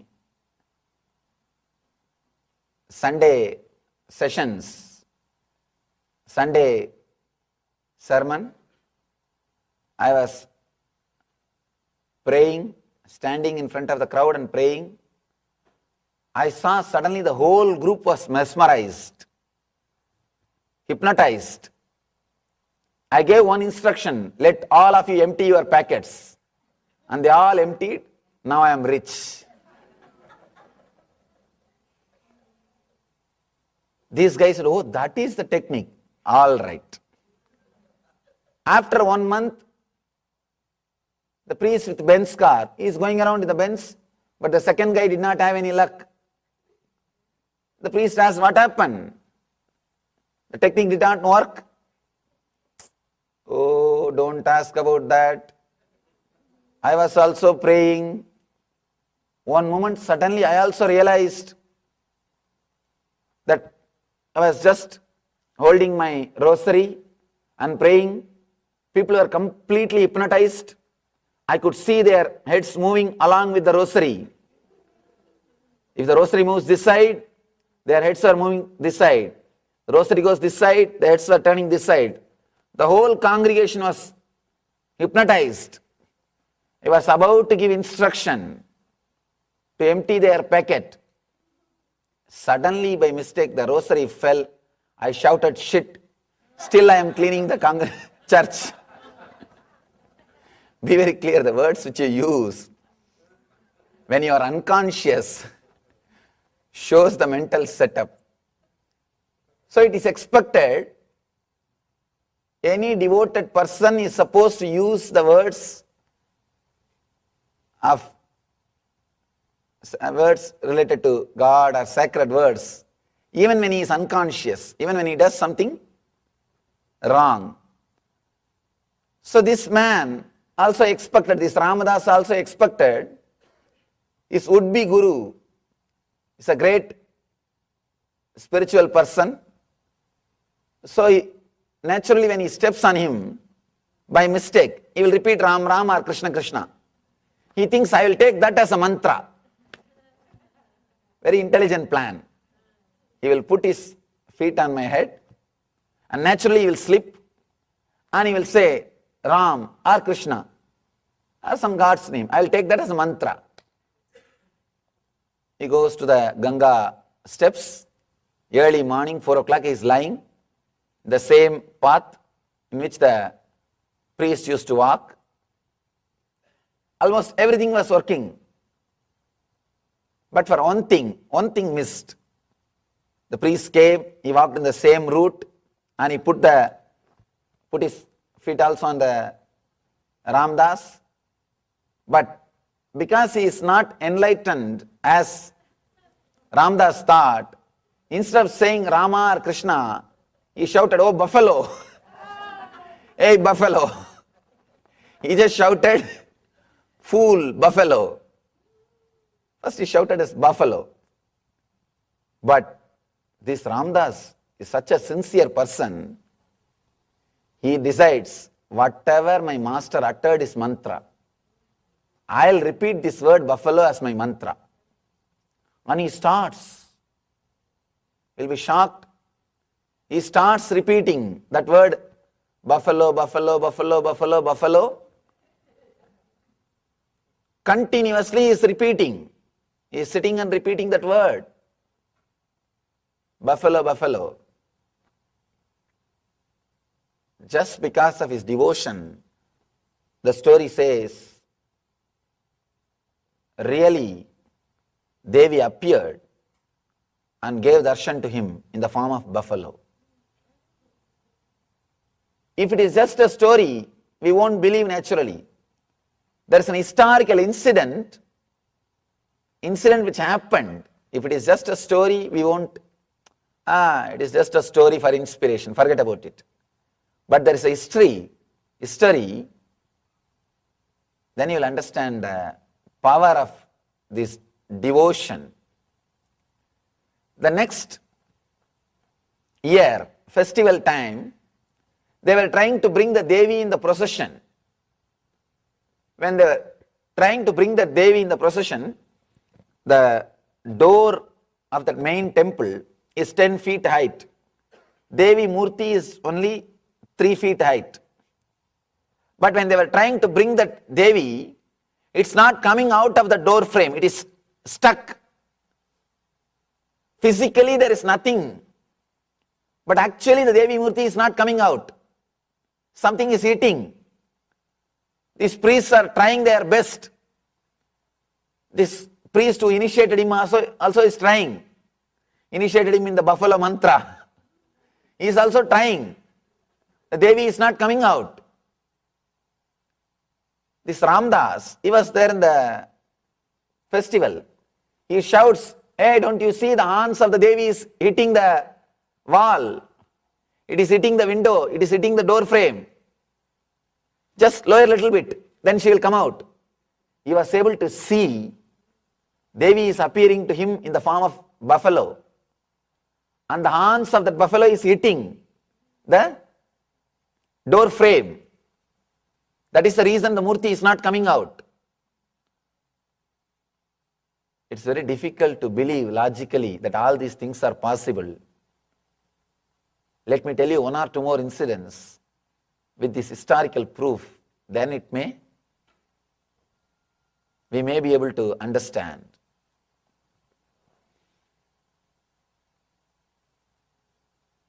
He shouts, "Oh priest, oh Gurudev, why don't you lower the statue a little bit? The hand of the Devi is hitting the wall." The priests are shouting at him, "Fool, don't you have eyes? What are you talking? Where Devi has got arms? Keep quiet. You are being allowed here itself is too much. Get out." They were shouting at him. Then they are trying their best. She is not coming out. Finally, he felt disturbed. Then they are hitting the Devi's hand on the door frame. He just went by force, he pressed the Murti off of feet. Immediately the Murti came out. It came out. The story says he was given darshan by Devi in the same form of buffalo on which he was meditating. And not only she gave darshan, she proved to the whole world through this incident, whoever meditates in whatever form, with whatever name he appears, the divine appears to them in that same form, in that same way. Because in memory of this incident, still now they have a beautiful buffalo created in a silk carpet which will be hanging next to the Devi temple. Still now if you go to Varanasi, on this festival day, they will hang a big curtain in which they have embroidered buffalo in a silk curtain, and the puja will be done to that also. Just in memory of this Ramdas, great devotee who meditated on Devi in the form of buffalo and got enlightened just in the same form, just to respect his devotion. Still now they worship Devi in the form of buffalo with a big golden screen, or a silk screen, the golden embroidery. Not one, thousands of incidents. And one more thing, the person from whom he took mantra, the priest himself is not enlightened. He never had the darshan of Devi. But the devotee, Ramdas, just because of his devotion, not only able to have the darshan, he is able to communicate with the ultimate. Let it be very clear. Don't bother about whether the master is enlightened or not.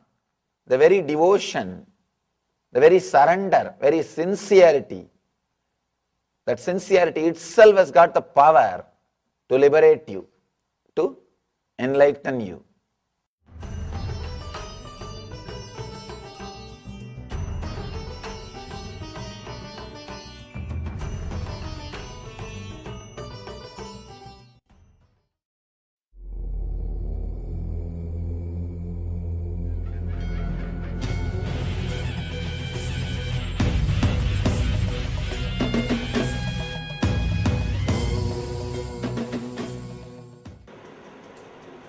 If the matter is clot. If there is a mass which cannot become part of your system, it becomes cancer.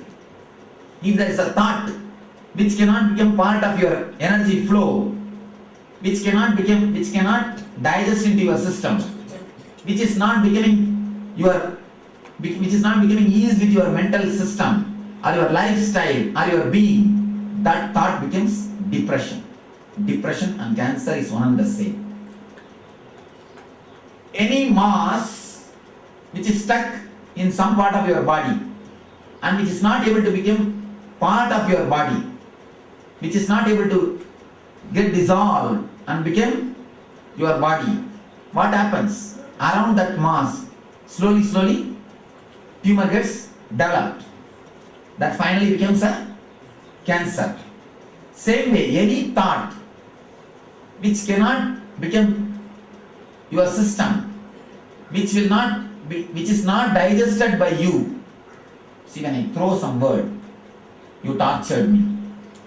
I wanted you to digest that word, imbibe the energy from that word, means what? I will not do this once more. Yes. Let me not analyze how I tortured. I will not torture. Whatever I am doing, I will lower down, I will tone down this also. Then the word becomes energy for you. You have digested it. The food has gone inside, you have digested it. Then it becomes your part, your system. There is nothing to worry. But if you just keep that word without digesting, that word has not become your part, that word has not become your energy, that is there. Slowly what will happen? The mass will gather around that word. And once there is some mass alive, active, that simply attracts more and more mass towards it. That's what it's a physics law. That attracts more mass. So once there is one thought, oh, he told me I abused him. He told me I have disturbed him. That one thought, slowly what will happen? You start collecting more and more words. You start choosing more and more incidents. That slowly, it becomes a big mass, a lump, and simply it becomes a cancerous depression in your system. This is the way you create energy clots. This is the way you create energy clots. The moment you understand you have created energy clot like this, you have already done chemotherapy. Tumor will disappear. The moment you throw light that this is the way I created my clot, my tumor, you already done chemotherapy. Simply it will dissolve. Simply it will dissolve. Sometimes when the tumor has become big, you need operation. That is what is sitting with me. I just take the tumor and throw it out. Then we can always have the chemotherapy. We can always do the chemotherapy. Throwing light on the cancer, throwing light on the tumor is chemotherapy. Same way, just throw light, intelligence on the depression. Energy clots are very dangerous.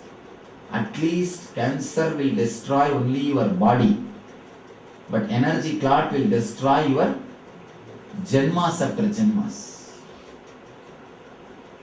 With cancer, you will lose only one janma, one body will disappear. But with energy clot, janmas after janmas. If you see some other master in the next janma, again you will relate with him with the same energy clot. With the same energy clot. Whenever somebody comes to me, leaving some other master out of hatred, you see, if they come feeling overfull, without any hatred, if they come to me, I tell them, alright, be with me. If they have some fight or problem with that master and if they come to me, I tell them, no, get out. You will do the same thing with me also. You will do the same thing with me also. You will project the same thing on me also. Never try to project your father figure Never try to project your past relationships on me. If you feel that something was lacking in your past relationship, some trouble was there, when you relate with me, you will project the same thing over me, same thing upon me, same way only you will look at me, because that energy clot is there. What will happen to that clot? What will happen to that clot? That will gather more and more mass. You are supposed to work on your energy clot, not on anything else. Unless you work on your energy clot, you will never be able to let the energy flow beautifully. If you don't have any energy clot, you will be so happy to live inside your body. If you are feeling difficult to live inside your body, if you have some problem with your body, be very clear you have solid energy clots. And just understand the energy clot. Simply it will start dissolving. Never give energy to that particular problem. Divert all your energy towards the other side. Never give energy to that particular problem. Don't even think or worry about that problem. Don't even start worrying about that energy clot. Know that there was energy clot. Decide now, I will not divert my energies towards that energy clot. I will not justify that energy clot. The moment you justify your energy clot, you add more energy to that energy clot. The moment you justify, what you do? Add more energy to your energy clot. Just understand and surrender.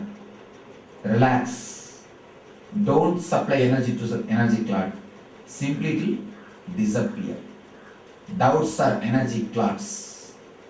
When you sit here, continuously I am doing the operation of removing the cancers and tumors, doubts. That is why you feel so much of energy when you leave this hall. When the energy clot is dissolved, it becomes energy. When the blood clot is dissolved, it becomes energy. Like this, some thought you pick up. When I throw some thought towards you, I wanted a particular effect. For example, this itself. When I say you disturb me, when I throw that thought, I wanted you should understand and decide, I will not disturb him anymore. Whatever was, I will tone down even that. I will just submit that also. I will surrender that. I will become nobody. When you decide that, it becomes energy. When you start thinking, I never did anything, there are so many other people who are doing much more than me, but he says only me, I am disturbing, as if others are not disturbing, you start creating violence, anger, resistance. The resistance, anger. The anger towards me, that resistance creates the first seed for the clot. Then you add more stuff, more and more decoration. Slowly, but not even slowly, immediately. Actually, immediately you collect all the past incident and file. Take out the incidents which supports. Chuck, you add and 10 minutes you are already into the depression. You create depression for yourself. Nobody creates depression for you. You create depression for yourself. This is the art of creating depression. This is the way you create your depression. Science of creating depression. This is the way you create depression. If you understand, you will never create it. The moment you start the resistance, first stop immediately. No. Relax. Relax. Wait. Simply the tumor will never form. Simply the thought will become your energy. The moment you understand the energy clot, the tumor, and it just gets dissolved and becomes solid energy to you. solid energy to you. If your questions are answered, you will be drained. If your doubts are cleared, you will feel energetic. Here, I am clearing your doubts with all compassion and love. I am doing the operation of same tumor with all compassion and love. My compassion is anesthesia. My love is anesthesia. With that, with my words, jnana dakka, the words are the sword of knowledge. Slowly I am doing the operation. If you don't resist, I will go deep and remove the whole tumor. The moment you start resisting, only that much of tumor I will be able to remove.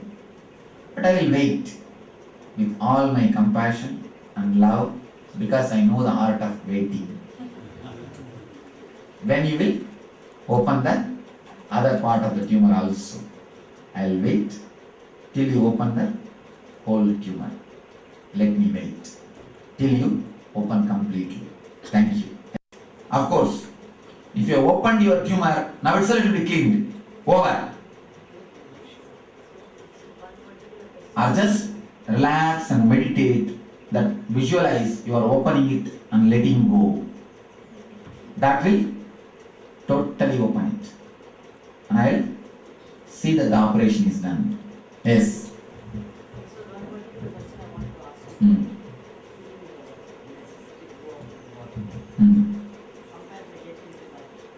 Tumor.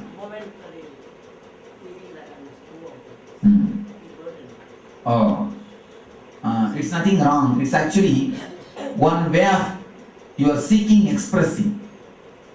Your seeking for enlightenment is nothing but seeking for boundarylessness. When you really seek the boundarylessness, you start getting this experience, getting these moments. Encourage it. You will start experiencing it. I think now, just for a few minutes, you can close your eyes and visualize. You are literally opening all your wounds and energy clots, all your tumors, physically and mentally, to the Master's presence, so that he can clear it and dissolve it.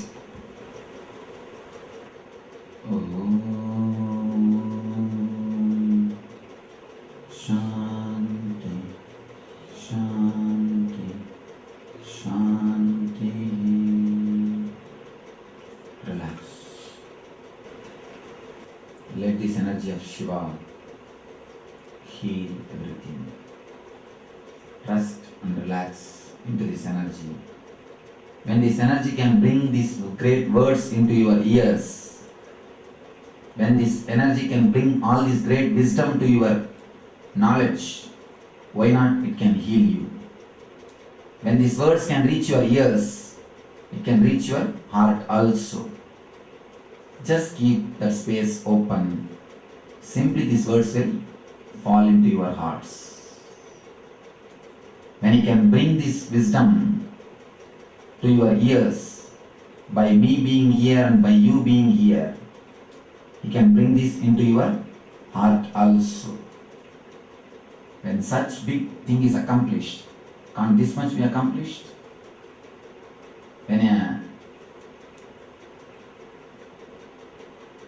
When this TV can come from all the way to Oklahoma to Bangalore railway station and reach the Biddi bus stand, can't it be brought to this room? Simply it is possible.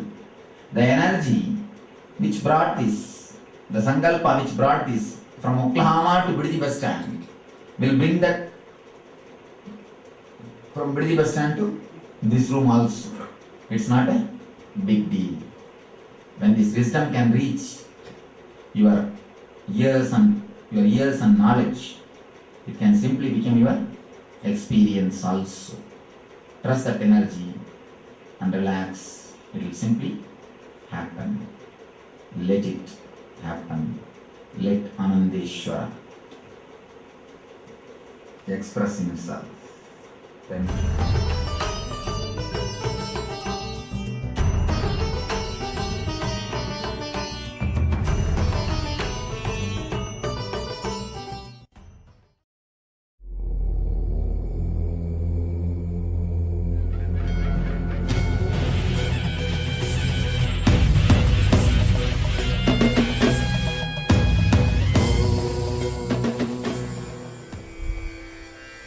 சிசுபாலனுக்கோ ஞானத்தை தாண்டிய லீலை அது கிடையாது.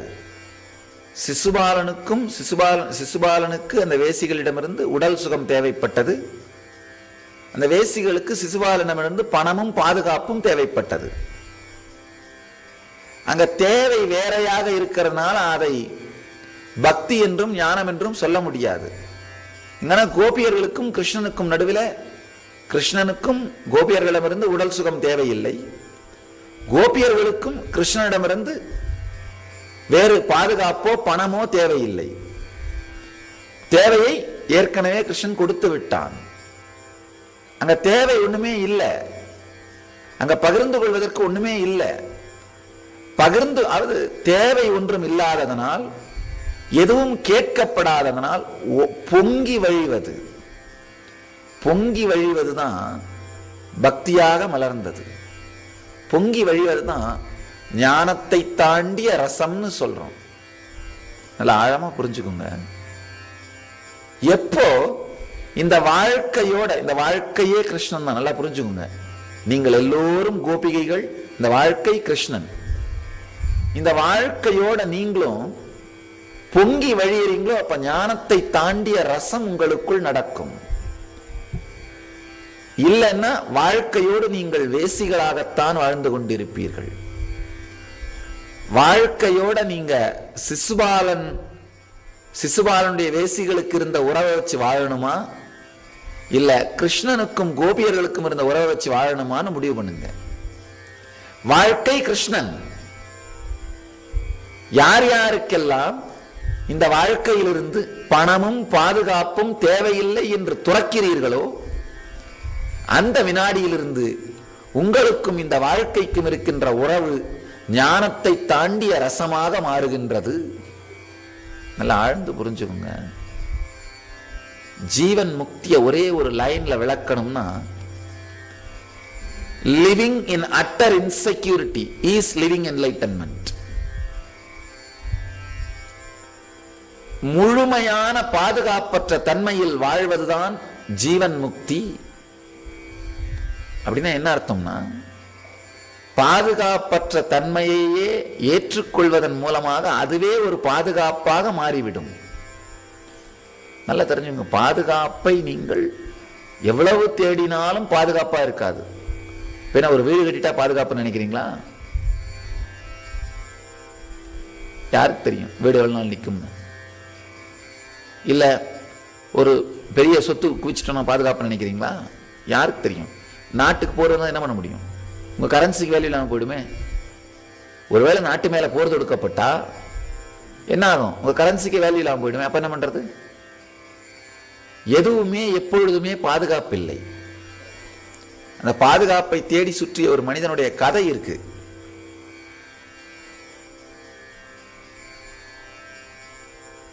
கல் செதுக்கிற சிற்பியாக இருந்தானா. அவனுக்கு என்னடா இது வாழ்க்கையே இப்படி மாறிடுச்சே, நமக்கு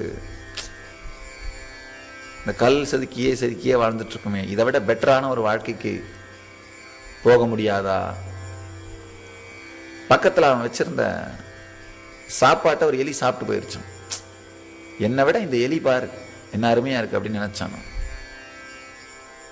பக்கத்தில் ஒரு ரிஷி வந்தார் அந்த ஊருக்கு. அவர் போய் அந்த ரிஷியை பார்த்துட்டு, நான் இந்த எலியா மாறணும் அப்படின்னா, உடனே அந்த ரிஷி அப்படியே ஆகட்டும்னுறாரு. எலியா மாறிட்டு சுத்திக்கிட்டே இருந்தான். திடீர்னு ஒரு பூனை அவனை சாகடிக்க வந்துதான். ஓ, அப்போ எலியை விட பூனை தான் பெட்டர், நான் பூனையா மாறணும் நானும். ரிஷி அதுக்கும் சரின்னுட்டாரான், பூனையா மாறிட்டான். கொஞ்ச நாள் கழிச்சு இந்த பூனையை நாய் விரட்டி வந்துதான். அப்போ இவன் பார்த்துட்டு, இல்லை நாய் தான் பெட்டர் போல அப்படின்னு, நாயா மாறணும். சரி நாயா போ அப்படின்னுட்டாரான். இந்த நாயை ஒரு சிறுத்தை துரத்துச்சான். நல்லா போய் திரும்ப கேட்டான், நான் சிறுத்தையா மாறணும். சரி சிறுத்தையாவே மாறிப்போ அப்படின்னு. அந்த சிறுத்தைய ஒரு பாம்பு விரட்டுச்சான். நான் பாம்பா மாறணும் அப்படின்னா. உடனே ரிஷி அப்படியே ஆகட்டும்னுட்டார். பாம்பை ஒரு கழுகு துரத்துச்சான்.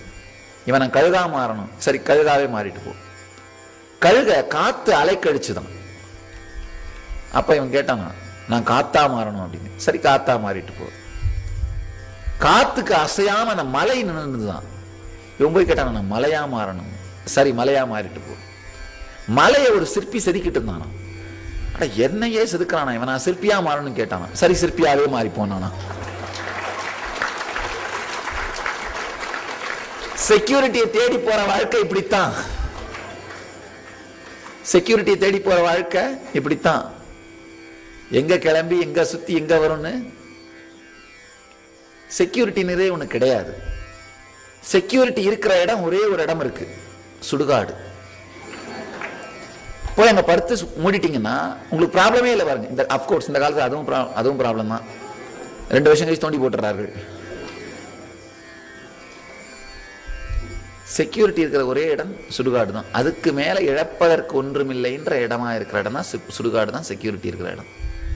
ஆனா அங்க போறதுக்கு யாரும் கட்டாயம் விரும்ப மாட்டோம்.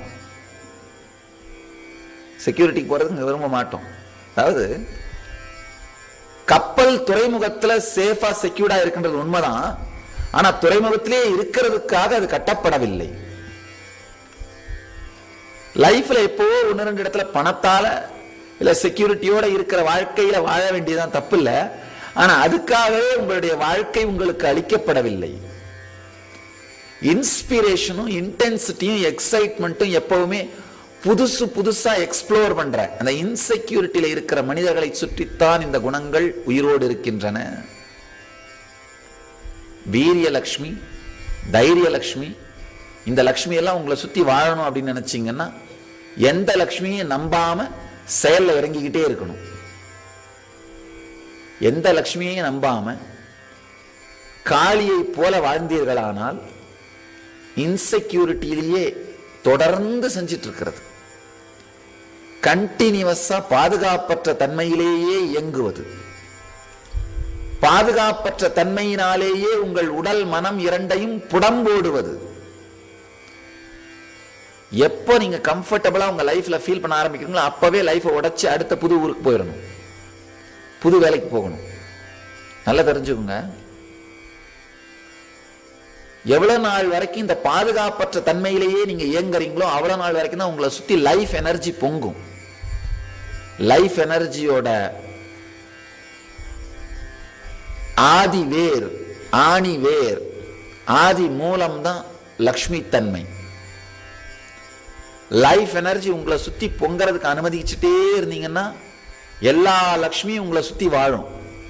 இல்லைன்னா குபேர வேணா இருப்பான், லக்ஷ்மி இருக்க மாட்டான். குபேரனுக்கும் லக்ஷ்மிக்கும் பெரிய வித்தியாசம் இருக்கு. தானும் ஆனந்தமா அதை அனுபவிச்சு தன்னை சுத்தி வரவங்களுக்கும் அள்ளி கொடுத்து கொண்டே இருப்பவள் லக்ஷ்மி. நல்லா புரிஞ்சுங்க. உங்ககிட்ட லக்ஷ்மி எனர்ஜி இருந்தா கொஞ்சம் பணம் இருந்தாலுமே பெரிய ஆனந்தத்தோட வாழ்ந்துட்டு இருப்பீங்க, ஒரு ராஜா மாதிரி வாழ்ந்துட்டு இருப்பீங்க, லக்ஷ்மி கடாட்சத்தோடு வாழ்வீங்க. ஆனா லக்ஷ்மி எதையுமே பிடிச்சு வைக்க மாட்டான், பொங்கிக்கிட்டே இருக்கும். சுழன்று கொண்டே இருக்கின்ற பாதுகாப்பற்ற தன்மையின் உச்சத்திலே வாழுகின்ற சக்தி லக்ஷ்மி. சாமி எப்பவும் சொல்றது உண்டு, ஒரே ஊர்ல லைஃப் லாங் கழிக்கிறவங்க மாதிரி ஒரு முட்டாள் யாரும் கிடையாது. உண்மையிலே சொல்றேன். பல பேர் என்கிட்ட வந்து கேட்கறது உண்டு, எப்படி சாமி 9 வருஷம் பரிவராஜ யாத்திரை பண்ணி இவ்வளோ கஷ்டப்பட்டு இருப்பீங்களே, ஊர் ஊரா போய் பிக்ஷை எடுத்து சாப்பிட்டு கொடுமையான வாழ்க்கையாச்சே சாமி அப்படின்னு. நான் சொன்னேன், ஐயா எனக்கு தான் உன் லைஃப்பை பார்த்தா கொடுமையா தெரியுது, என் லைஃப் கொடுமையே கிடையாது. அது என்ன ஆனந்தமான வாழ்க்கைன்னு உனக்கு தெரியாது. என்னால் நினைச்சு உனக்கு எப்படி என் வாழ்க்கையை நினைச்சு பார்க்க முடியல, எனக்கு அந்த மாதிரி உங்க வாழ்க்கையை நினைச்சு பார்க்க முடியலன்னு சொல்றது. என்னால் உண்மையில நினைச்சே பார்க்க முடியல. காலையில் எந்திரிச்சா அதே வீடு, அதே காரு, அதே வீட்டுக்காரு.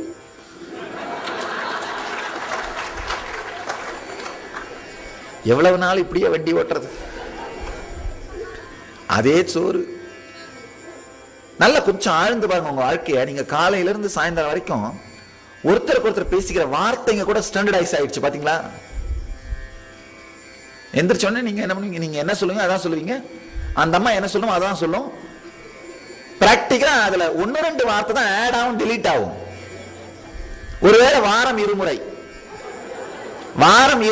அந்த வார்த்தை ஆட் ஆகும், டெலீட் ஆகும், அவ்வளவுதான். ஆனா தினந்தோறும் பாத்தீங்கன்னா நீங்க சொல்லிக்கிற வார்த்தைகள் கூட ஸ்டாண்டர்டா டைப் ஆகி ஸ்கிரிப்ட் ஆயிடுச்சு. உங்க வாழ்க்கை கூட அந்த செலக்டட் வசனங்களை மட்டும் தான் பேசுறீங்க. அதுக்கு மேல ஜாஸ்தி பேசினா என்ன பண்ண போறோம், விடுப்பா. அது மட்டும் இல்லாம நீங்க ஒரு வார்த்தை சொன்னா அவர் என்ன பதில் சொல்லுவார்னு உங்களுக்கு ஏற்கனவே தெரிஞ்சிருச்சு. அதனால நீங்க என்ன பண்றீங்க, நாம சொல்லி அவர் பதில் சொல்றதோட அதே நாமளே மனசுலயே சொல்லிக்கலாம். அதனால ஒரு பெரிய கொடுமை பாருங்க, உங்க பேசுற வார்த்தைகளை கூட ஸ்டாண்டர்டைஸ் பண்ணிட்டீங்க, ரெடி பண்ணி வச்சிட்டீங்க. அதுல கூட இன்செக்யூரிட்டி இல்லாம போயிருச்சு. சண்டை போடுறது கூட பாருங்க, நீங்க ஒன்றும் சாமி எப்பவுமே நம்ம பிரம்மச்சாரிங்களுக்கு சொல்லுவேன், புதுசு புதுசா தப்பு பண்ணுங்க, புதுசு புதுசா சண்டை போடுங்க, வளருவீங்க. ஆனா புதுசு புதுசா சண்டை போடுற அளவுக்கு கூட நீங்க யோசிக்கிறது இல்ல. புதுசு புதுசா தப்பு பண்ற அளவுக்கு கூட யோசிக்கிறது இல்ல. ஒரே தப்ப கொஞ்சம் பெரிய ஸ்கேல்ல சின்ன லெவல்லே பண்ணுவீங்க, அவ்வளவுதான். அப்படியே புரட்டி பாருங்க உங்க லைஃப. புதுசு புதுசா தப்பு பண்ணணும் அப்படின்னா கூட இன்செக்யூர்டா திங்க் பண்ணி ஆகணும், ஸ்பான்டேனியஸா இருந்தாகணும். அது கூட இருக்கிறது இல்லை, அது கூட இருக்கிறது இல்லை. எல்லாமே ப்ரீ பிளான்டா, ஃபிக்ஸ்டா, செக்யூர்டா இருக்கிறது. முழுமையான பாதுகாப்பற்ற தன்மையில் வாழ்வதுதான் ஜீவன் முக்தி. வாழ்க்கையோட இன்னைக்கு முடிவு பண்ணுங்க, வாழ்க்கையே சுவாசமாக எனக்குள்ளே சென்று வெளியே வருகின்ற வாழ்க்கையே, ஜீவாதாரமே, இந்த உலகத்திற்கே உயிராக இருக்கின்ற, இந்த உலகத்தை நான் உணர்வதற்கு ஆதார சக்தியாக இருக்கின்ற வாழ்க்கையே, இன்றிலிருந்து நீ எனக்கு எதுவும் தர வேண்டாம், என்னுடைய சுவாசமாக நீ வளர்ந்து இருக்கிறாயே, இது போதுமானது. நீ என் உடலுக்குள்ளே உயிராக உலவுகின்றாயே, அது போதுமானது. ஒரு பொருளை தொட்டால் என்னால் உணர முடிகின்றது, அது போதுமானது. ஒரு பொருளை என்னால் பார்க்க முடிகின்றது, அது போதுமானது. ஒரு பொருளை என்னால் ருசிக்க முடிகின்றது, அது போதுமானது. வாழ்க்கையே, நீ ஏற்கனவே எனக்கு அளவுக்கு அதிகமாக கொடுத்து விட்டாய். இதற்கு மேல் உன்னிடமிருந்து நான் கேட்பதற்கு ஒன்றுமே இல்லை, உன்னிடமிருந்து நான் பெற்றுக்கொள்வதற்கு ஒன்றுமே இல்லை. நீ எதை வேண்டுமானாலும் எப்பொழுது வேண்டுமானாலும் என்னிடமிருந்து எடுத்துக்கொள், உனக்காகவே நான் அனைத்தையும் விரித்து வைக்கிறேன். இந்த உணர்வை எடுத்துட்டு வந்து வாழ ஆரம்பிச்சுன்னா அதுதான் ஜீவன் முக்தி. அந்த வினாடியே உங்களுக்கும் வாழ்க்கைக்கும் இடையே இருக்கின்ற உணர்வு கிருஷ்ணனுக்கும் கோபியர்களுக்கும் இடையிலே இருக்கின்ற உணர்வாக மாறிவிடுகின்றது. உங்கள் வாழ்க்கையே ராசலீலை தான். நல்லா புரிஞ்சுக்கோங்க, ராசலீலைங்கிறது ஏதோ கொஞ்ச நேரம் கோலாட்டம் அடிச்சுட்டு கும்மியாட்டம் அடிச்சுட்டு கலரை பூசிக்கிட்டு ஆடுறது இல்லை, அது சிம்பாலிக்கா பண்றோம், அவ்வளவுதான். அது ராசலீலை கிடையாது. ராசலீலை என்ன? வாழ்க்கையே ஞானத்தை தாண்டிய ரசமாக மாறுவது ராசலீலை. இன்னைக்கு உலகம் முழுக்க பக்தர்கள் ராசலீலை கொண்டாடுகிறார்கள். இன்று ஹோலி பண்டிகை, ராசலீலையை கொண்டாடுகிறார்கள். ஆனா இன்று மாத்திரம் ராசலீலையை கொண்டாடுவது ராசம் அல்ல. ஞானத்தை தாண்டிய ரசத்தை வாழ்விலே உணர்வதனால் வாழ்க்கையே ராசலீலையாக மாறுவது, வாழ்வே ராசமாக மாறுவது, வாழ்வே ராசத்தில் கரைவது, வாழ்வே ராசமாய் மலர்வது. இல்லைன்னா நம்ம வாழ்க்கையும் நமக்கும் இருக்கிற உறவு சிசுபாலனுக்கும் அவனுடைய வேசிகளுக்கும் இருக்கிற உறவு மாதிரி தான். நீங்க தொடர்ந்து வாழ்க்கையிலிருந்து எதையாவது திருடிக்கிட்டே, வாழ்க்கைங்கிற பழத்தை சாறு பிழிந்து அதிலிருந்து திருடி சேர்த்து வைத்துக் கொள்வதற்கே 24 மணி நேரம் முயற்சி பண்ணுவீங்க. வாழ்க்கை என்ன பண்ணும்? கொடுக்குற மாதிரி உங்களுக்கு கொடுத்துட்டு உங்களோட என்ன பண்ணும்? பொம்மலாட்ட விளையாடிட்டு இருக்கும். இந்த பக்கமாவா, இந்த பக்கமாவா, இந்த பக்கமாவா, இங்க இருக்கு பாரு, இங்க இருக்கு பாரு, இங்க இருக்கு பாரு. நீங்க இங்க இருந்து இந்த பொம்மை கிட்ட இருந்து கொஞ்சம் திருடிட்டு போய் வீட்டுல வச்சு பூட்டுறதுக்குள்ள இன்னொரு பொம்மை வரும், இங்க வா இங்க வா இங்க வான்னு. அதை நீங்க வீட்டுல வச்சு பூட்டிட்டு இந்த பொம்மை கிட்ட இருந்து திருடுறதுக்கு வரும்போது இந்த பொம்மை என்ன பண்ணும்? அங்க போய் அதை எடுத்துக்கும். நீங்க வேற எங்க இருந்தாலும் திருடிட்டு வச்சது என்ன பண்ண சேர்த்து மொத்தமா எடுத்துக்கிடும். வாழ்க்கை உங்களோடு பொம்மலாட்ட விளையாடுவதற்கு அனுமதிக்காதீர்கள். வாழ்க்கையோடு முழுமையாக திறந்திருங்கள். வாழ்க்கையோடு திறந்திருங்கள். நான் சொல்ற வார்த்தைக்கு என்ன அர்த்தம்னா, உங்களுடைய உணர்வு முழுவதையும் true to the core, honesty to the core, உங்களுடைய உணர்வு முழுவதையும் ஒரே நிலையை நோக்கி ஒன்றாக்குங்கள். எதை நம்புகிறீர்களோ அதை மட்டும் பேசுங்கள், எதை நம்புகிறீர்களோ அதை மட்டும் செய்யுங்கள், எதை நம்புகிறீர்களோ அதை மட்டும் வாழுங்கள். நம்பாத விஷயங்களை வாழ ஆரம்பிக்கிறவன் தான் உளுத்து போன மூங்கில் மாதிரி. நல்லா தெரிஞ்சுக்கோங்க, உளுத்து போன மூங்கில் புல்லாங்குழலா மட்டும் இல்ல, பாடகட்ட கூட உபயோகமாகாது. உளுத்து போன மூங்கில் உள்ளுலகத்துல மட்டுமல்ல, வெளி உலகத்தை ஜெயிக்கிறது கூட உபயோகமாகாது. காலியான மூங்கில் பார்த்தீங்கன்னா புல்லாங்குழலா உபயோகமாகும். ஆனா உளுத்து போன மூங்கில் பாடகட்ட கூட உபயோகமாகாது. காலியான மூங்கில் இறைவன் கையில புல்லாங்குழலா இருக்கும். கனமான மூங்கில் பாடகட்டி புணந்துக்கு உபயோகமாகும். ஆனா உளுத்து போன மூங்கில் எதுக்கும் உபயோகமாகாம பாடகட்ட கூட உபயோகம் இல்லாம போகும். நீங்க அகங்காரம் இல்லாம போகும் பொழுது இறைவன் கையில புல்லாங்குழலா மாறிடுறீங்க. கனமான மூங்கிலா மாறி அகங்காரத்தோட வாழும் பொழுது இந்த உடம்புங்கிற புணத்தை தூக்கிட்டு போற பாடகட்டுறதுக்கு யூஸ் ஆவீங்க, பாடகட்டுற மூங்கிலா இருப்பீங்க. உளுத்து போகும்போது பாடகட்ட கூட உபயோகம் இல்லாம, இந்த உடம்பை தூக்கிட்டு வாழ்றது கூட உபயோகம் இல்லாம விழுந்து மாய்கின்றோம். ஆழ்ந்து புரிஞ்சுக்கோங்க, ஆழ்ந்து உள்வாங்கிக் கொள்ளுங்கள். இந்த வாழ்க்கையோடு உங்களுக்கு இருக்கின்ற உறவை நேராக்குங்கள். உங்கள் உடல் வியாதிகள் மறைந்து, உள்ளத்தின் வியாதிகள் மறைந்து உணர்வு சீரமையும். கிராமத்து மக்கள்கிட்ட நான் பார்த்திருக்கேன் இந்த உணர்வை சீரமைத்து வைப்பது. மத்திய பிரதேசம் பக்கத்துல ஒரு கிராமம், அருமையான ஒரு இடம், குஜராத்துக்கு கிட்ட. அந்த கிராமத்தில் இருக்கிற பழக்கம் என்னன்னா, அந்த மக்கள் கனவுல யாரையாவது பார்த்து திட்டா இல்ல ஏதாவது அவர்களுக்கு தவறு செஞ்சுட்டுதா கனவு கண்டால் கூட மறுநாள் அந்த வீட்டுக்கு போய் அந்த நபர் காலில் விழுந்து மன்னிப்பு கேட்டு வருவாங்களாம். நமக்கு ஆச்சரியமா இருக்கலாம், கனவுல செஞ்சதுக்கு ஏன்பா நனவுல போய் அவங்களுக்கு தெரிய கூட தெரியாது அப்படின்லாம்.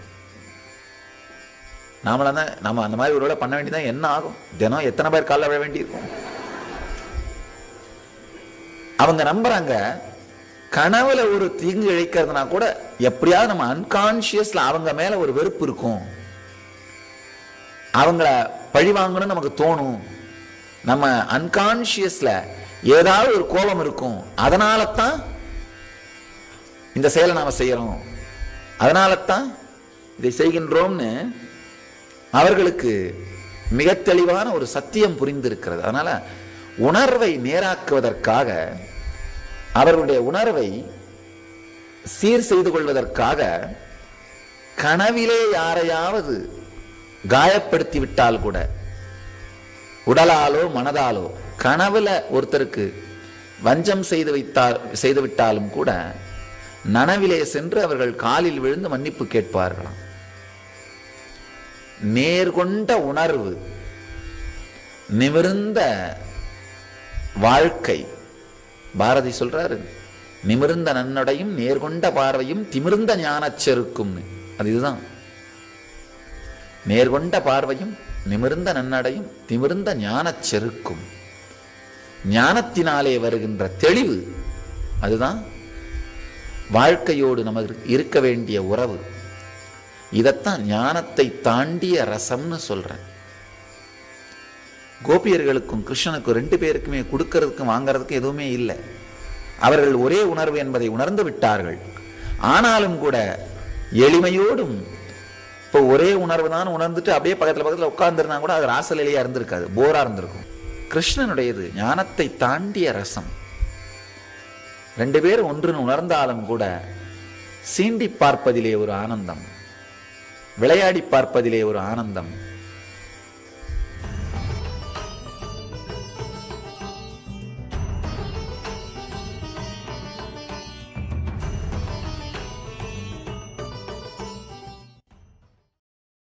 I recently got my hands on this professional hose clamp kit, and it's such a practical tool. We all know how frustrating it is when hoses loosen, whether it's water pipes, appliance lines, or even car hoses. This kit includes clamps of various sizes, allowing you to fix hoses of different diameters and completely eliminate the problem of leaks and air gaps. What's even better is its durable material, ensuring it doesn't easily deform, and the whole process is super smooth to use. Every time I finish a repair, I feel a sense of accomplishment. Whether it's fixing water pipes or maintaining vehicles, this kit makes it easy and efficient. If you have similar repair needs, I highly recommend this hose clamp kit.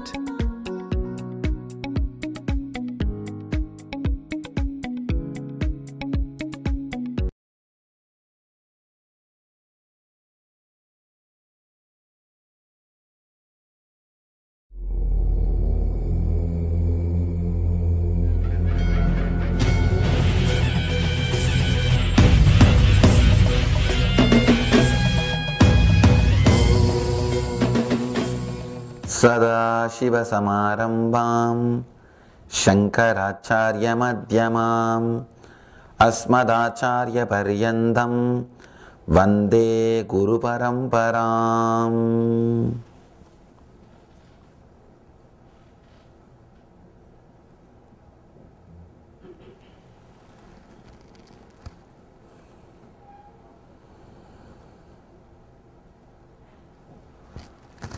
I welcome you all with my love and respects.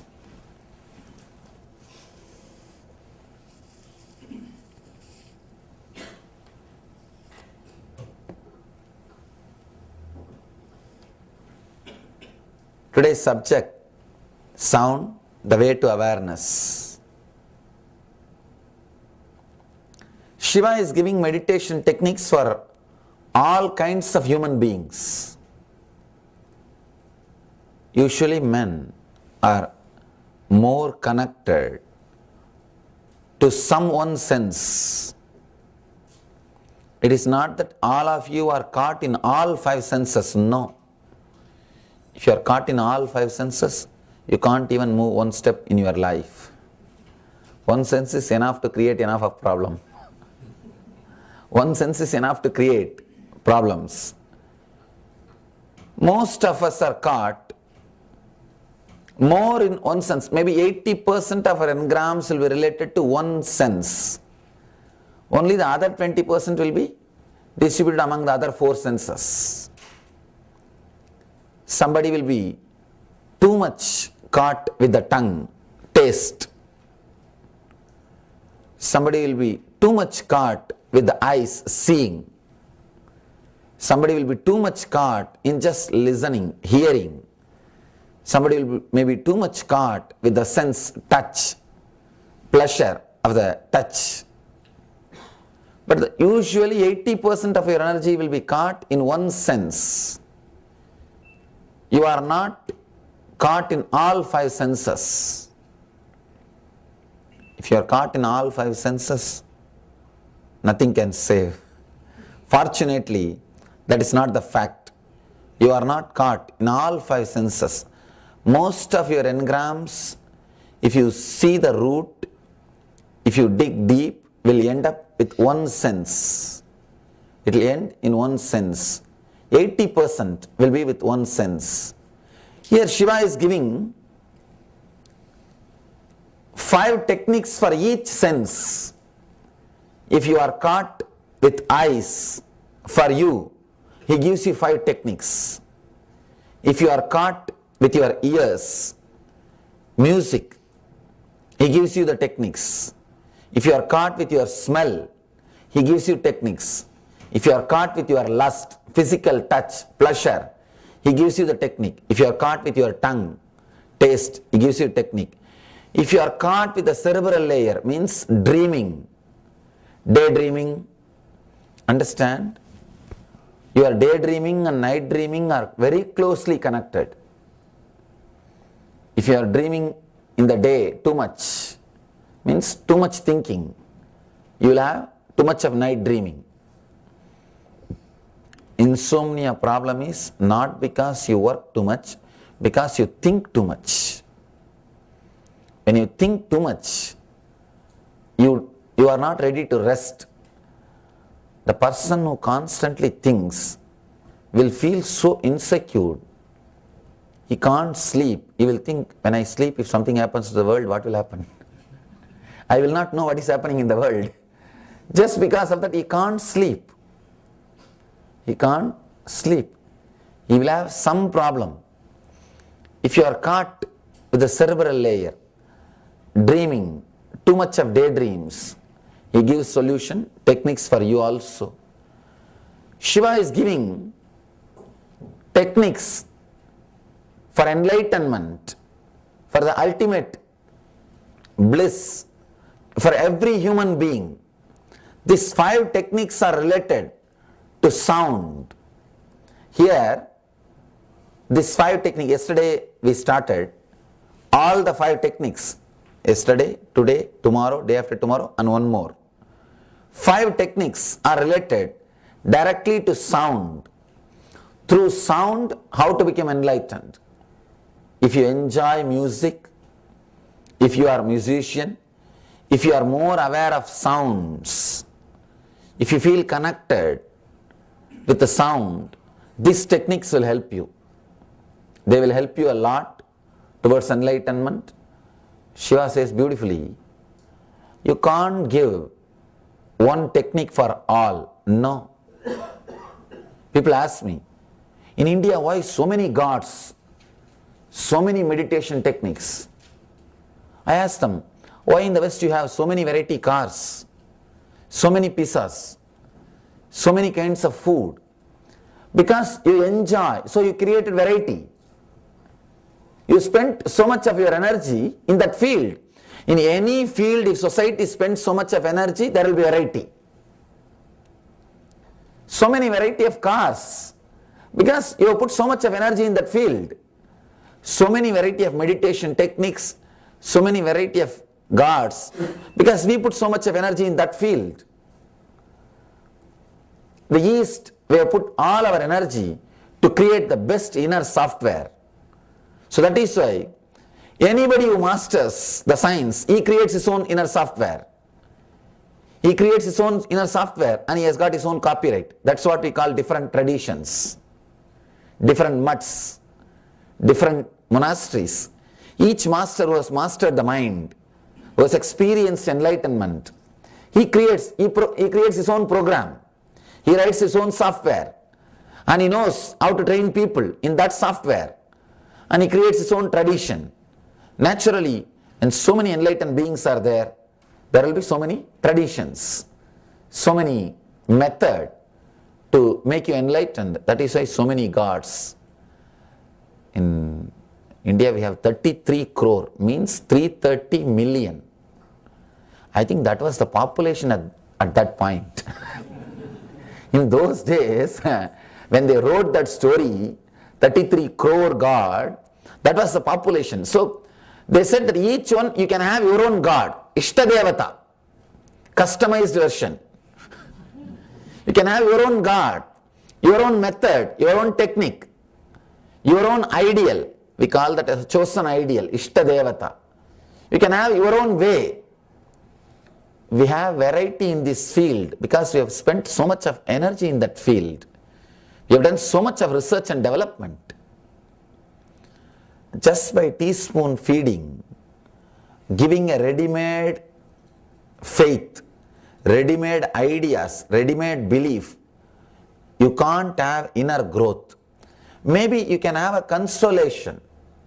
See, when you are hurt, little bit of like a lubrication. It can be like a lubrication. Oh, don't bother, there is a hell, there is a heaven. If somebody does bad, they will go to hell, and if somebody does good, they will go to heaven. Some sort of a consolation.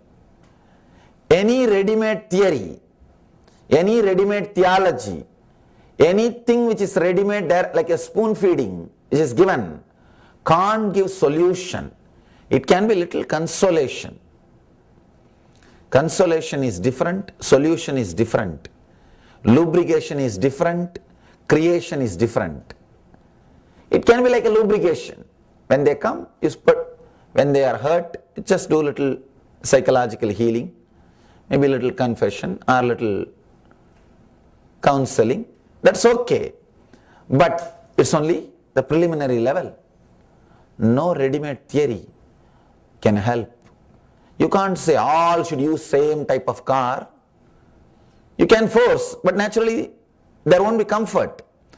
The quality of life is less if the variety is not allowed.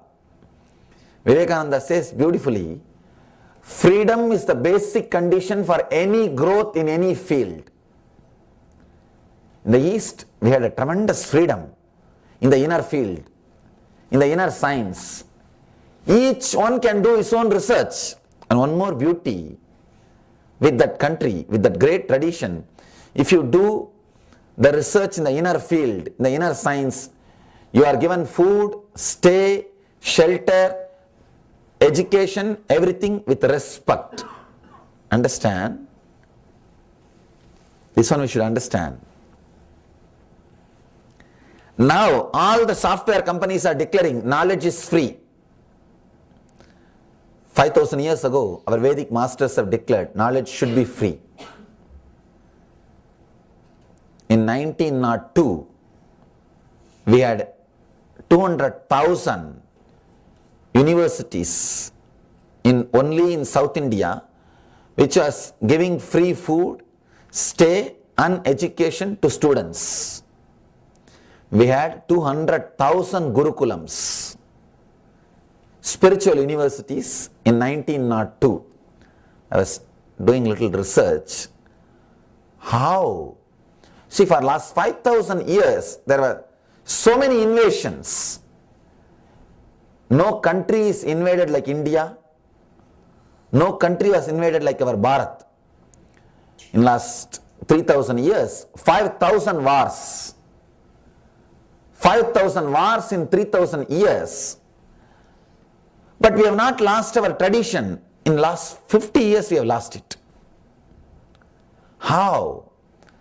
How the other guys were not able to manage, and last 50 years, it happened. When I started studying, all the other invaders destroyed only our temples, which is just an architectural excellence. We can redo it within a generation. We had a technique, technology, method, everything. We can redo it. We can just establish it in one generation. But when they invaded, they killed our ability to reconstruct. They destroyed our Gurukulam system, the education method, where the science was preserved. The science of energizing, or science of reconstruction, or the very science to use the temples. The science was destroyed. In 1902, we had 200,000 spiritual universities, 2 lakh only in South India. Those days, they call that as a Madras district, Madras state. South India, which was giving free food, shelter and education, completely free. You will be surprised. They have developed all sciences, not just chanting mantras or doing rituals. Shushruta did heart transplantation, open heart surgeries. They had all sciences. Actually, we could have imbibed Western sciences without losing our roots. The whole thing could have been imbibed, but they know unless our system, our science is destroyed, we can't be controlled. Unless you destroy uniqueness of a country, you can't control that country. Unless you destroy the uniqueness, you can't make him slave. 1902, we had 200,000. In 2002, within 100 years, we had just 600 Veda Padashalas, which are giving free food, stay and shelter. Just 600. In the whole 5 states. The whole South Indian 5 states, now we have only 600. Means the system is lost. When the system is lost, everything can be lost. Otherwise, it is not that India did not face the foreign invasion, cultural invasion or wars. We have faced. But it was not cunning. It was very straightforward. You kill me, I will kill you. Over. That is far more better than cunningly killing the tradition, destroying the science which was created, and enslaving, making people dependent, bringing them under the slavery. Of course, this was done in such a cunning way, people are not even able to be aware of the whole thing. The tradition which gives food, shelter, education, all with respect. I tell you from my own experience, 9 years, cream of somebody's life is youth.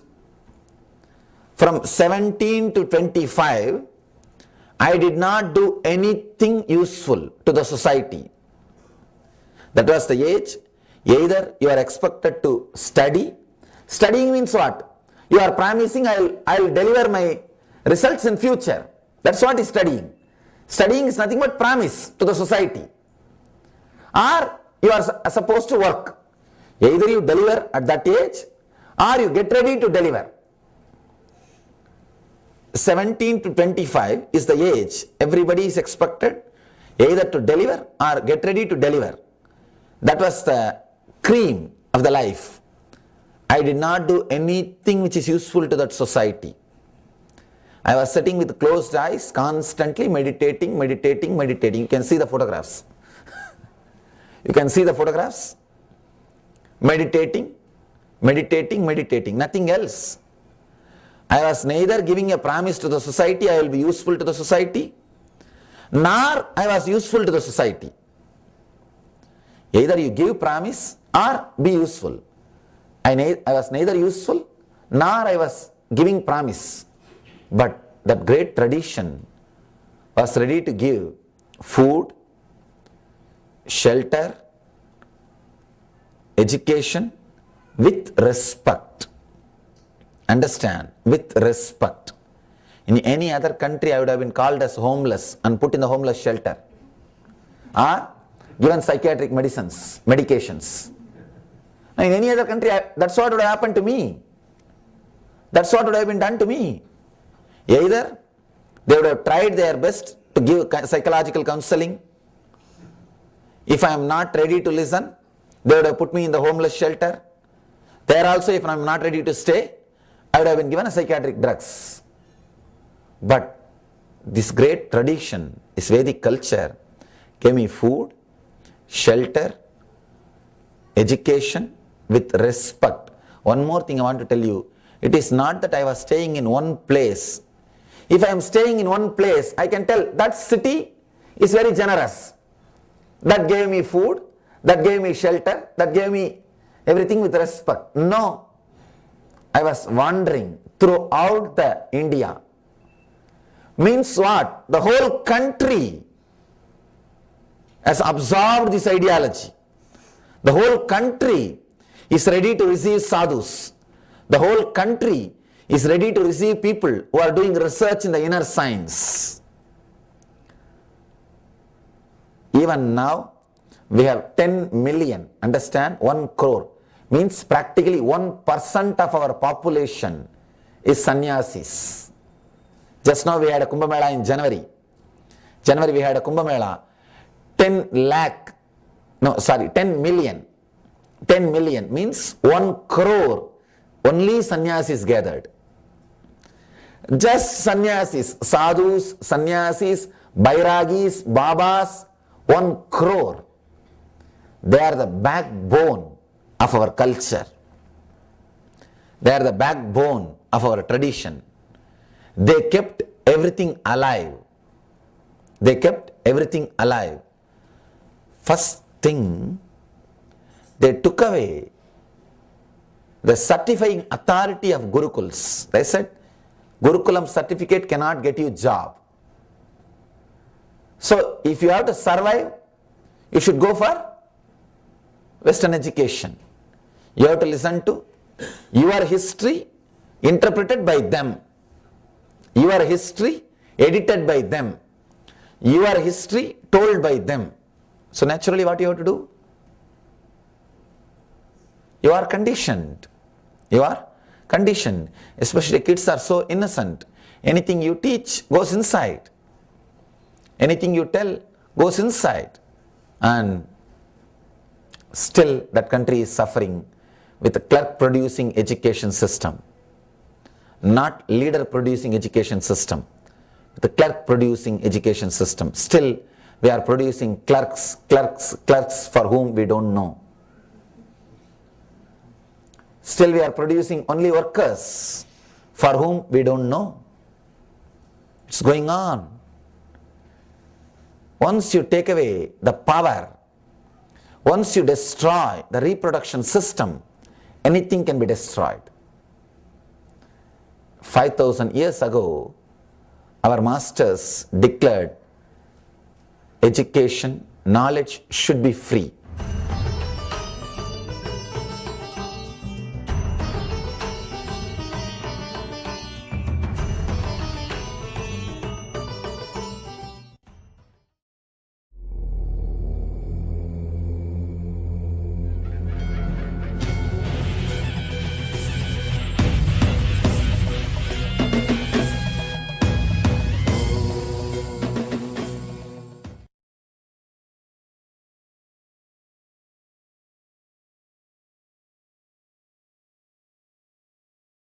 Many people come and ask me, what is the meaning of this mantra, Swamiji?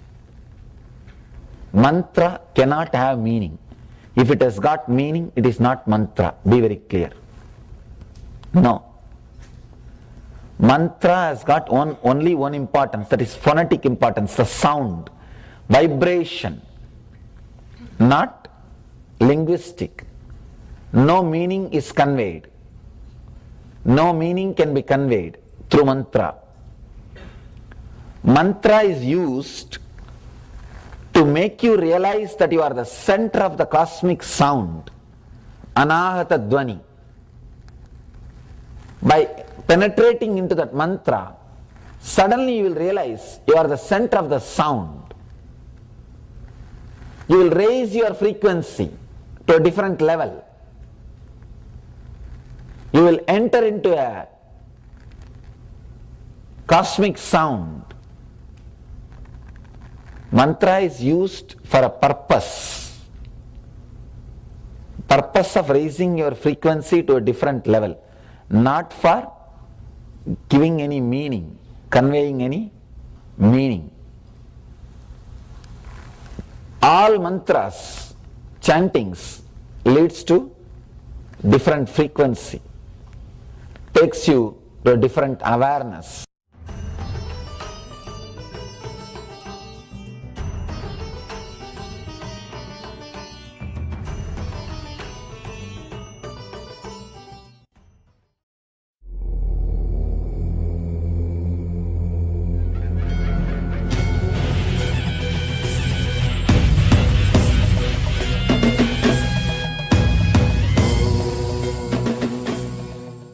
Let us enter into the meditation technique, ultimate technique by Shiva, to experience, to know the knower. It is time to start the meditation. Please understand the technique. With utmost devotion, means with a deep devotion, just be aware of the gap between incoming breath and outgoing breath. That's all is the technique. Because between every incoming breath and outgoing breath, your self shines by itself. The truth reveals by itself. You are supposed to sit with utmost devotion. How usually you sit in front of your God or Guru? Big problem is, we don't know even that. If you know that, then you can turn that into this. We never sat with devotion. We have sat with a greed to get something, or the fear of losing something. You sit in the office to get the money, or the fear of losing money, losing some comfort. We always sat only with the fear or greed. Even in the lectures, most of the time we sit with the greed to learn more knowledge, to have more knowledge, to know things, be very clear. That's why sitting with utmost devotion is not known to us. Now at least let us try. Upanishad says, sitting with utmost devotion itself is a technique. That is why the word Upanishad means just sitting, nothing else. Upanishad means sitting near, that's all. The literal translation of the word Upanishad means sitting, nothing else. So, now you are supposed to sit with utmost devotion. You can do one thing. You must be having devotion towards something, maybe to some God or some Guru, or maybe your own mother, rarely your wife or your husband, something. To somebody you may feel little connected. Somewhere you must feel little devotion. There is no doubt about it. For few minutes you can remember how you feel connected to that person, how you feel connected to that Guru, or how you feel connected to that God or anything. With that same mood, just sit watching the breath, watching the gap between the breath. Watching the gap between the breath. First few minutes we will take to feel connected. Mostly we feel connected to our mother, because mother is such a beautiful being, showered so much on us. You may ideologically feel connected to her, or you may not feel connected to her now after you grow up because of your own ideas. But you can't say that she has not done anything to you. You can't give up your love or gratitude for her. Today you may have ideological connection with her, or your ideology may be different from her, that is different. But you can't deny her great contribution in your being. So maybe you can feel connected to your mother. If you had some Guru already, or if you experience some love, some connection with some master, some Guru, then feel connected to him. Or if you have experienced some devotion or connection to some God, feel connected to that God. Anything. First few minutes we will take. Remember the person or God who creates deep devotion in you. If you say nothing creates devotion in me, Swamiji, then I can't do anything, I don't know. There will be something which creates, maybe your father or mother or some friend or some teacher who inspired you. Somebody will be there, or some leader would have inspired you some way. First take few minutes, we will take few minutes, feel connected to them. So it will be two-step. First, creating the devotion means feeling connected, opening up your heart to some being, to something. Then concentrating or turning that same connection or attention towards the gap between the breath. We will do this as a two-step. First step, you will sit and remember the person who contributed something to your life. You can remember even 2-3 persons, no problem. Sometimes you may have 2-3 persons in the list, beautiful mother and wonderful Guru, or to some God, beautiful. You can remember even 4-5. whoever you feel connected, or with whoever you feel utmost devotion, remember them and remember their beautiful contribution to your life and feel connected to them. This is creating the utmost devotion.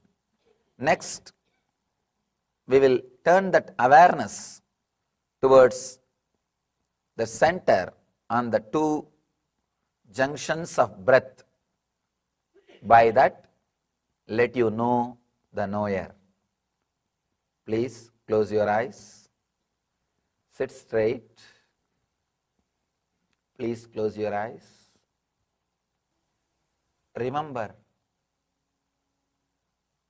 all the people who create a deep devotional feeling in you, who reside in your heart, who are inspiration sources for you, to whom you turn whenever you feel you are dry, you want to rejuvenate yourself, who adds little juice in your life.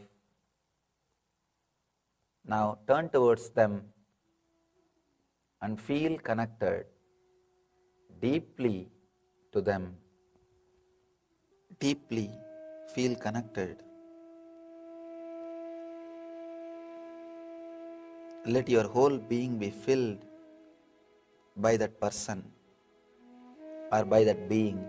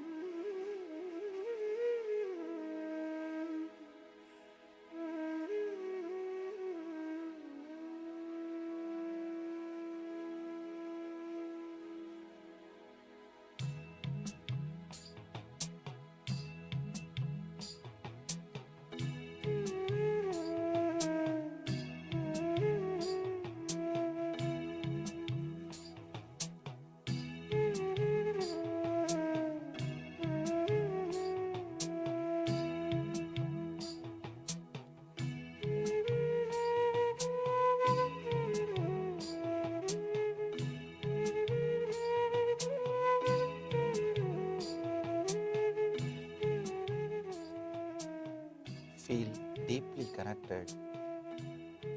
Let your whole being be filled with utmost devotion to that person or to that being.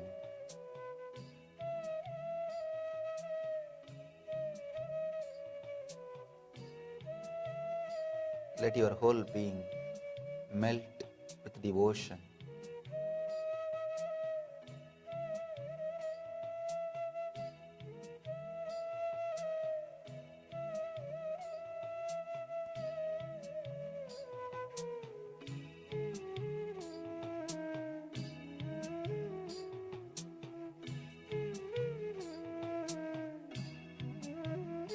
With the same utmost devotion,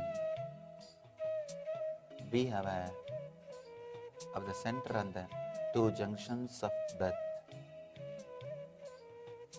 Let you be aware of the gap between incoming and outgoing breath.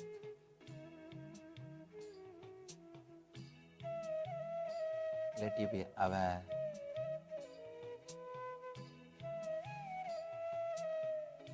of the neutral space between incoming and outgoing breath.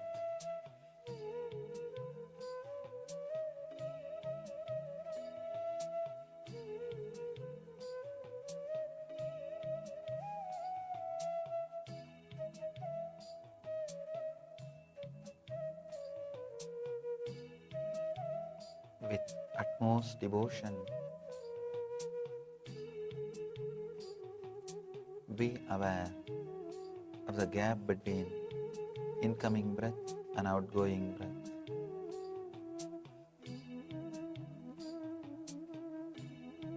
Center on the two junctions of breath.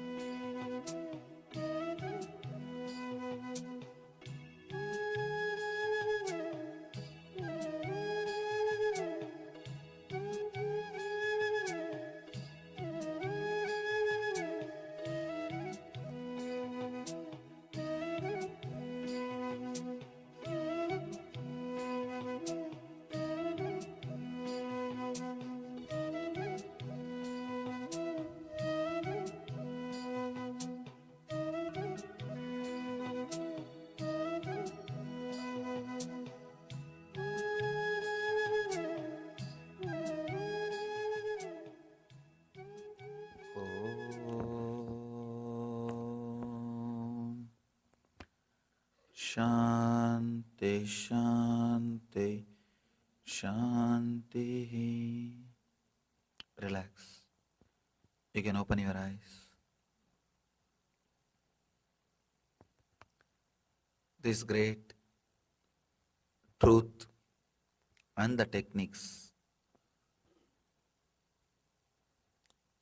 let you know the knower. Let them help you to experience and let you be in, become one with and radiate eternal bliss. Nithyananda. Thank you.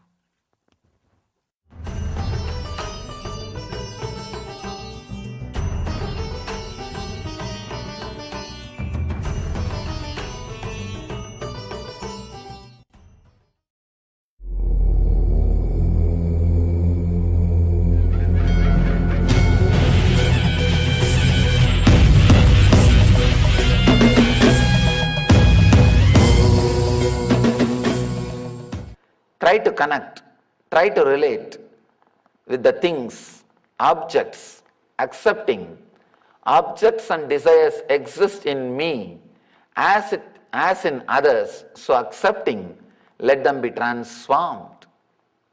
It is actually a technique which you need to carry continuously, the technique which you need to practice continuously. Putting yourself into the position of the others, looking yourself from the other person's angle. There is a beautiful Bhashya commentary. The commentator also explains this technique in a little deeper way. Sit in front of a mirror, look very deeply your own eyes. After 5 minutes, visualize that your vision, your reflection is looking at you. Visualize you are inside the mirror and you are looking at you. Then you will be able to shift your vision, shift your consciousness. Then whenever you see a person, whenever you handle a situation, you will be able to see it objectively. You will be able to see it from that side with acceptance. It's a very simple practice. Of course, every day you spend at least half an hour in front of mirror. You can use that time. You can use that time. It's a very powerful technique. Just 5 minutes, gaze at your eyes. After that, just visualize you are inside the mirror looking at your own body. In the beginning, it will be a little weird. After a few times of trying, you will be able to see things from others' perspective, things from the others' view. You will be able to accept others. You will be able to put yourself in that position and relate with the things, relate with the truth. Let me tell you an important incident. Vivekananda went to a library during his wandering days, picked up some 6 volumes of encyclopedia. After third day, he brought a book back and returned to the library. The librarian started laughing. Did you take it to put it at your head to be used as a pillow? First thing, librarian was not able to believe a Swami is an educated guy. Next thing, he cannot believe somebody finished all 6 volumes in 3 days. Vivekananda said, if you want, ask any question from that 6 volume. Librarian examined him 3 hours and got completely shaken. Because not only Vivekananda was able to answer, he was able to quote even page number and paragraph and line exactly. Let me give you the technique, how it is possible. Try this technique for a few days, sitting with the mirror. Sit few minutes, look at the mirror as if you are looking from here. After a few minutes, feel that you are looking from inside to your own body. Few times of practicing, just 5 minutes per day, practice for 2-3 days. Suddenly you will see you are really able to feel you are outside your body and able to look at you. Once you have that click, that feeling, whenever you pick up some book, pick up that book, first few minutes, gaze at that book as if you are looking from your body. Then next few minutes, feel you are inside the book and looking at your body. You will see a deep connection will happen between you and the book. It will take only 10% of the time for you to finish that book. The time which you will take usually, if it is 10 hours, I guarantee it will not take more than 1 hour. I myself have experienced this technique. Easily I finish 600 to 700 pages in one night. I don't read a single book. I just bring volumes, go through. Simply it is possible. All you need to do, first look at the book for a few minutes, then feel that book, through the book you are looking at yourself. It may look very weird and it may look too simple. Try, you will understand. In the very inner space, a different thing happens. When you listen the sutra, objects and desires exist in me as in others. So accepting, let them be transformed. It looks too simple. If you really start using this technique every step in your life, you will understand how many things are revealed to you. How many new things starts happening in you. You will see you are able to move out of your boundary. You will use your body like a car. When you want, you can get in. When you want, you can get down. You can get into anybody's head and see. Understand, I am not giving you false promise, or I am not giving you too big ideas. It is simply possible. A simple understanding and clarity. If you have never seen somebody swimming and you get a book, How to Swim, you read that volume, first move the right hand 10 times, move the left leg quickly as much as possible, right hand, right leg, left hand, left leg, all four should be continuously moving in full speed, and your head should be above the water. Can you ever believe that you will be able to swim? No. Same way, unless you have seen an enlightened being playing with these powers, if you just read these words, you may not be able to believe. I tell you, the moment you see somebody swimming, first thing, oh God, it is possible. Second thing, when it is possible for him, why not for me? Third thing, let me jump.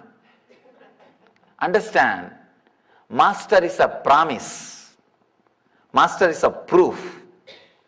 I know what I am talking is a truth. Just try to play with these techniques. Especially if your profession is related to a lot of reading. It will open up a new energy in you. It will be such a powerful thing, it will just change you. Not only with reading, you can play this with anything. Same way, if you have some disturbed relationship, just sit for a few minutes with that person's photograph and look from your side. After a few minutes, visualize you are looking through his eyes to you. You will suddenly heal the relationship. Because your inner space will open up, your body language will change. Suddenly you will see, you will heal that relationship. You will heal the disturbance created in the relationship. So many new things will open up from his angle, from his point of view, from his energy. It will awaken a new circle in you. You can use this technique in so many ways, in so many times, in so many situations in your life. Maybe now you can sit with yourself and at least bring you back to you. If you have any book or a note or some object or a mirror.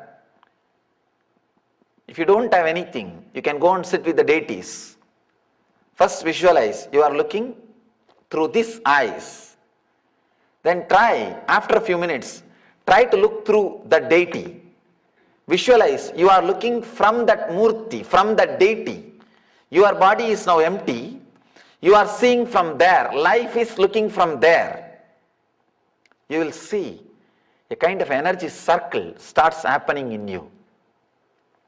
Kind of a complete fulfillment starts happening in front of you. Try this technique for a few minutes. You will see some strange new things, strange new energy getting awakened inside your system. And you will have a deep compassion for every living being. If you have pets, try with your pets. You will be able to relate much more deeply. You will be able to relate with more love and care. If you have some plants, favorite tree or a flower plant, anything in your house, try with that. Whatever plants, animals, people, book, anything you have, try to play with that. Try to play with the moon. Try to play with the hill. First you look, then feel that object is looking at you. It is just looking inside you. You will start seeing things from the different vision. You will start expressing things from the different angle. you will start expanding your understanding by accepting the objects and desires exist in me as in others. Let them be transformed. Let you be transformed. Thank you.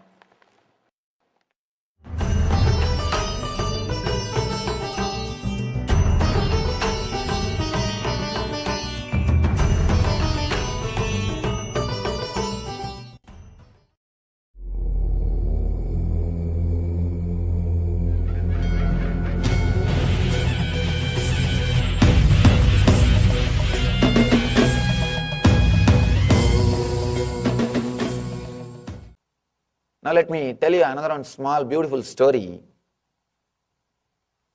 Then we will enter into the technique itself. Because it is all about devotion,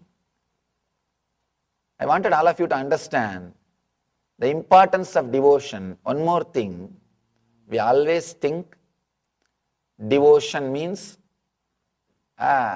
foolish people, immature guys. We always think by being logical, here they call cool, by being very steady, cool, they think they are very intelligent. Let me tell you one truth clearly. To doubt, you don't need intelligence. Any fool will doubt. Only fools doubt.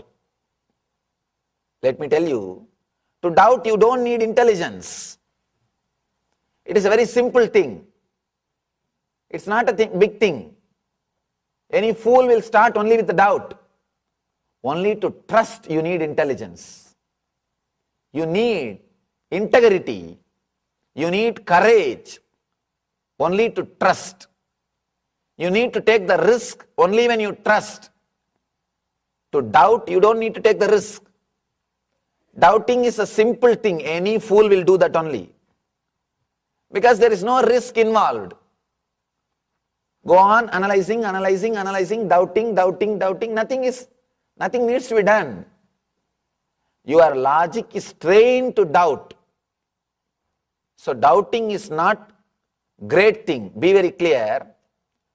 Never think you are a great big guy if you are constantly doubting something. People come to me and they stand very,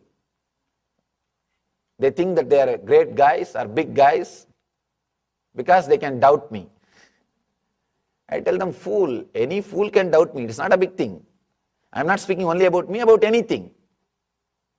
To doubt, you don't need intelligence. All you need is little ego, which we have enough. Nothing much is necessary. All you need is little foolishness and little ego, which we have enough. To trust, to have devotion, to feel connected only you need intelligence. You need to take the risk. You need to be courageous. Only then you can trust. You can take a jump. Otherwise it is impossible. I tell people, never think people with devotion are not courageous. We always have an idea. People with intellect, we think they are courageous people. People who can doubt, they are courageous. Many people come to me and they think that they are very courageous and say, Swamiji, I doubt so many things which you say. I tell them, to doubt you don't need courage. Don't think you are courageous. You are fool. You are coward. That is why before taking every step you are analyzing, logically questioning, doubting. Be very clear. Let doubt not be associated with courage. It is a pure cowardness. Cowards doubt. Blessed are those who can take the risk of jumping, who are courageous enough to trust. Only to trust you need courage. Because when you trust, you are taking jump. It's a big risk. Ordinarily, you can play a safe game in doubting. In doubting, you can play a very safe game. Nothing risk. You don't take any risk. You are very so-so. Just stand aside, be a watcher and play the game, safe game, and you know to what extent you can go and go back. It's not a big thing. I always tell people, when your intellect has reached its peak, it becomes intelligence. When your emotion has reached its peak, it becomes devotion and trust. When your being, it reaches its peak, it becomes enlightenment. Through tapas and through the purification process, if your intellect reaches the peak, it will become intelligence. If your emotion reaches its peak, it becomes trust and devotion. If your being reaches its peak, it becomes enlightenment. To doubt, you don't need intelligence. You need foolishness, which we have enough. Only to trust, you need courage. Let it be very clear. Trust should be associated with courage, not doubting. People think just because they can doubt the spiritual system, or they can doubt some tradition, they can doubt some spiritual guru, they can doubt some book, they think that they are courageous. Never think you are courageous if you can doubt some of the spiritual books, some of the spiritual gurus, some of these spiritual techniques, especially the modern day youth. They come to me and tell me, Swamiji, I am a very courageous person, I don't care for my mother's beliefs. She believes in that God, but I am very courageous, I don't care about all those things. I doubt everything. Be very clear. Let your courage not associated. Let you don't feel you are intelligent or courageous because you doubt. To doubt, you don't need anything. You don't need courage. Only to trust and take a quantum jump, you need courage. Only to have devotion, you need courage. Only to have trust, you need courage.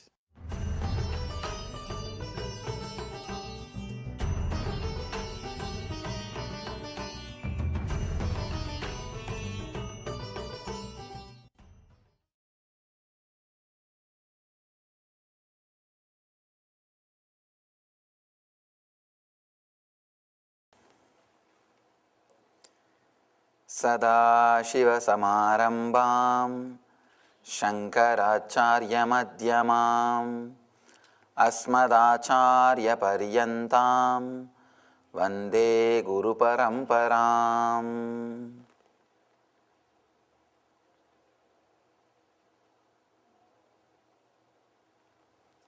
I welcome you all with my love and respects. From today, before entering into the sutras, I'll answer your questions related to yesterday's discourse or any other related subject. You can put your questions in writing when you leave the discourse hall, and same way, people who are watching through internet can send your questions through email.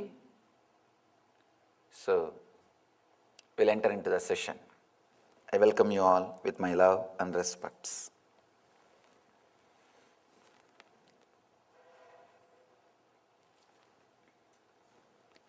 Let me read out today's sutras, today's sutra, and enter into the session. Look lovingly at some object. Do not go to another object. Here in the middle of the object, let the blessing descend on you.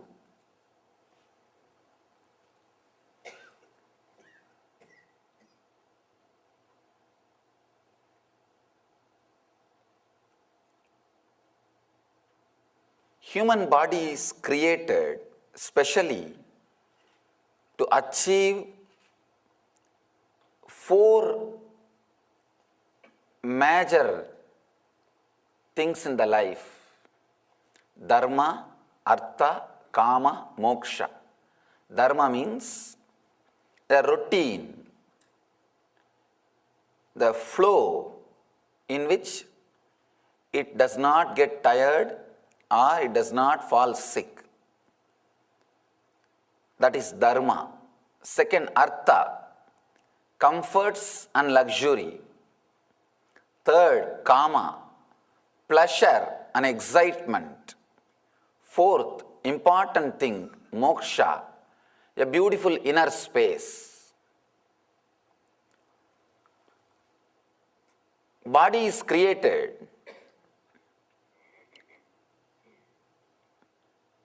to experience the best things in the outer world and the best things in the inner world. Your eyes are created to look outside and to look inside.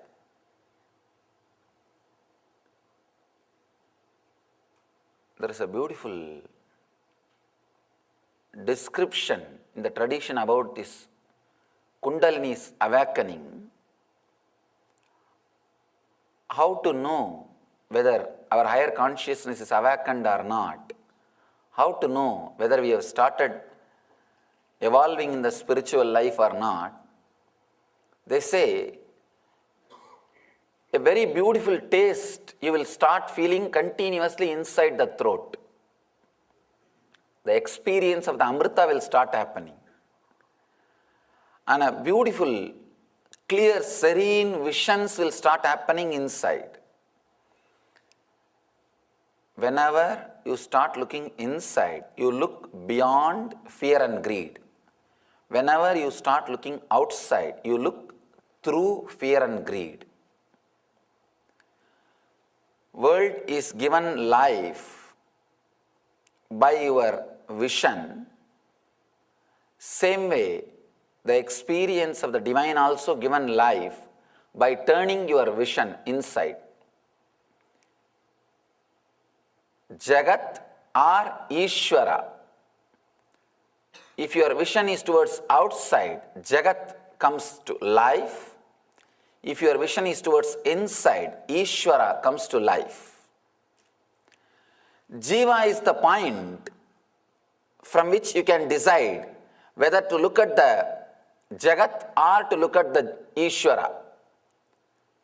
In the Vedic tradition, these three concepts are basic concepts: Jiva, Ishvara, Jagat. Jiva means the individual self. If the individual self is operating externally, if it is functioning towards the outer world, towards the outside, it sees the Jagat, means world. If it is going inside, if it is turning in, it sees Ishvara, divine. That is the reason the psychological revolution is a basic necessity for spiritual life. Clarity on Jiva, individual self, Ishvara, God, the Jagat, world. Clarity about all these three is what we call psychological revolution. Having a clear, true vision about these three is a basic need for any growth, any achievement. Even the people who achieved something in the external world, they have some clarity about the world, about the Jagat. That is why they are able to achieve. They are able to have much more than what others afford to have, what others are able to have. Shiva gives a very beautiful technique to use the senses which are by its own nature going out. By its own nature, senses are outgoing. Senses look at the Jagat. Shiva is very beautifully giving us a technique to turn the whole thing in, to see the God, Ishvara, to experience the divine. Look lovingly at some object. Do not go to another object. Here in the middle of the object, the blessing. Just yesterday, one of my ashramates was asking me, Nithyananda was asking, Swamiji, in one of your discourses you said, we don't worship idols, we worship through idols. But suddenly, day before yesterday's discourse, the first day Shiva Sutra, you said, deity is God, deity does not represent God. Is it not contradicting?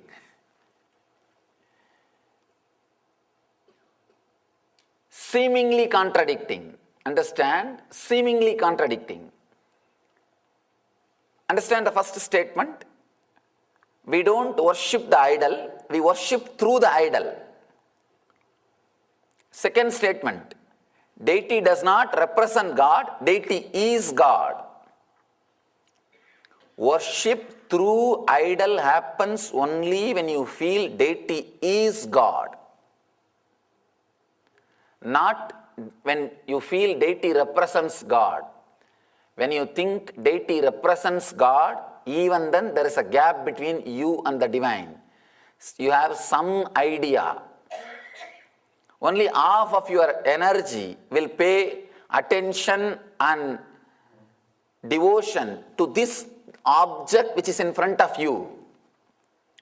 See, basically, you cannot conceive the idea of God or divine as long as your mind is functioning in the physical frequency.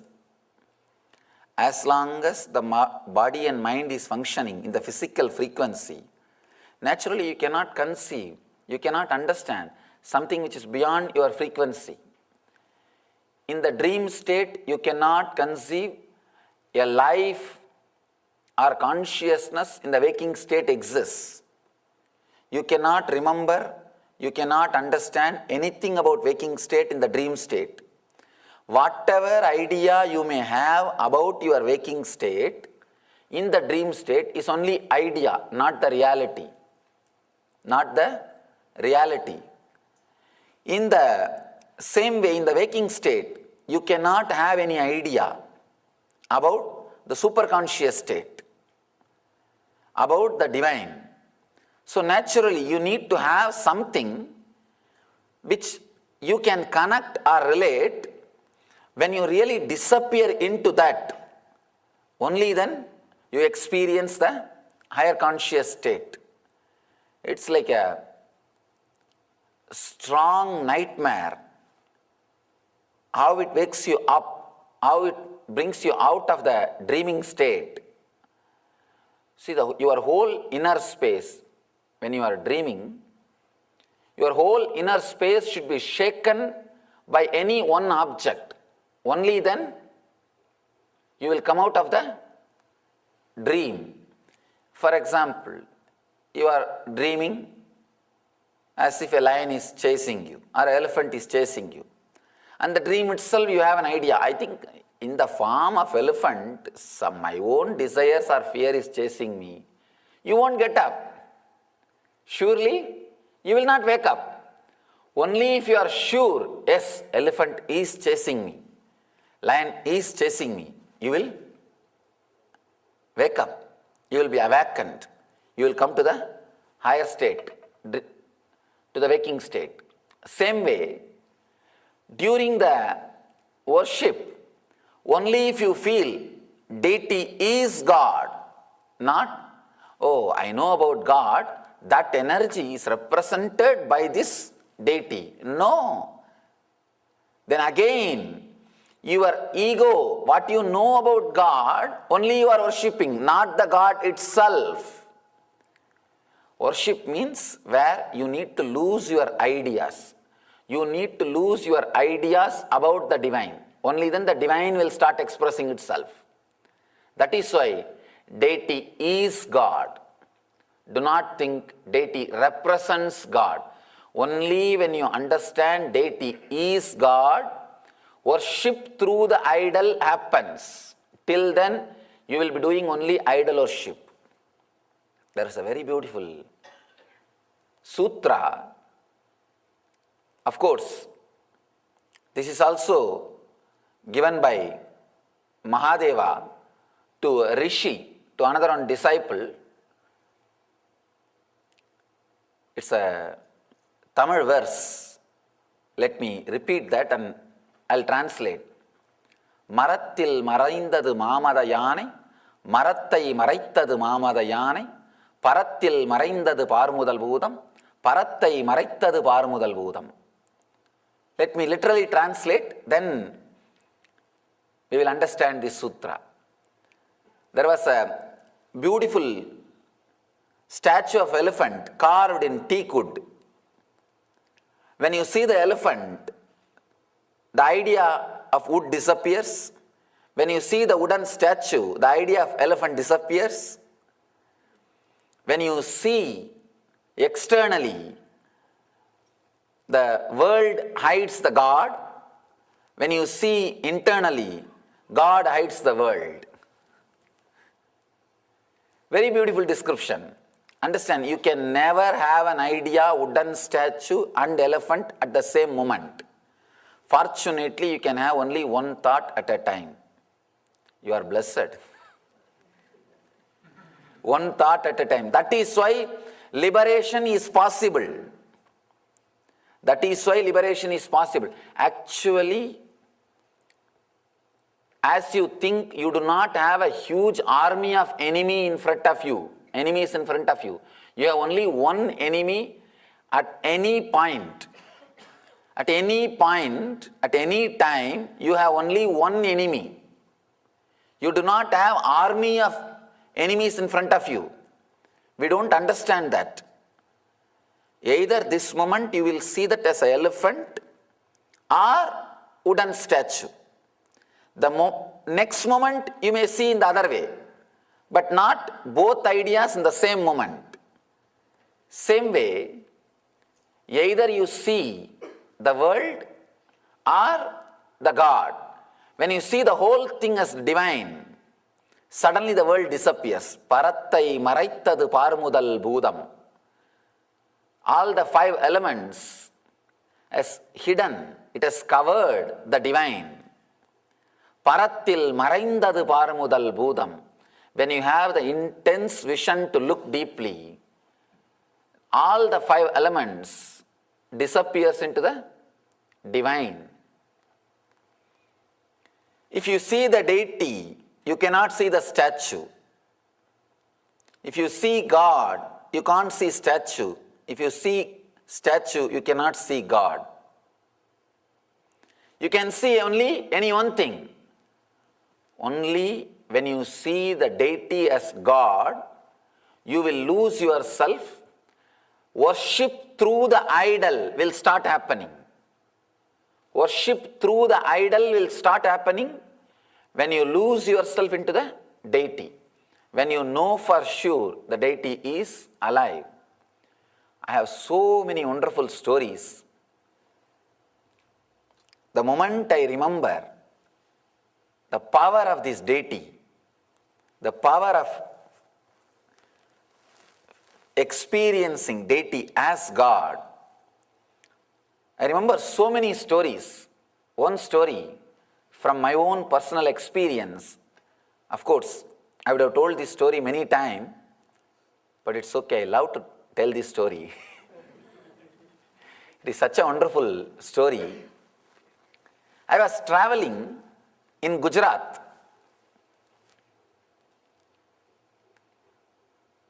I always remember that elderly lady and respect her. Like how I remembered yesterday, Swami Lakshman Ju. I can say this lady is surely lived in the same consciousness of Gopikas or the Krishna's Anga Devatas, the Krishna's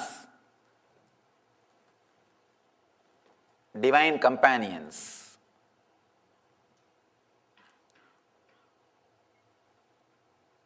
Fortunately, I had the opportunity to see this lady. I used to go from village to village. I'll walk easily. I was able to walk 60 kilometers per day. Morning I'll start, and after all, healthy young man, what is there? Just 60 kilometers. By evening, about the sunset time, I'll decide where to stay. In the nearest village, I'll decide to stay. Then after a few days, if I feel like starting, again I'll start. Gujarat is land of God. It is I was always told that calling God is local call in Kerala. In Gujarat is an intercom.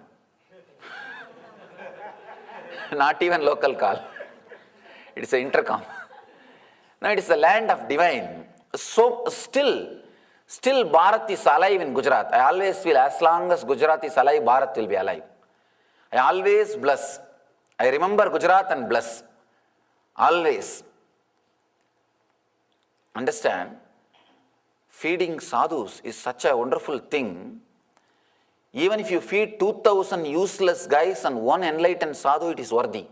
Because that sadhu's good feeling will save the whole place. It will just save the whole place. As long as Gujarat is alive, the Bharat Dharma will never die. It will be alive. It will be kept alive.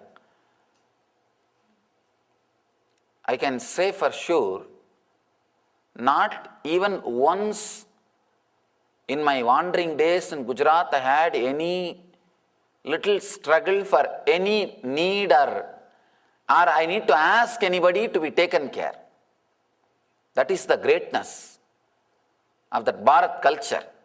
Today we had Maheshwara Puja, giving food to the sadhus, and the tradition is alive with respect in Gujarat. You see, there are many other places, they may give food, but they may make that person stand in queue and give but in Gujarat I have never seen. Unless they give food to the sadhus, they will not eat. They will not give after they eat. If they have eaten, they will cook fresh food and give, or they will give the material to cook for himself to eat. Sadhus are never treated as beggars. Such a wonderful place. It is actually that culture still keeps many enlightened masters again and again happening. Because somebody who wants to do research in the inner science cannot afford to take up a regular job. You need to give him some time, some energy to do the research and go through all the confusions of ups and downs. See, the worst depression and the peak joy, both of them have happened in me at least a few thousand times. Only then the mind breaks, mind unclutches and enters into enlightenment. Understand, the peak and valley should happen few thousand times in the system. Only then system gets bored of the mind, the nagging mind, and divorces. Till then, no, I think it's okay, I can manage for a few days, only today, because I was having headache, my mind is not cooperating with me. But only when the system sees the peaks and valleys, it just decides, enough, let's drop. So he cannot afford to take up any regular job in which he needs to follow a regular routine, like a morning getting up, going and attending an office, attending same thing and consistently doing something, and again lying down in the same bed, same house, same life. He cannot afford.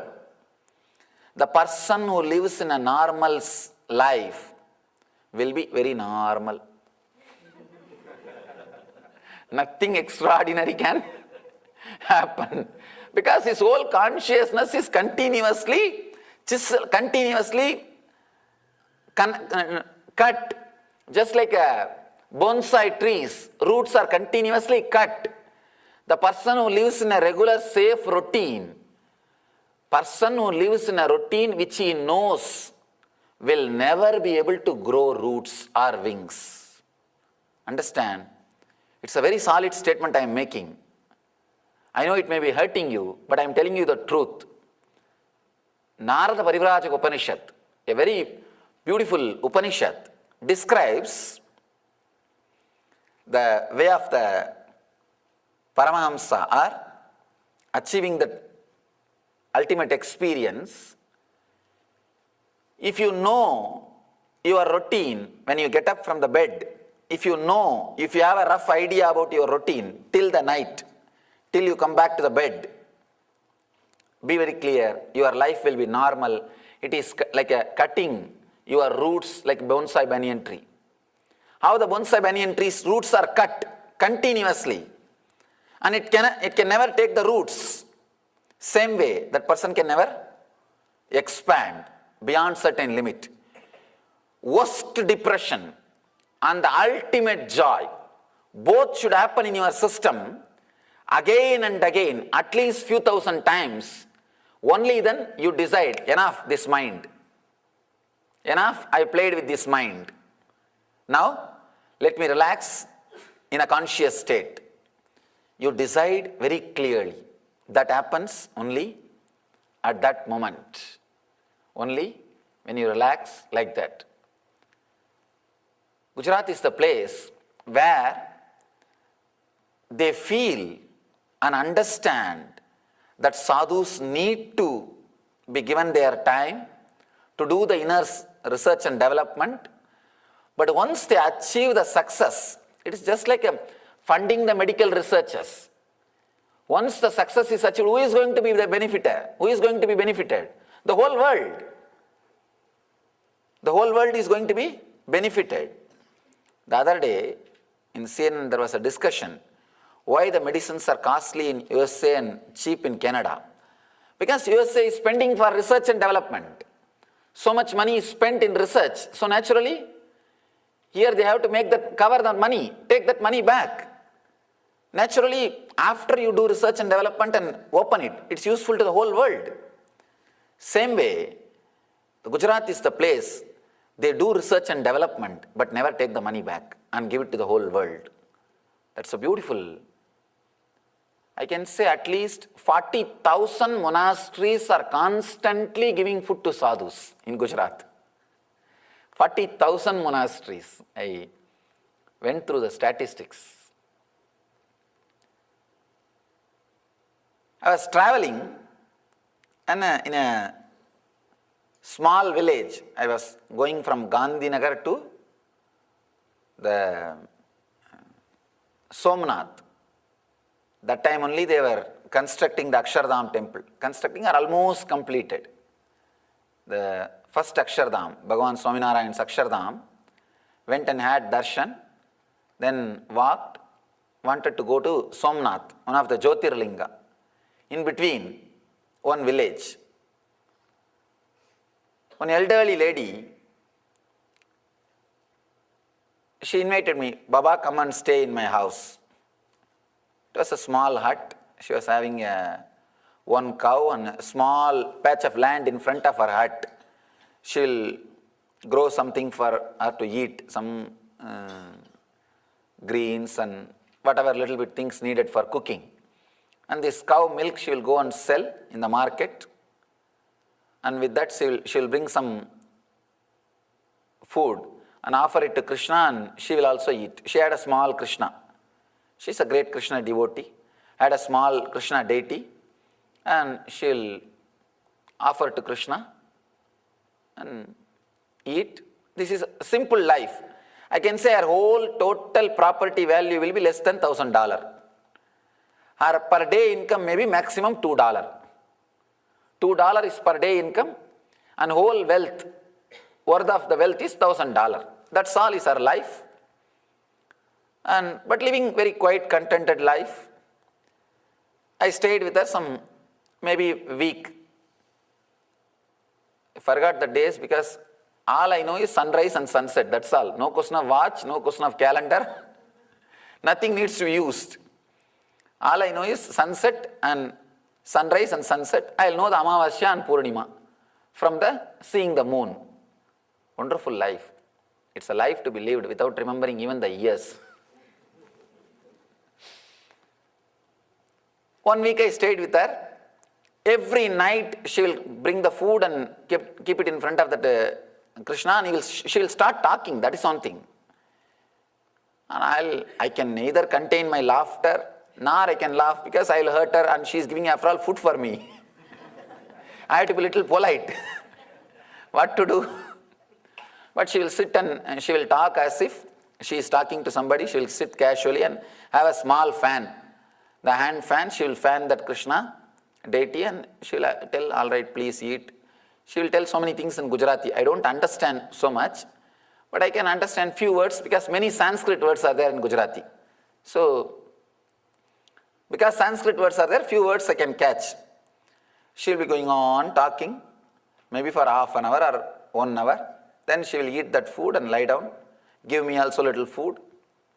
And after 1 week I said, all right, Ma, I am leaving. I am continuing my journey. She started crying. No, why do you want to go? I will not ask you to work and all. Stay here. I'll give you food. And why do you want to go? All those usual things. I said, no, I am a sadhu. I have to continue my journey. Sadhus are not supposed to stay more than 3 days or 4 days in any place. Traditionally, because till the enlightenment, they should not stay because the attachment may start growing and their continuous sadhana may stop. They may not start doing their spiritual practices. So till enlightenment happens, they cannot settle down in one place. I said, no, I'll continue. I have to go and have darshan of Somanath and continue my spiritual journey. She ran to the Krishna and she started telling, oh, tell him not to go. I am so happy that he was here. You only should tell him that not to go. And she started speaking. Then within few seconds, the very funny thing, she stopped talking and wiped her tears and said, oh, you are telling he has to go. He is a sadhu, he has to go. Okay. If you are telling the okay, then I'll not worry. I'll not cry. She consoled herself as if Krishna is talking back. This is too much. All these days, she was talking to Krishna, okay, I can put up with that. Anyhow, devotee, she has some love for it. Anyhow, she is doing whatever she wants. And after all, she is giving me food, I have to keep quiet. And it's okay. And Krishna talking back, or she acting as if Krishna talking back is too much. To tell you honestly, I did not have respect for deity worship or the puja or all this ritualistic worship before enlightenment. There was a period I had the respect, very young age, when I was too innocent, like till the age of 10. After the age of 10 only, I started studying this Vedanta. Having the knowledge of Vedanta without the experience of Vedanta is the worst thing can happen to human being. No, really, I am telling you.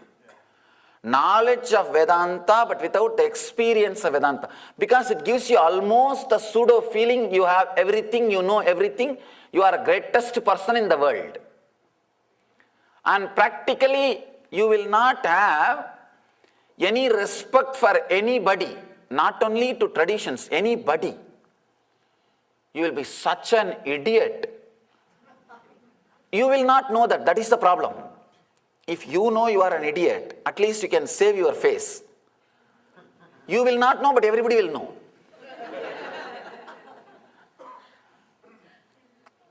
That is the worst thing can happen to human beings. Anyhow, I was in that mood. I had the knowledge, but not the experience. Experience has not happened. But the knowledge was there. So naturally, the Vedantic knowledge without experience adds so much of arrogance and intellect to you. I can say your whole inner space kind of gets corrupted.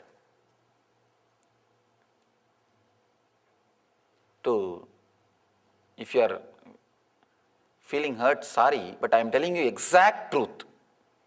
I have seen hundreds of monasteries where people sit and study this Vedanta for 20 years. I really feel sorry for them. If they can spend the time in sadhana, it will be so much fruitful. Actually, half an hour studying and 10 hours digesting that, means doing contemplation or sadhana, will be the perfect, the balancing. That will be the perfect thing. But in some monasteries, studying is very juicy. Understand? You know more and more words. You can play with more and more words and you can show to others. And it brings respect. That's another one problem.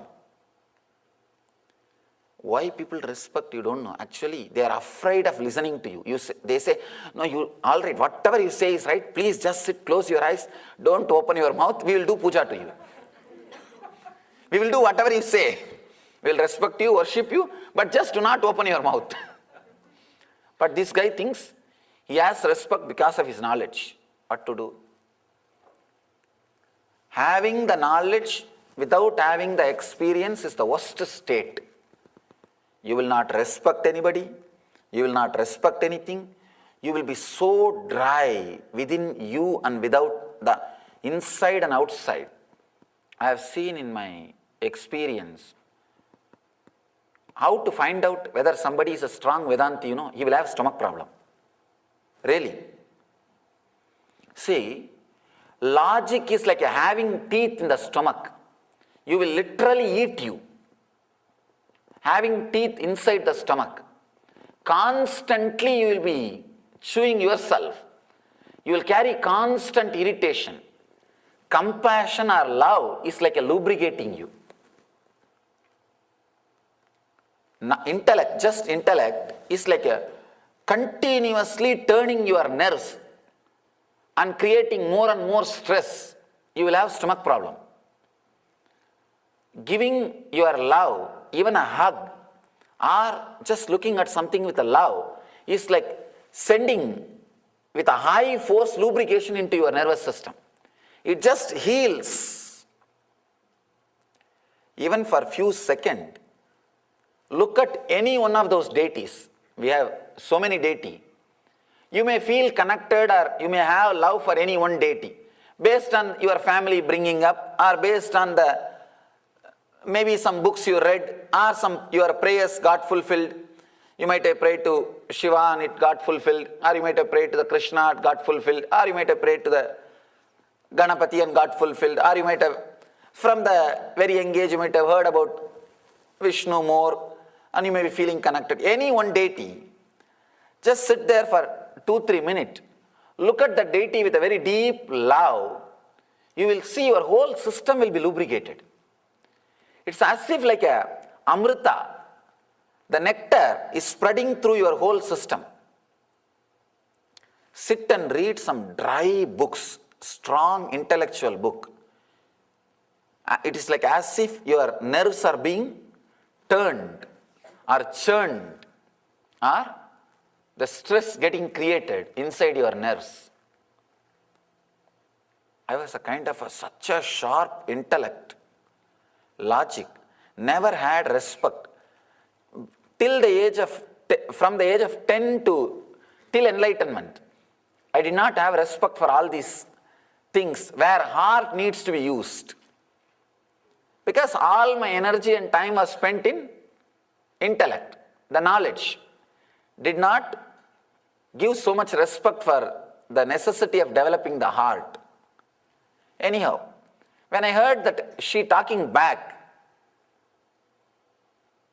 about me going, the Krishna says, no, it's okay, don't bother. She is telling, oh, it's okay, oh, you are telling that you should go, I should be consoling myself, all right. That was little too much. I went near her and said, with my broken Hindi and Sanskrit.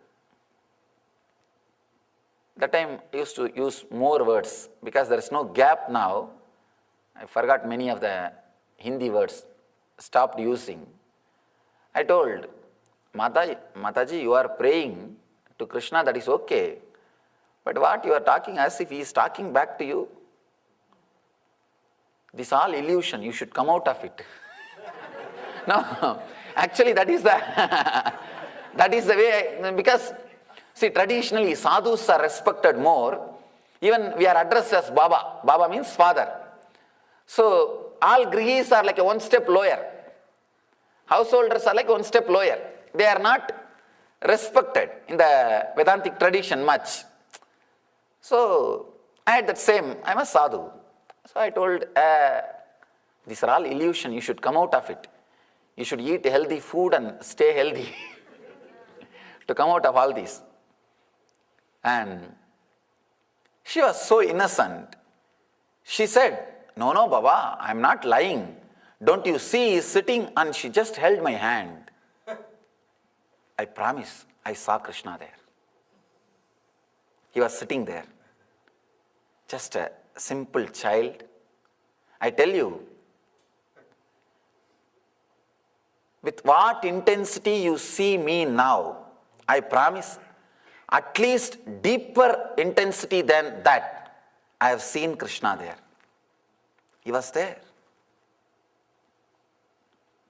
Just small baby, as he was described in Bhagavata, with a small flute in the hand and putting his hand like this on the face, very innocently, with a peacock feather, all the uncleaned hair and very dirty mouth, all that food was there on the mouth and unwiped, and just that small little baby, he was there. The shock was from the very root center. Understand? The shock was from the very Muladhara chakra, from the root my being was shaken. It is you can understand, even if I had the small doubt she is a saintly lady, I wouldn't have went and told her, you should come out of all this illusion and you should stop doing all this foolishness. You should be very healthy. I would have never told that. Such a simple, unassuming, no external expressions of any saint or a divine being in her. A simple lady, village lady, maybe 70 or 80.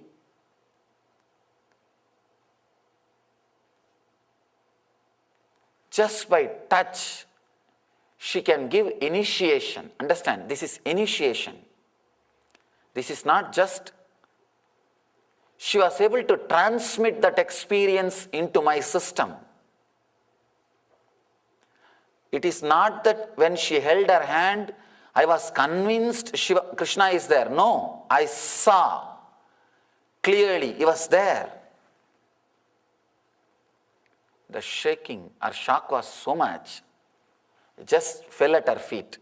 I can remember very clearly, after falling at the feet of the Kuppammal, my first inspiration and great teacher, her name is Vibhudananda Devi, the spiritual name, Swami Mata Vibhudananda Puri Devi.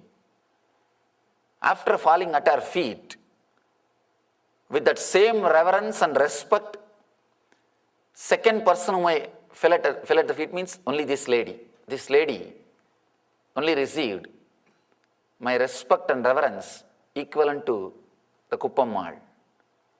I just fell at her feet and said, never ever call me as Baba, you are my Mata. Because as long as she was holding my hand, Krishna was there, I saw. The moment she took her hand out, it disappeared. I was again same old intellectual.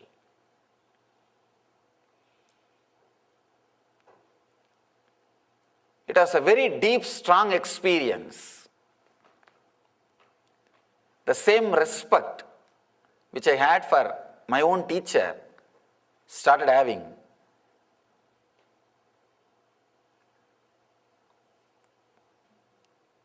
After that, I never ever had doubt or disrespect about this Murti Puja or this worshipping the deity, even if I go to somebody's house, I'll go to the puja room first and do the namaskar.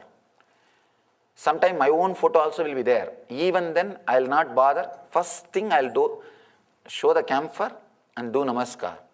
You do not know in whose house who is staying, in whose house who is residing. You do not know. Never take deities for granted. We take deities for granted because it is available for sale. Never ever take deities for granted. When I fell at her feet, she was not able to understand. She said, Baba, what are you doing? Actually, she stopped me and falling at her feet, and she was so respectful. Afterwards, I had a small little chat with her before leaving. She was so innocent, she was thinking, even if she is living with Krishna, then such a small person like her can have darshan of divine and living with Krishna. She was thinking that all sadhus would have had vision and darshan and they are living divine life. I said, that shows your innocence. I know how many people are meditating for years to have the glimpse of the Lord. And here is a lady, she is living with him from morning till night. I have seen. She will lock that small hut and go for that selling the milk. There is nothing inside the hut to steal.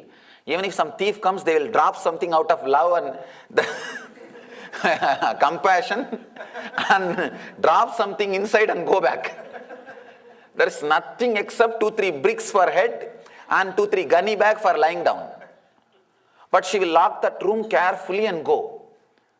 And I will ask her, why are you locking? No. If some dog comes and hurts Krishna, what to do? If Krishna, slowly, if he goes out and he gets hurt in the road, what to do? Such a deep feeling connected. I can see in her eyes how she sees the Krishna, how she looks at the Krishna, how the very vision is so beautiful, so clean. I never miss a chance to tell this story. Unfortunately, I tried my best, I was never able to get her photograph. After Enlightenment, after the organization was created, I personally, specially sent people, tried to trace. We were able to locate that place, but she passed away. She was no more, and we were never able to get her photograph. I wanted to get her photograph and put in all our temples as the ideal of Murti Puja. Person who lived with God through the deity worship. I wanted all our temples to have her photograph so that people will remember how an innocent village lady lived such a divine life of living with God. But unfortunately, we were not able to get photo, because in India the village's photography and all is unknown. It's never even heard, at least in 10 years ago and all. Anyhow, at least we can remember her and offer our respects. Here the sutra which Shiva says, look lovingly at some object. Do not go to another object. Here in the middle of the object, let the blessing happen to you. You see, you do not even have to choose a deity. You can choose anything with which you feel connected. If it is Coca-Cola bottle, okay. But the problem is, with Coca-Cola bottle, you will have only lust, not love. When you see that bottle, you will think only what I can get out of it. Understand? Looking with love and looking with lust are two different things. When you see a beautiful man or woman, when you look, you only look what I can get out of that person. then it is looking with lust, not with love. Love means what I can add to that person, what way I can be of some help to that person. If you decide or think of adding something, then it's looking with love. The moment you see and you start calculating what I can get out of that person, it is looking with lust. Understand, looking with love, looking with lust, two different things. Here Mahadeva says, not only two different things, diametrically opposite. Diametrically opposite. Here Mahadeva says, look lovingly at some object. If you use the divine objects, it is lot more easy because the possibility of lust is less. Possibility of love is more. From the young age you are taught to look with a love and respect. So it is easy to connect. It is easy to relate. Have any one deity or the photograph of the God or Guru. Try to look with a deep love without moving to the other object. Understand? That is the main. That is the basic thing. Do not move to the other object. The moment you start jumping to the other object, you are tired of this object. The love has disappeared. Understand? As long as love is there, that object is unique, not number. Not number. For example,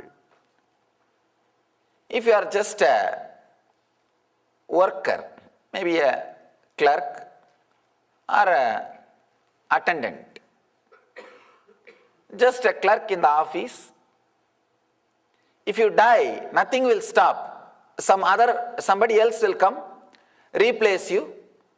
The job will continue, life will continue. You are just an utility, number, figure, that's all. But if somebody is in love with that same clerk, if that clerk dies, that person will never be again the same. Wherever you are just a number, even if you die, that mechanism will not suffer. Wherever you are in love with some object or person or somebody is in love with you, you become unique. Naturally, your death cannot be replaced. That person will miss you. That person's life will never be the same again. Love makes things unique. Love makes things unique. The other day, we were having an energizing ceremony here in the temple. All the Swamis, all of us are sitting and chatting before preparing for the ceremony. One disciple, she asked me, Swamiji, every day you are seeing us. All our mistakes, confusions, are you not bored by us? It was a very honest question.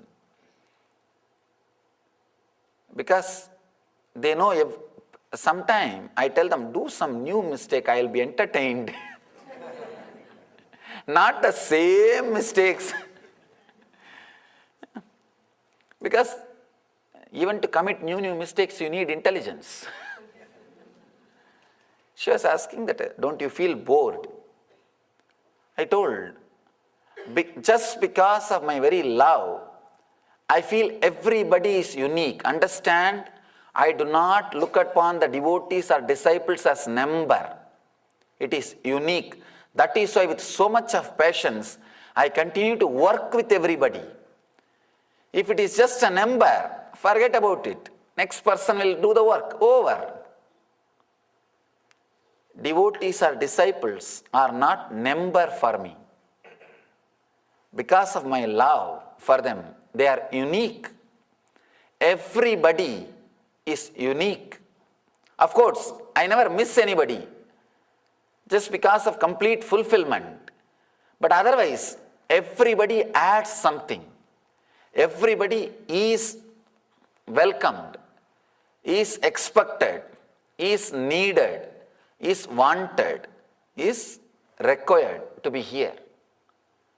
Every individual is unique. Same way, when you are in love with the Master, he is needed, he is unique.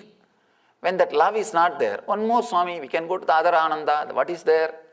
If you just type only Nithyananda, at least 200,000 websites are opening. Just Nithyananda. If you type Swami Nithyananda, I don't know how many million websites will open. And if he is not, then some other Swami, that's all. If you are a number, you can be replaced. If the love, element of love comes to play between you and the other person, you are no more a number. You are unique being, irreplaceable. Unique being. Love adds life even to the person. With love, the person is a spirit, life. Without love, the person is reduced to a thing, utility. Without love, when you look at somebody, a beautiful man or woman, and planning for what I can get out of that person, you are reducing him to a thing, not as a being, as a spirit. Only when you look at that person with a love, he is a spirit, he is a living being. When that love is not there, he is a thing. That is why whenever people look at you with a lustful eyes, you feel repulsive. It looks ugly. You just cover yourself. You just hide yourself. You want to move out of that place. Whenever somebody looks at you with a deep love, you just feel like being around that person continuously. Even if you get only one glimpse, one eye contact with him, you will be waiting for it. You will be just waiting for that one contact. Just waiting for that one glimpse, one look. It's a love which adds value to the uniqueness. Another one incident, at least with that Krishna incident which I said, it was a deity. It was a carved Krishna Murti. That is okay. There is another one small incident happened. I was traveling, I don't know which place, maybe around the area of Madhya Pradesh or Maharashtra. There was one small tree, and under the tree the 3 bricks which is used for construction is kept with turmeric powder applied on it and some puja being done. Usually in the evening time when I rest, I'll search for some brick for the head to keep the head and lie down. I saw that area, nobody was there, just the 3 bricks were there. And I do not know that it was being worshipped by some villager as a deity. And I just picked up that brick and put it for my head and lie down. And really, in 10 minutes, one village guy, elderly person, is running towards me. His house was maybe 1 mile away.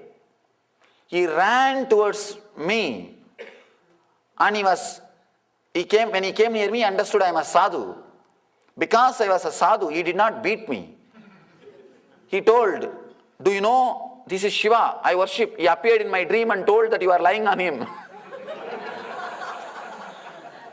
Truth, really. Understand? So that's why I came here.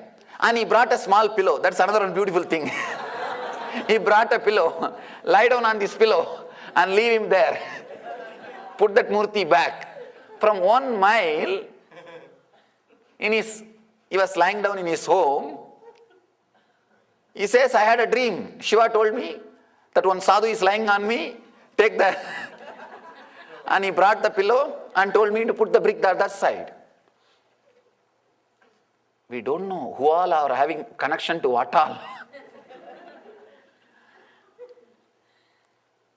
Just his deep love for that ordinary brick, which is used for construction, can create a telepathy power in him. Understand? I read an article. American Army is trying to develop telepathy power to use during the war times. They are doing some research and development to use this telepathy, sending message through the mind. Understand? Ordinary villager, just his love for a brick. Of course, I'm afraid to use the word brick again now. He may get a... I don't think he is dead. Only that elderly lady was dead. I don't think he is dead because I never tried to trace him also.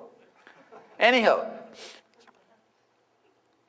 just simple love to the ordinary looking brick can create such a deep telepathy connection between him and Mahadeva. Then understand, between him and Shiva, this ordinary brick is acting like a cell phone.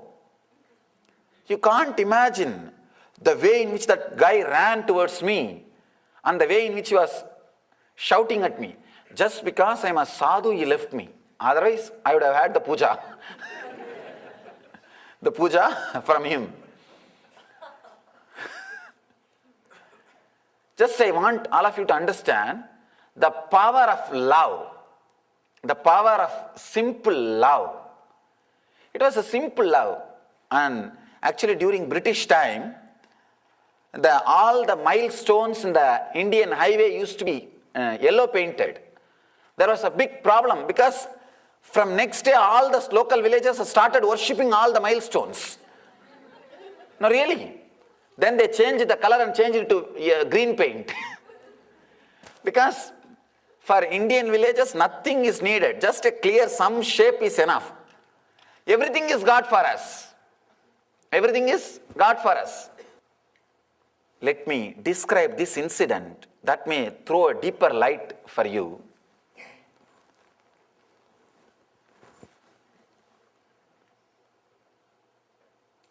It was a very intimate discussion between me and one of my enlightened disciples. Maybe, if you are new, you should know, few of my disciples had the fortune and had the enlightenment experience. Not only had, of course, enlightenment once happens, it stays with you.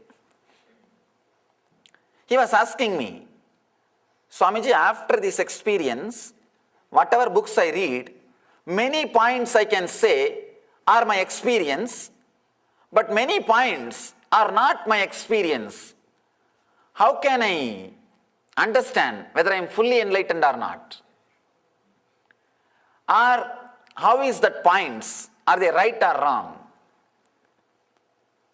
There is a very beautiful incident in Ramana Maharshi's life. I quoted and gave him the answer. Understand, this one incident can completely open up and give you a new click or new glimpse towards the truth.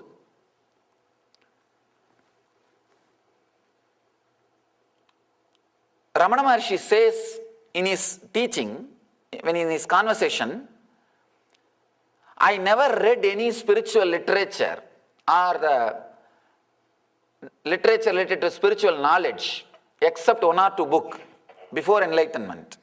He says, I achieved the Brahmajnana without knowing the word Brahman. And after I achieved the experience, when I was going through the books, I was able to clearly experience whatever is written is my personal experience. This was the discussion he was doing. Later on, some disciple asked him, Bhagwan, how can every word written in that book can be your personal experience? He was bringing up some point in that book it is written like that, some traditional book. Enlightened masters can do all this. But in your experience, you are not doing all that. Some materialization or miracles. Bhagwan says,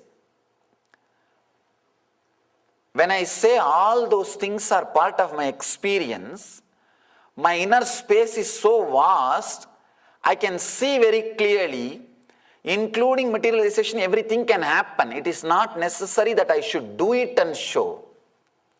But in my inner space, I can see very clearly it can happen.